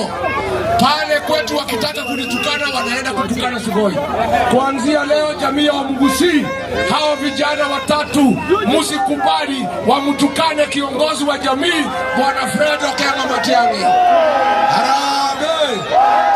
Ya mwisho, kuna msemaji mwingine hapa Bonoko alikuwa anasema ati nisikuje Kisii. Hapa Kisii ni kwa mama yake. Ni kwa mama yake. Nikijia amefika hajafika. Kama mimi nimealikwa na my cousin Fred Matiang'i, si ninatakiwa nikuje? Si Matiang'i ndio kiongozi wa jamii? Matiang'i akisema nikuje, wewe ni nani? Wewe ni nani? Sasa alikuwa amepanga sherehe kubwa kama hii ya jamii ya Mgusii ya kutafuta kiongozi wao. Anatuma goons, amepewa pesa na Kasongo ati wampige Matiang'i, ati watupige jamii ya Mgusii iaibike. Ajaribu. Mwambie jaribu. Sisi tuko hapa siku 3. Mwambie jaribu. Jaribu. Harambee. Utakuja kutembea wa Monyoro? Utakuja? Utakuja siku gani? Utaleta na nani? Utaleta na nani? Asanteni. Abantu baminto ekesayiro tenaigo abachumbe bayabaraye baito bose no bale igabu nabate bona senya jutinda chabere chimbe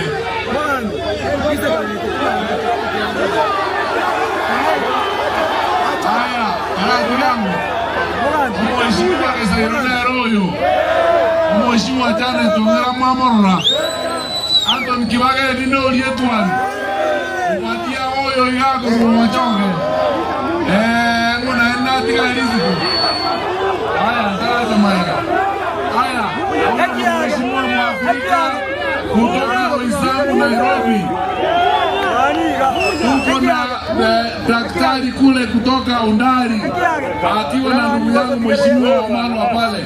Unataka kuongea Kisii kabla ya giza.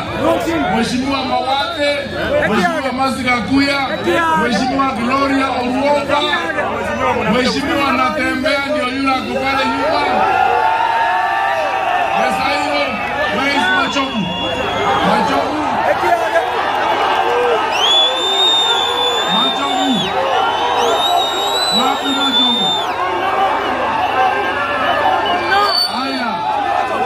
Mheshimiwa Richard Nyagaka Tongi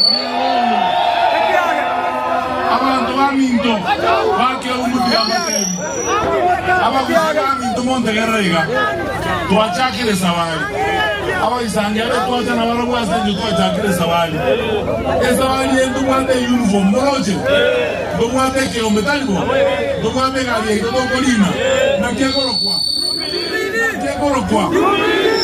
Dada wa Jubilee tuanze wa mbele pamoja. Jubilee. Kwa Jubilee atoka na mwisho. Ndio mwaka kama chogu. Tumetie sare. Macho kuraiga. Haya. Basi. Hiyo ndio ya mwadi. Ndio kwa songo. Ndio Antoine Mpunga ndio tunaende. Sasa ni kama I love you so much. Thank you so much. One time. One time.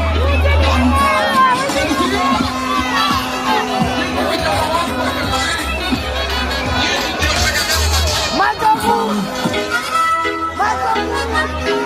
One time. I turned the one time.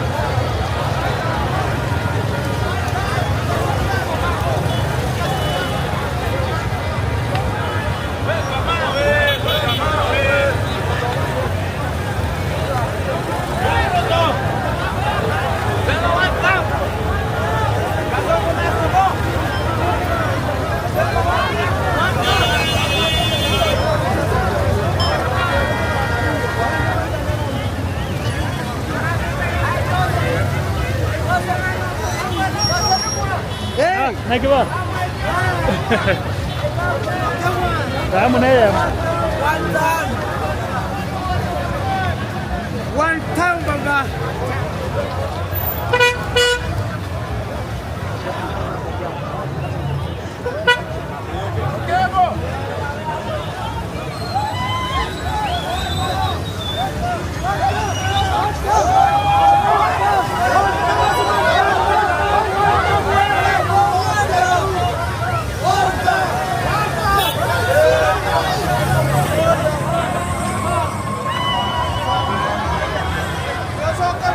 Pamoja baba.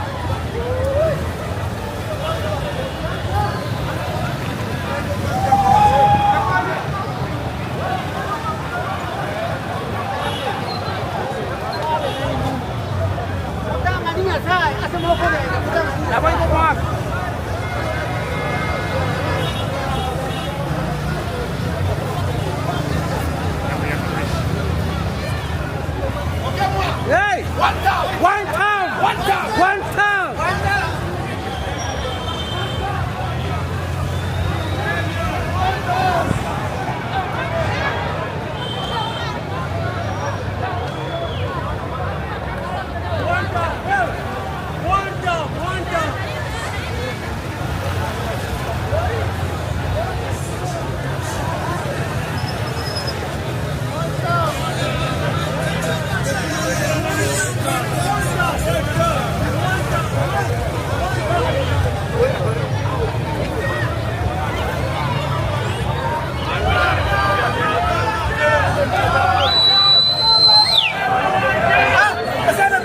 Hey!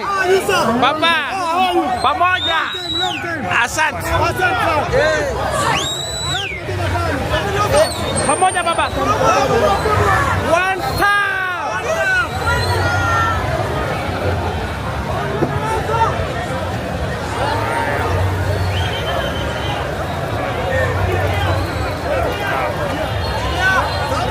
Hey! One town baba! One time! One time!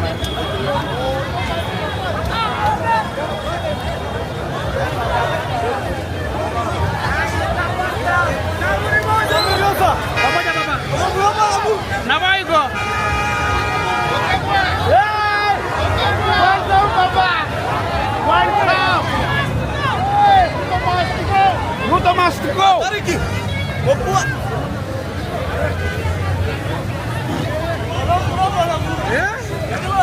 Na voy a baba.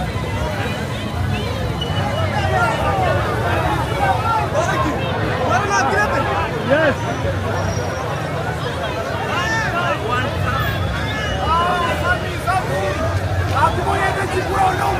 Hey, ¿qué todo colenda?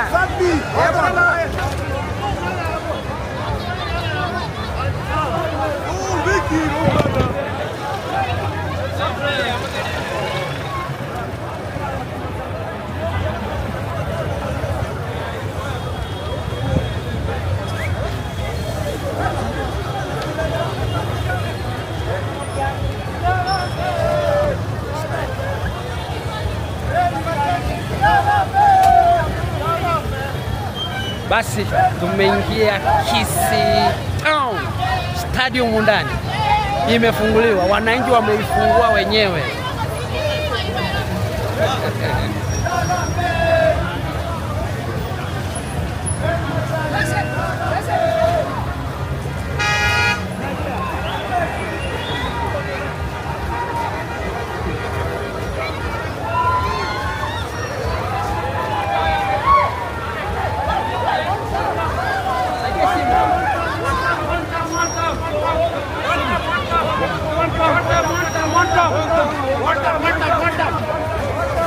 One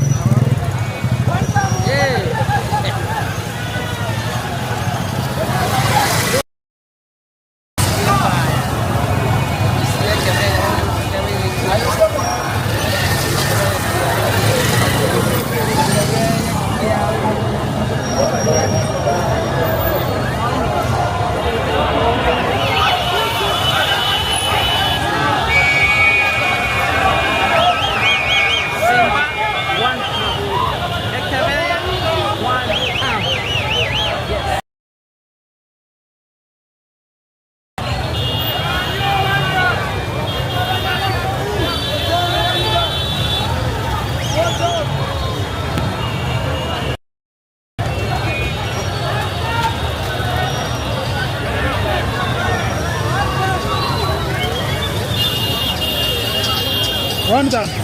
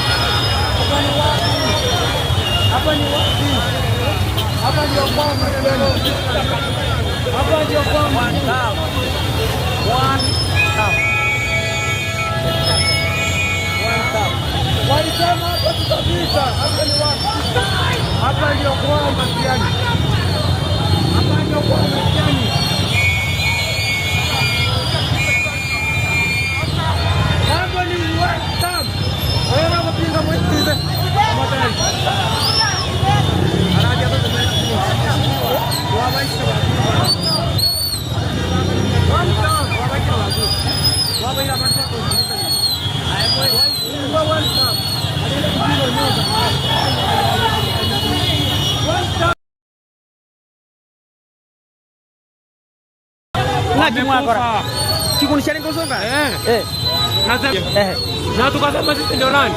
Tutafagilia. Hapa ni wapi sasa?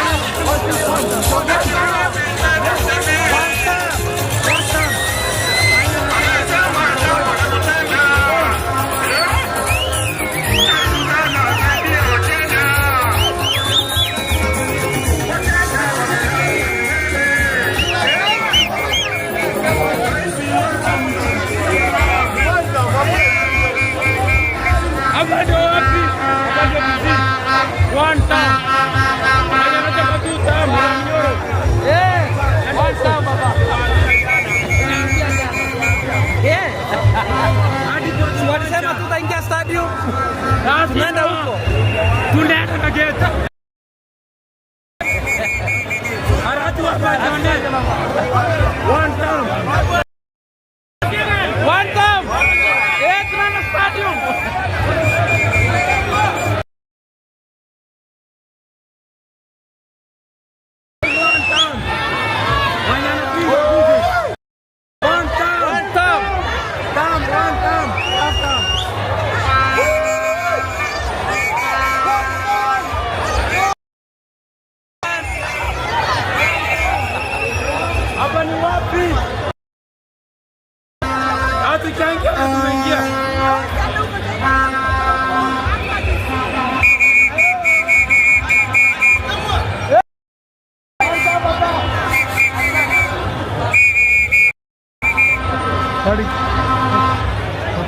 Mambo ni one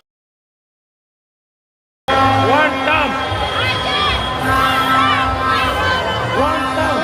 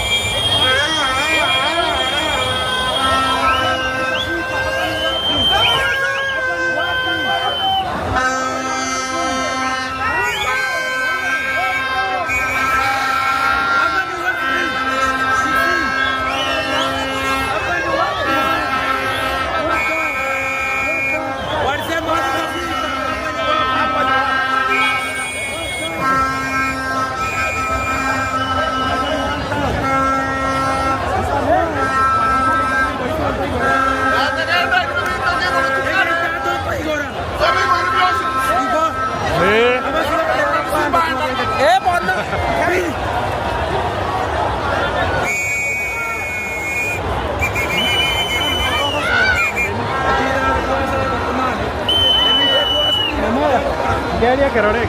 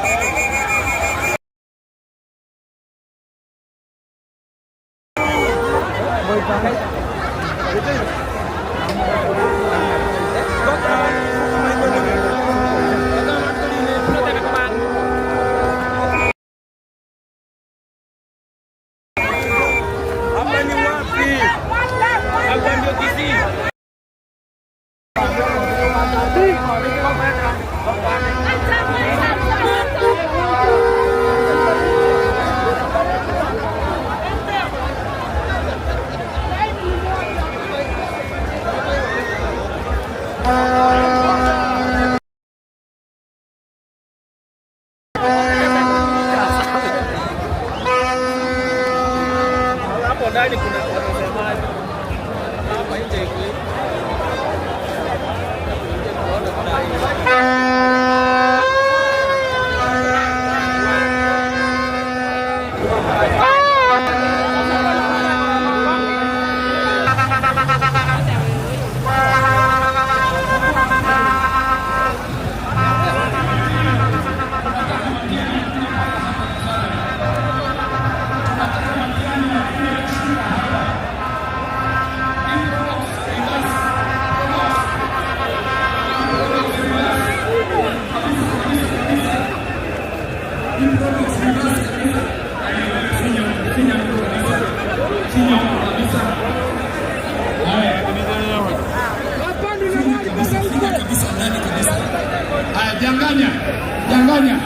Janganya Peter, Janganya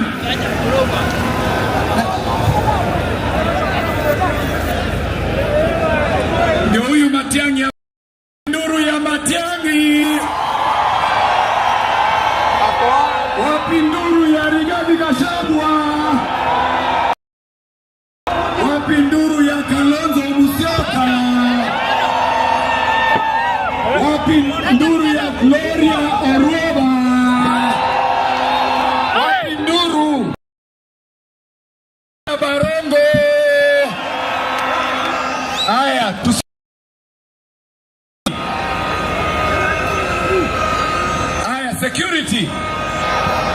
security. Hebu watu watoke hapa. Watu watoke hapa kabisa. Watu watoke hapa kabisa. Na watu watoke hapa mbele wote. Senator, tafadhali watu wasonge nyuma. Hawa wote wasonge nyuma. Tafadhali. West Ngirango, tusonge nyuma ndio principals wakuja hapa mbele tafadhali. Turi wa Shabana tafadhali. Haya.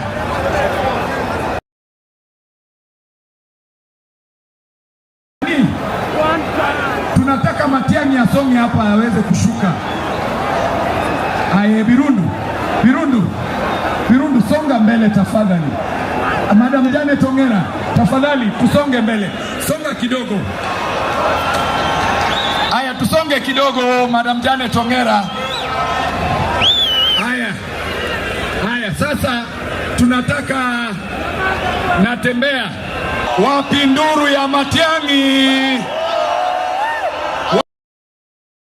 Gachagua. Wapi nduru ya seneta wetu Onyonka? Tafadhali.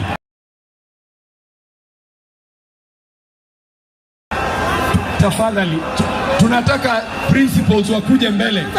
Wewe songa pande ile.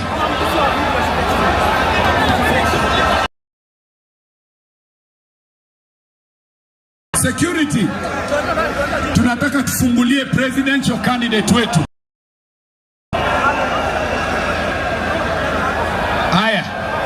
Tunataka tupande juu ndio watu tupande juu. All. Haya. Mheshimiwa president wetu Okengo,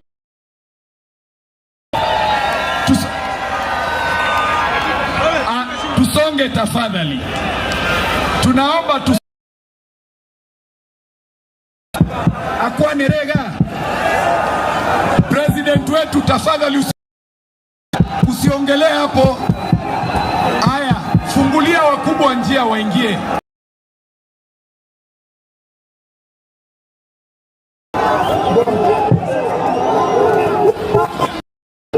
President, tunaomba mkuja hapa juu tafadhali. Haya. Kibagendi hapa.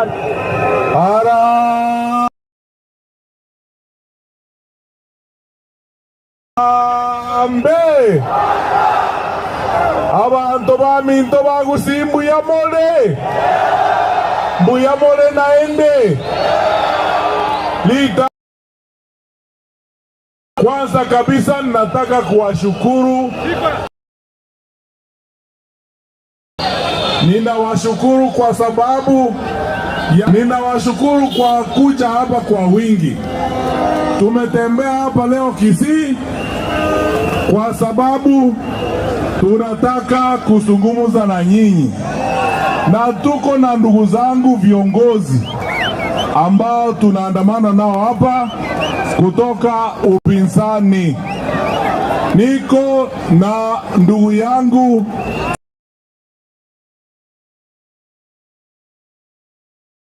Stephen Kalonzo Musyoka, niko na ndugu yangu kiongozi wa chama cha PNU Mheshimiwa Peter Munya,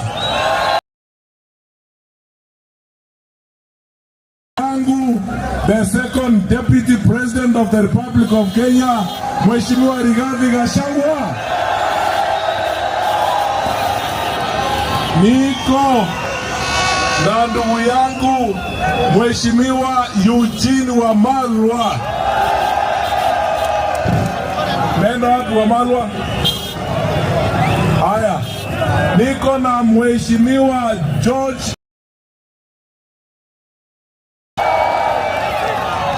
Haya, mbali nao niko na viongozi wetu wa hapa nyumbani.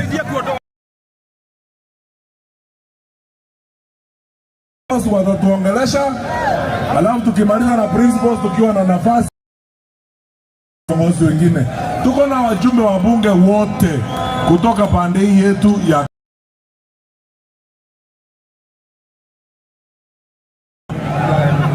Mheshimiwa George Natembea, ndio yule hapo kawa na Natembea. Viongozi Mama Janet Ongera ndio yule pande ile. Mheshimiwa Obadia Barongo. Mheshimiwa Eric Changanya. Mheshimiwa daktari wetu hapa Ondari, Dr. Ondari awasalimie hivi one time. Haya, tuko na senata Mogeni, tuko na ndugu yetu senata kutoka Laikipia amekuja na sisi hapa. Pia tuko na senata Metu cha Jubilee wote katika kitaifa, Vincent Kemosi na Secretary General wetu Mheshimiwa Ole Kenta ndio yule upande ile. Nataka kuwauliza viongozi principals waongee kwanza kwa sababu ya wakati. Wale viongozi wengine tutawatambulisha. Ninawaomba tafadhali mtuwie radhi kwa sababu ya wakati. Na Mheshimiwa Rigathi Gachagua.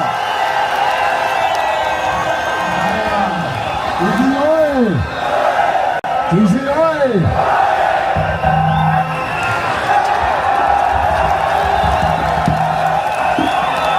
Haya, hapa ni Kisii. Nikijia amefika hapa. Mimi mnajua ni mtu ya munasemaje?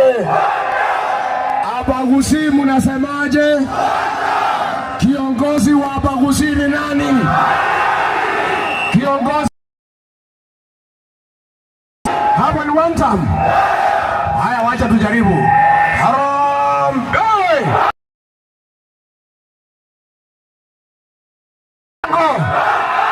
Wewe Zakayo, wewe mwizi, muuaji, Kasoko aende asiende?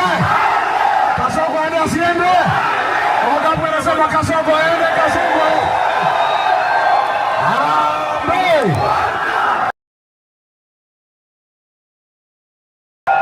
Katika jamii ya Omugusi, wazee wa jamii wameketi chini. Kiongozi wa jamii ya Omugusi na msemaji pekee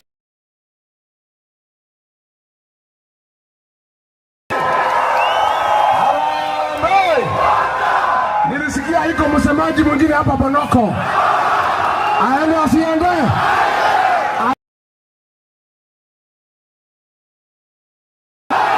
Hapa tusini kwa mama yake mwenye boma, mwenye kuandika Rigiji hapa, mwenye boma ni Daktari Fred Okengo Matiang'i. Mimi na huyu msemaji Bonoko aende. Wangapi wanasema aende? Mlikuwa mwendi kwa meza ya kitaifa direct, mlikuwa mnatumia broker yake anamwacha kwa mataa. Mumepata kiongozi, mtaenda kwa meza direct. Huyu Matiang'i anatosha atoshi? Apewe. Tunaomba kama viongozi mtupatie Matiang'i, twende pamoja. Na mimi nimefika hapa juu ya familia. Unajua sisi ni familia moja. Hi cousins, hi makuzo. Makazi ni wasonge pamoja, wasisonge. Na huyu kiongozi kama atafaulu, lazima muunge, si ndio? Lazima Matiang'i apewe heshima kama kiongozi wa Omugusi. Mimi nimeona vijana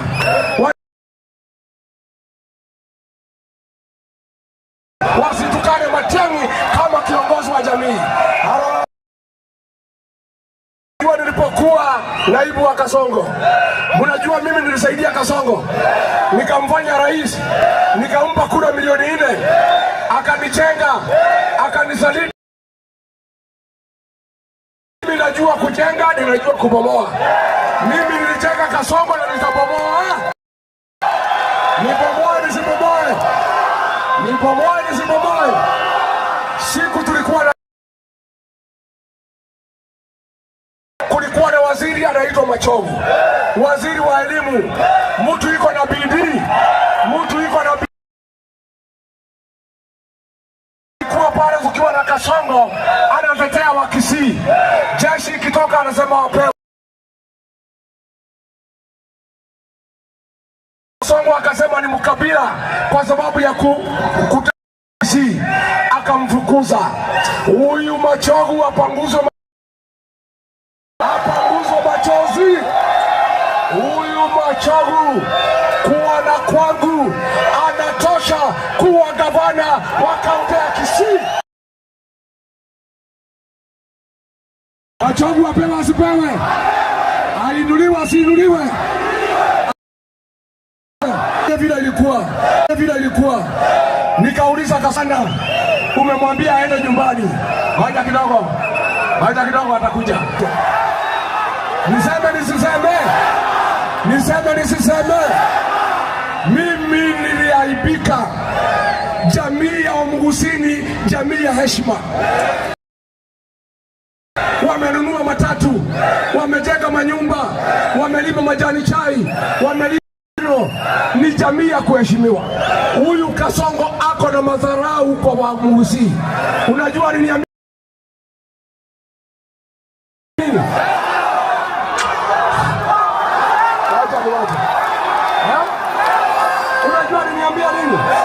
Unajua niniambia nini? Ati yeye, ati kiongozi ya Wakisii kwa maoni yake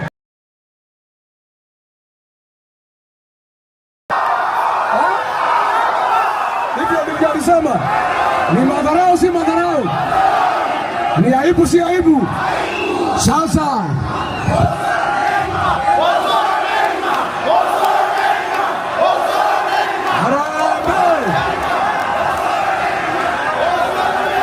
Asante. Harambee. Mimi nataka msaidie Matiang'i. Mtamsaidia? Mtasaidia kiongozi? Mumusaidie kufukuza wasaliti ya jamii ya Wakisii. Hapa Nyaribari. Hapa ni Masaba ama ni Chache? Hapa Nyaribari Chache. Msaliti wa jamii ambaye anasaliti Matiang'i kwa Kasongo ni yule Muhindi mlichagua hapa kama mjumbe. Hiyo Muhindi aende asiende? Wangapi wanasema Muhindi aende, Muhindi aende? Harambee! Mimi nimefurahi kwa sababu kumekuwa usiku, nitakuja tena, si ndio? Nikuja tena. Nikuja tena. Tutembee na Fred Matiang'i. Hi cousin. Hi cousin. Mwishowe msichana mdogo ya hapa Kisii anaitwa Gloria Oropa akaenda kulaki Matiang'i kwa airport. Kasongo akamvuta kazi na ako na watoto wadogo, hana maziwa, hana chakula. Wewe Kasongo, hapana pigana na wasichana wadogo, pigana na mtu ya rika yako, pambana na Fred Matiang'i, huyo ndio mtu ya rika yako. Harambee! Harambee! Asanteni, Mungu awabariki.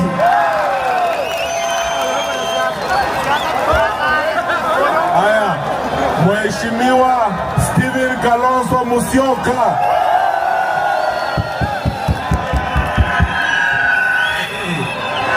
Haya, Abagusi, Mbiamore, Korana zangu ni Mbiamore, Mbiamore naende. Mimi nimewahi kuja hapa Gusii Stadium mara nyingi, lakini leo imevunja record na message kutoka Kisii. Nilikuja hapa na Raila mara mingi sana. Tunakumbuka mimi na Raila ile kazi Raila na sisi tulijaribu kukomboa Kenya. Sasa tutakomboa na hii team Fred Matiang'i, Riggy G, Eugene Wamalwa natembea kwa sababu na hata vijana wetu kina Sifuna, kila mtu Kenya ameamuka. Nikisema harambee nipe one time harambee. Hapa ni Kisii. Naona hata tukiteremka hapa tufike Kisumu itakuwa the same. Hasa tumepitia upande wa Bomet, Wakalenjin wamesema Ruto ni one term. Nyinyi mnasemaje watu wa Gusii? Nikisema Wiper nipatie komboa Kenya. Ni wakati wa kukomboa Kenya. Naona Wakisii wamejitokeza kukomboa nchi yao. Wiper! Wiper! Wako wangapi tayari kukomboa nchi yao kutoka kwa utawala mbaya wa Ruto? Kwa hivyo nchi imeamua leo. Ruto angefanya jambo la busara.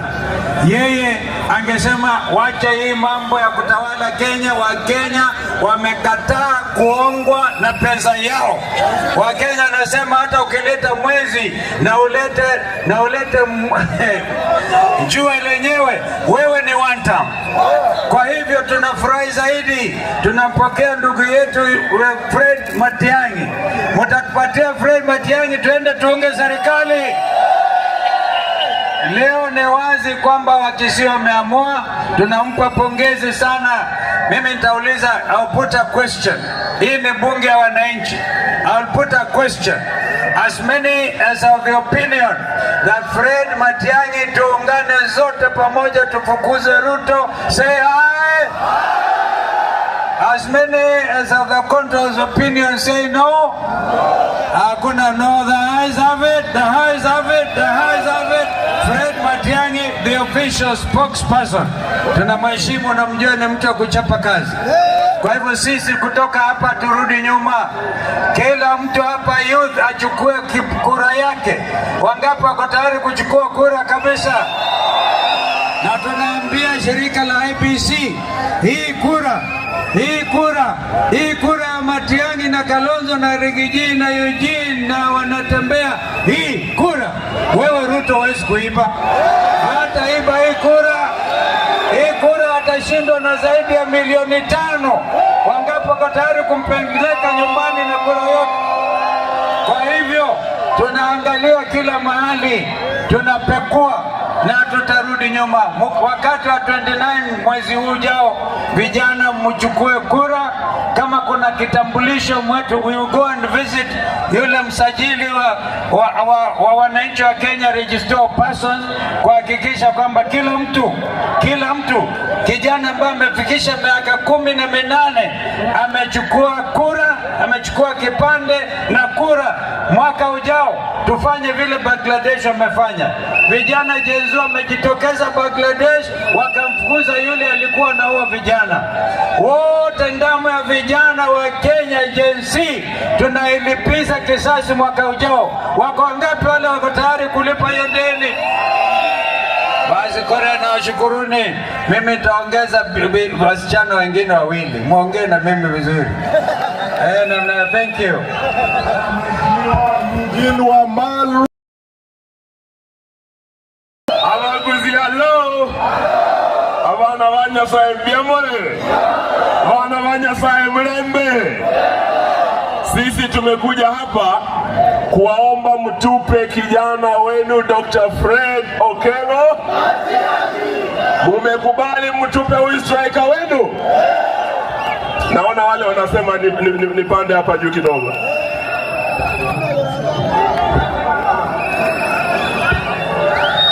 Hapo vipi? Kisii umeamua? Nyamira umeamua? Kasongo ni kufinish? Kuna wale walikuwa wanamdanganya ati Kisii Nyamira ni 2 term. Kuna watu wa 1 term hapa? Hebu nione watu wa 1 term. Nimesikia anasema eti alikuwa ametoa pesa United Opposition tukija kusimama na ndugu yetu Matiang'i tusiingie Kisii Town. Tumefika pale university, tunaona kuna roadblock, wamerusha mawe na tear gas, lakini tumesema liwe liwalo lazima tukanyage Kisii. Hapa ni wapi?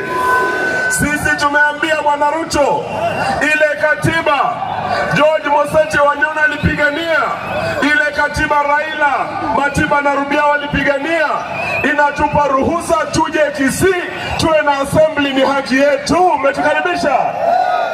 Nasikia amesema, mumeona Ruto? Hebu onyesha Ruto mikono. Mwambie Ruto 1, Ruto 1, Ruto 1, Ruto 1. Nasikia amesema eti anakuja Kisii, ameleta nyota hapa. Ruto 1. Hebu muonyeshe tena Ruto 1. Amesema eti ataleta nyota hapa, anunue vijana. Vijana mpo?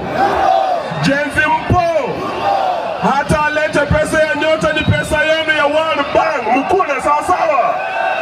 Hata alete nyota ni 1. Hata alete nyota ni 1.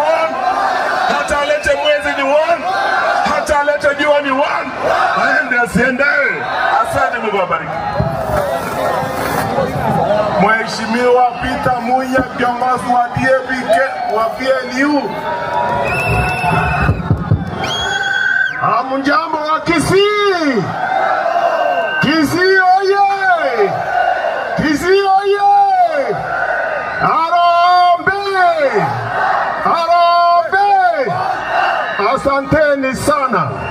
Sisi tumekuja hapa kuona vile Wakisii wanasema kuhusu harakati ya kufukuza hii serikali dhalimu ambayo imeua watoto yetu, ambayo imeharibu elimu yetu, ambayo imeharibu afya yetu, ambayo imeharibu kilimo yetu. Munasema tufanye nini? Tufukuze? Tufukuze? Unasema tufukuze? Kwa hivyo sisi tunafurahi kuona vile mmeshikilia Bwana Matiang'i, na mtu asiposhikiliwa nyumbani hawezi kushikiliwa kwingine, kwa sababu charity begins. Charity begins. Sisi tumeona vile mko na msiwe wasiwasi. Sisi tunaona tukienda mbele tukishikana pamoja na Matiang'i. Hiyo ni sawa sawa. Na sisi tumesema tunang'oa hii serikali na mizizi yake. Sawa sawa. Hata yule alikuwa anajaribu kutupangia mambo mbaya hapa, si mmemalizana na yeye? Mmalizana na yeye? Mtamalizana na yeye na kura. Sasa ile tunaona ni revolution inakuja Kenya. Hii ni revolution and it is unstoppable. Sawa sawa. Kura ikifikia mpige na mchunge kura, muhakikishe kura imehesabiwa, Kasongo ameenda nyumbani. Asanteni sana. Mheshimiwa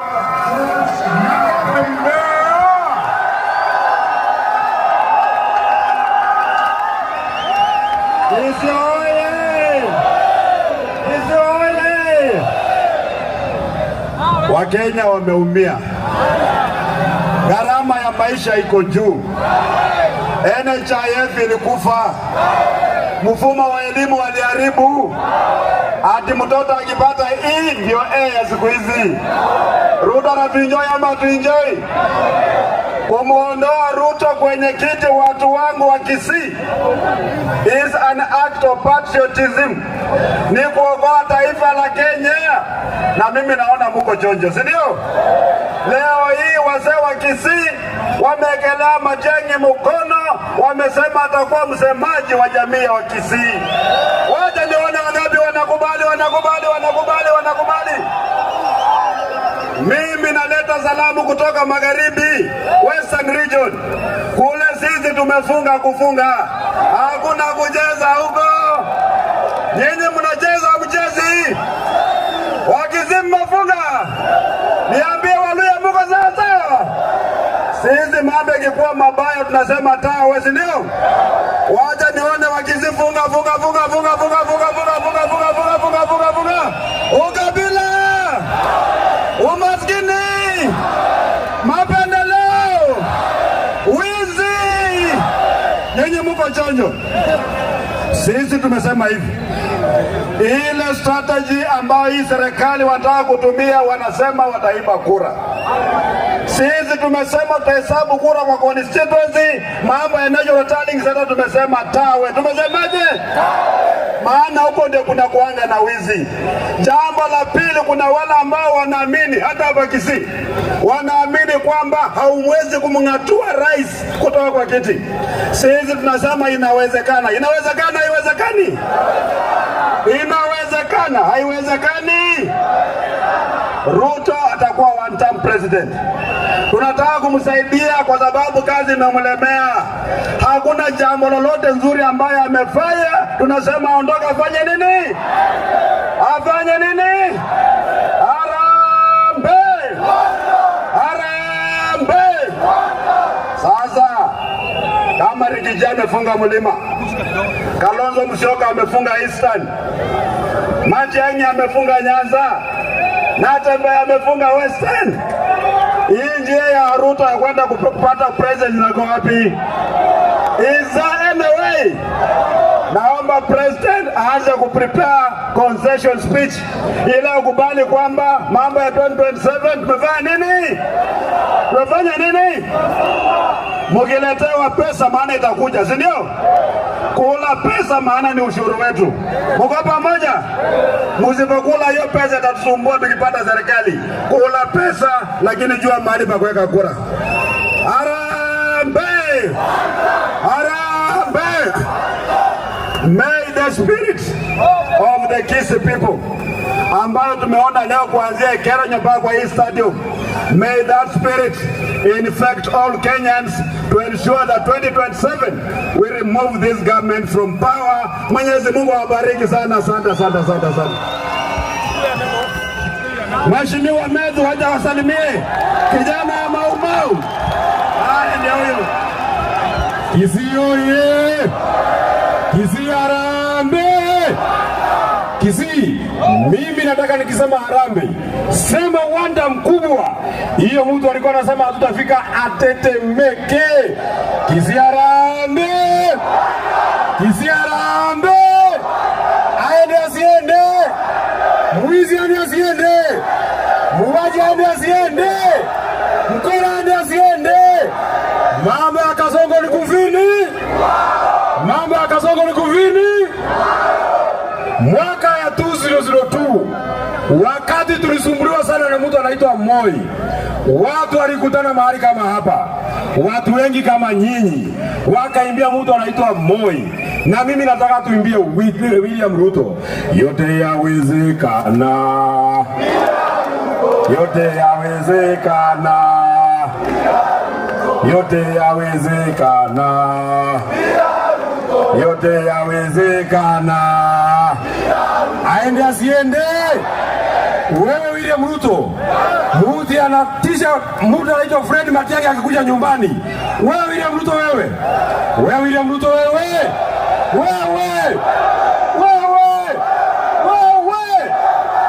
ametuzoea, ametuzoea Kasongo, Kasongo, tutakafukuza,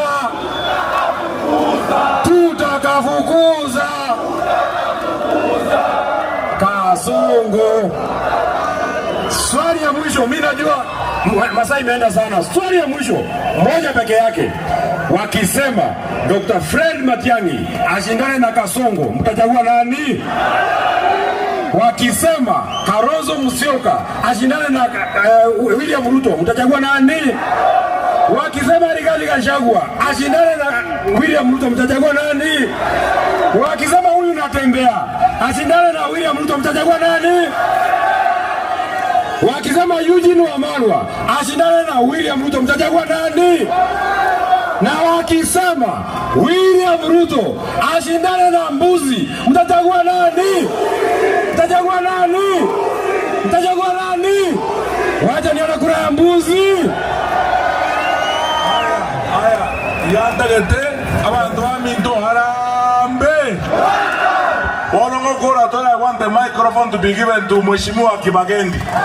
But as Mheshimiwa Kibagendi comes, hello. As Mheshimiwa Kibagendi gets the microphone, nataka kuwashukuru Dr. Ondari ambaye ameshirikiana na sisi, Eric Changanya, huyu msichana dada yetu anaitwa Gloria Ruoba ambaye tumeshirikiana na yeye, na yule wakili anaitwa Mora anatafuta kitu ya Women Rep Nairobi. Nataka mzee Machogu, alafu tuko na viongozi wa chama kutoka Kisii. Mheshimiwa Omingo Magara wa viti huyu, na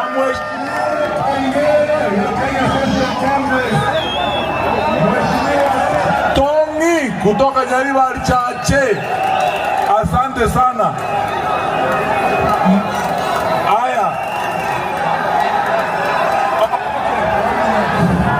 abantu bamitombi amore. Mheshimiwa mjumbe kutoka Nairobi, Mwafrika ambaye amekuja na sisi hapa, mzee wetu Profesa Sam Ongeri amekuwa na sisi mrefu na mzee wetu pale. Sasa Mheshimiwa Onyonga ako wapi? Mheshimiwa Onyonga, haya. Mheshimiwa Kibagendi, Mheshimiwa Machogu akimaliza uchukue uendeleshe program. Mheshimiwa Machogu. Abantu baminto mbiamore. Mbiamore bande. Mbiamore mwese abantu baminto. Harambee. Harambee. Tumesema hivi ya kwamba serikali mpya mwaka ujao hawa watoto wetu wataongoza. Mmekubali? Mmekubali tupate serikali mpya? Na hapa kaunti mmekubali tupate serikali mpya? Wangapi mmekubali? Wangapi wamekubali tupate serikali mpya kaunti? Tutawafanyia kazi poa, kazi mzuri na mtafurahia. Asante na Mungu awabariki. Asante. Sasa ninataka tuimbie Mama Millicent Omanga running for women there. Haya.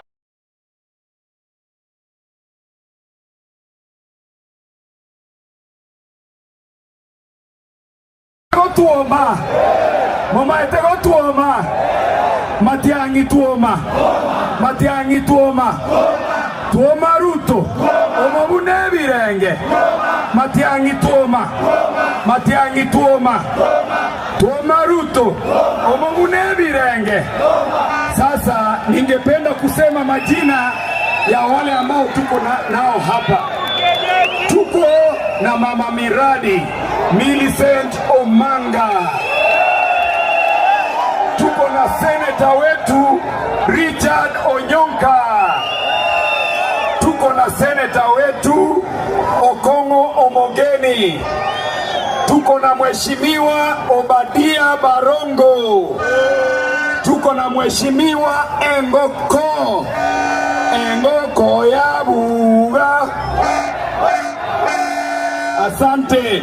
Tuko na mheshimiwa Innocent Obiri. Tuko na mheshimiwa Charles Onchoke.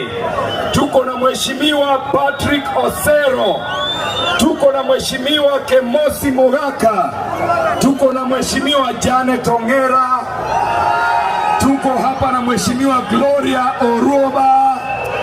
Tuko na mheshimiwa David Nyamwea, mheshimiwa Kefa Ongwacho, mheshimiwa Bibao, mheshimiwa Samuel Okema kutoka Canada. Tuko na mheshimiwa Joshua Nyarenti kutoka Kitutu North. Tuko na mheshimiwa Dennis Makori kutoka South Mugirango. Tuko na mheshimiwa Geoffrey Asanyo. Tuko na mheshimiwa Bigi Ekiage MCA Central Ward. Tuko na mheshimiwa Mwebi. Tuko na mheshimiwa Birundu. Tuko na mheshimiwa Rogers Moturi kutoka West Mugirango. Tuko na mheshimiwa Bridget Ombati.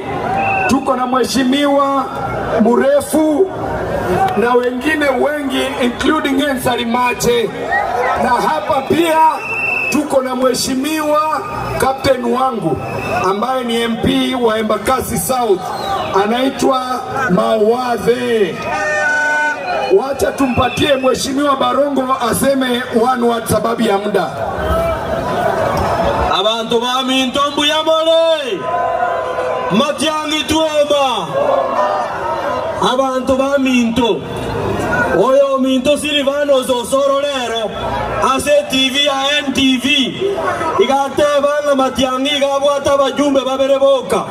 Nga gabwate Anthony amona inche Barongo. No mokora tali mokora. Osoro ninki. Osoro ninki.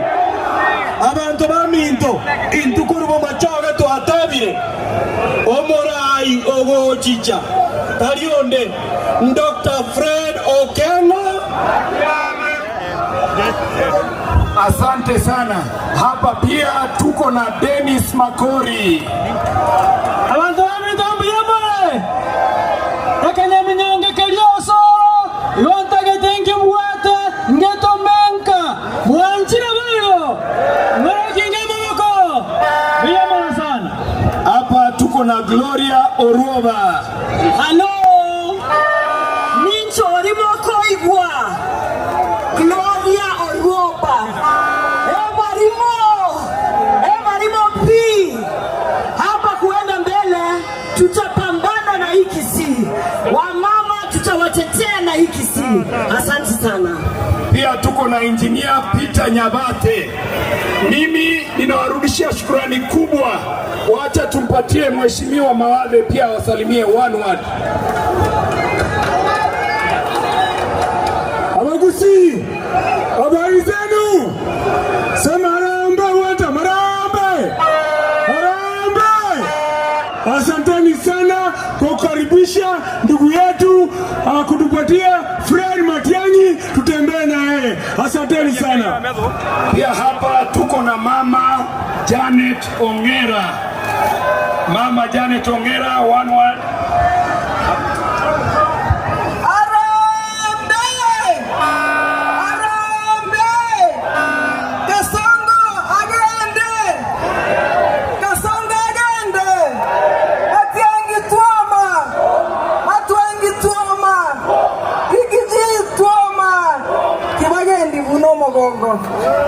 Asante. Tuko na Mheshimiwa Engineer Peter Nyabate hapa, tuko na Mheshimiwa Kiage, na pia hapa tuko na Mheshimiwa Richard Mwevi.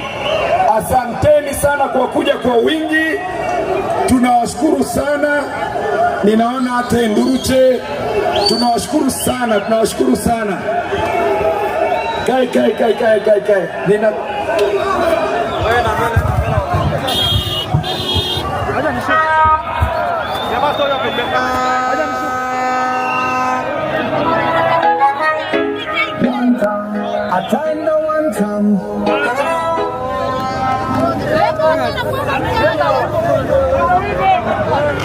Rostre. Dai, come on.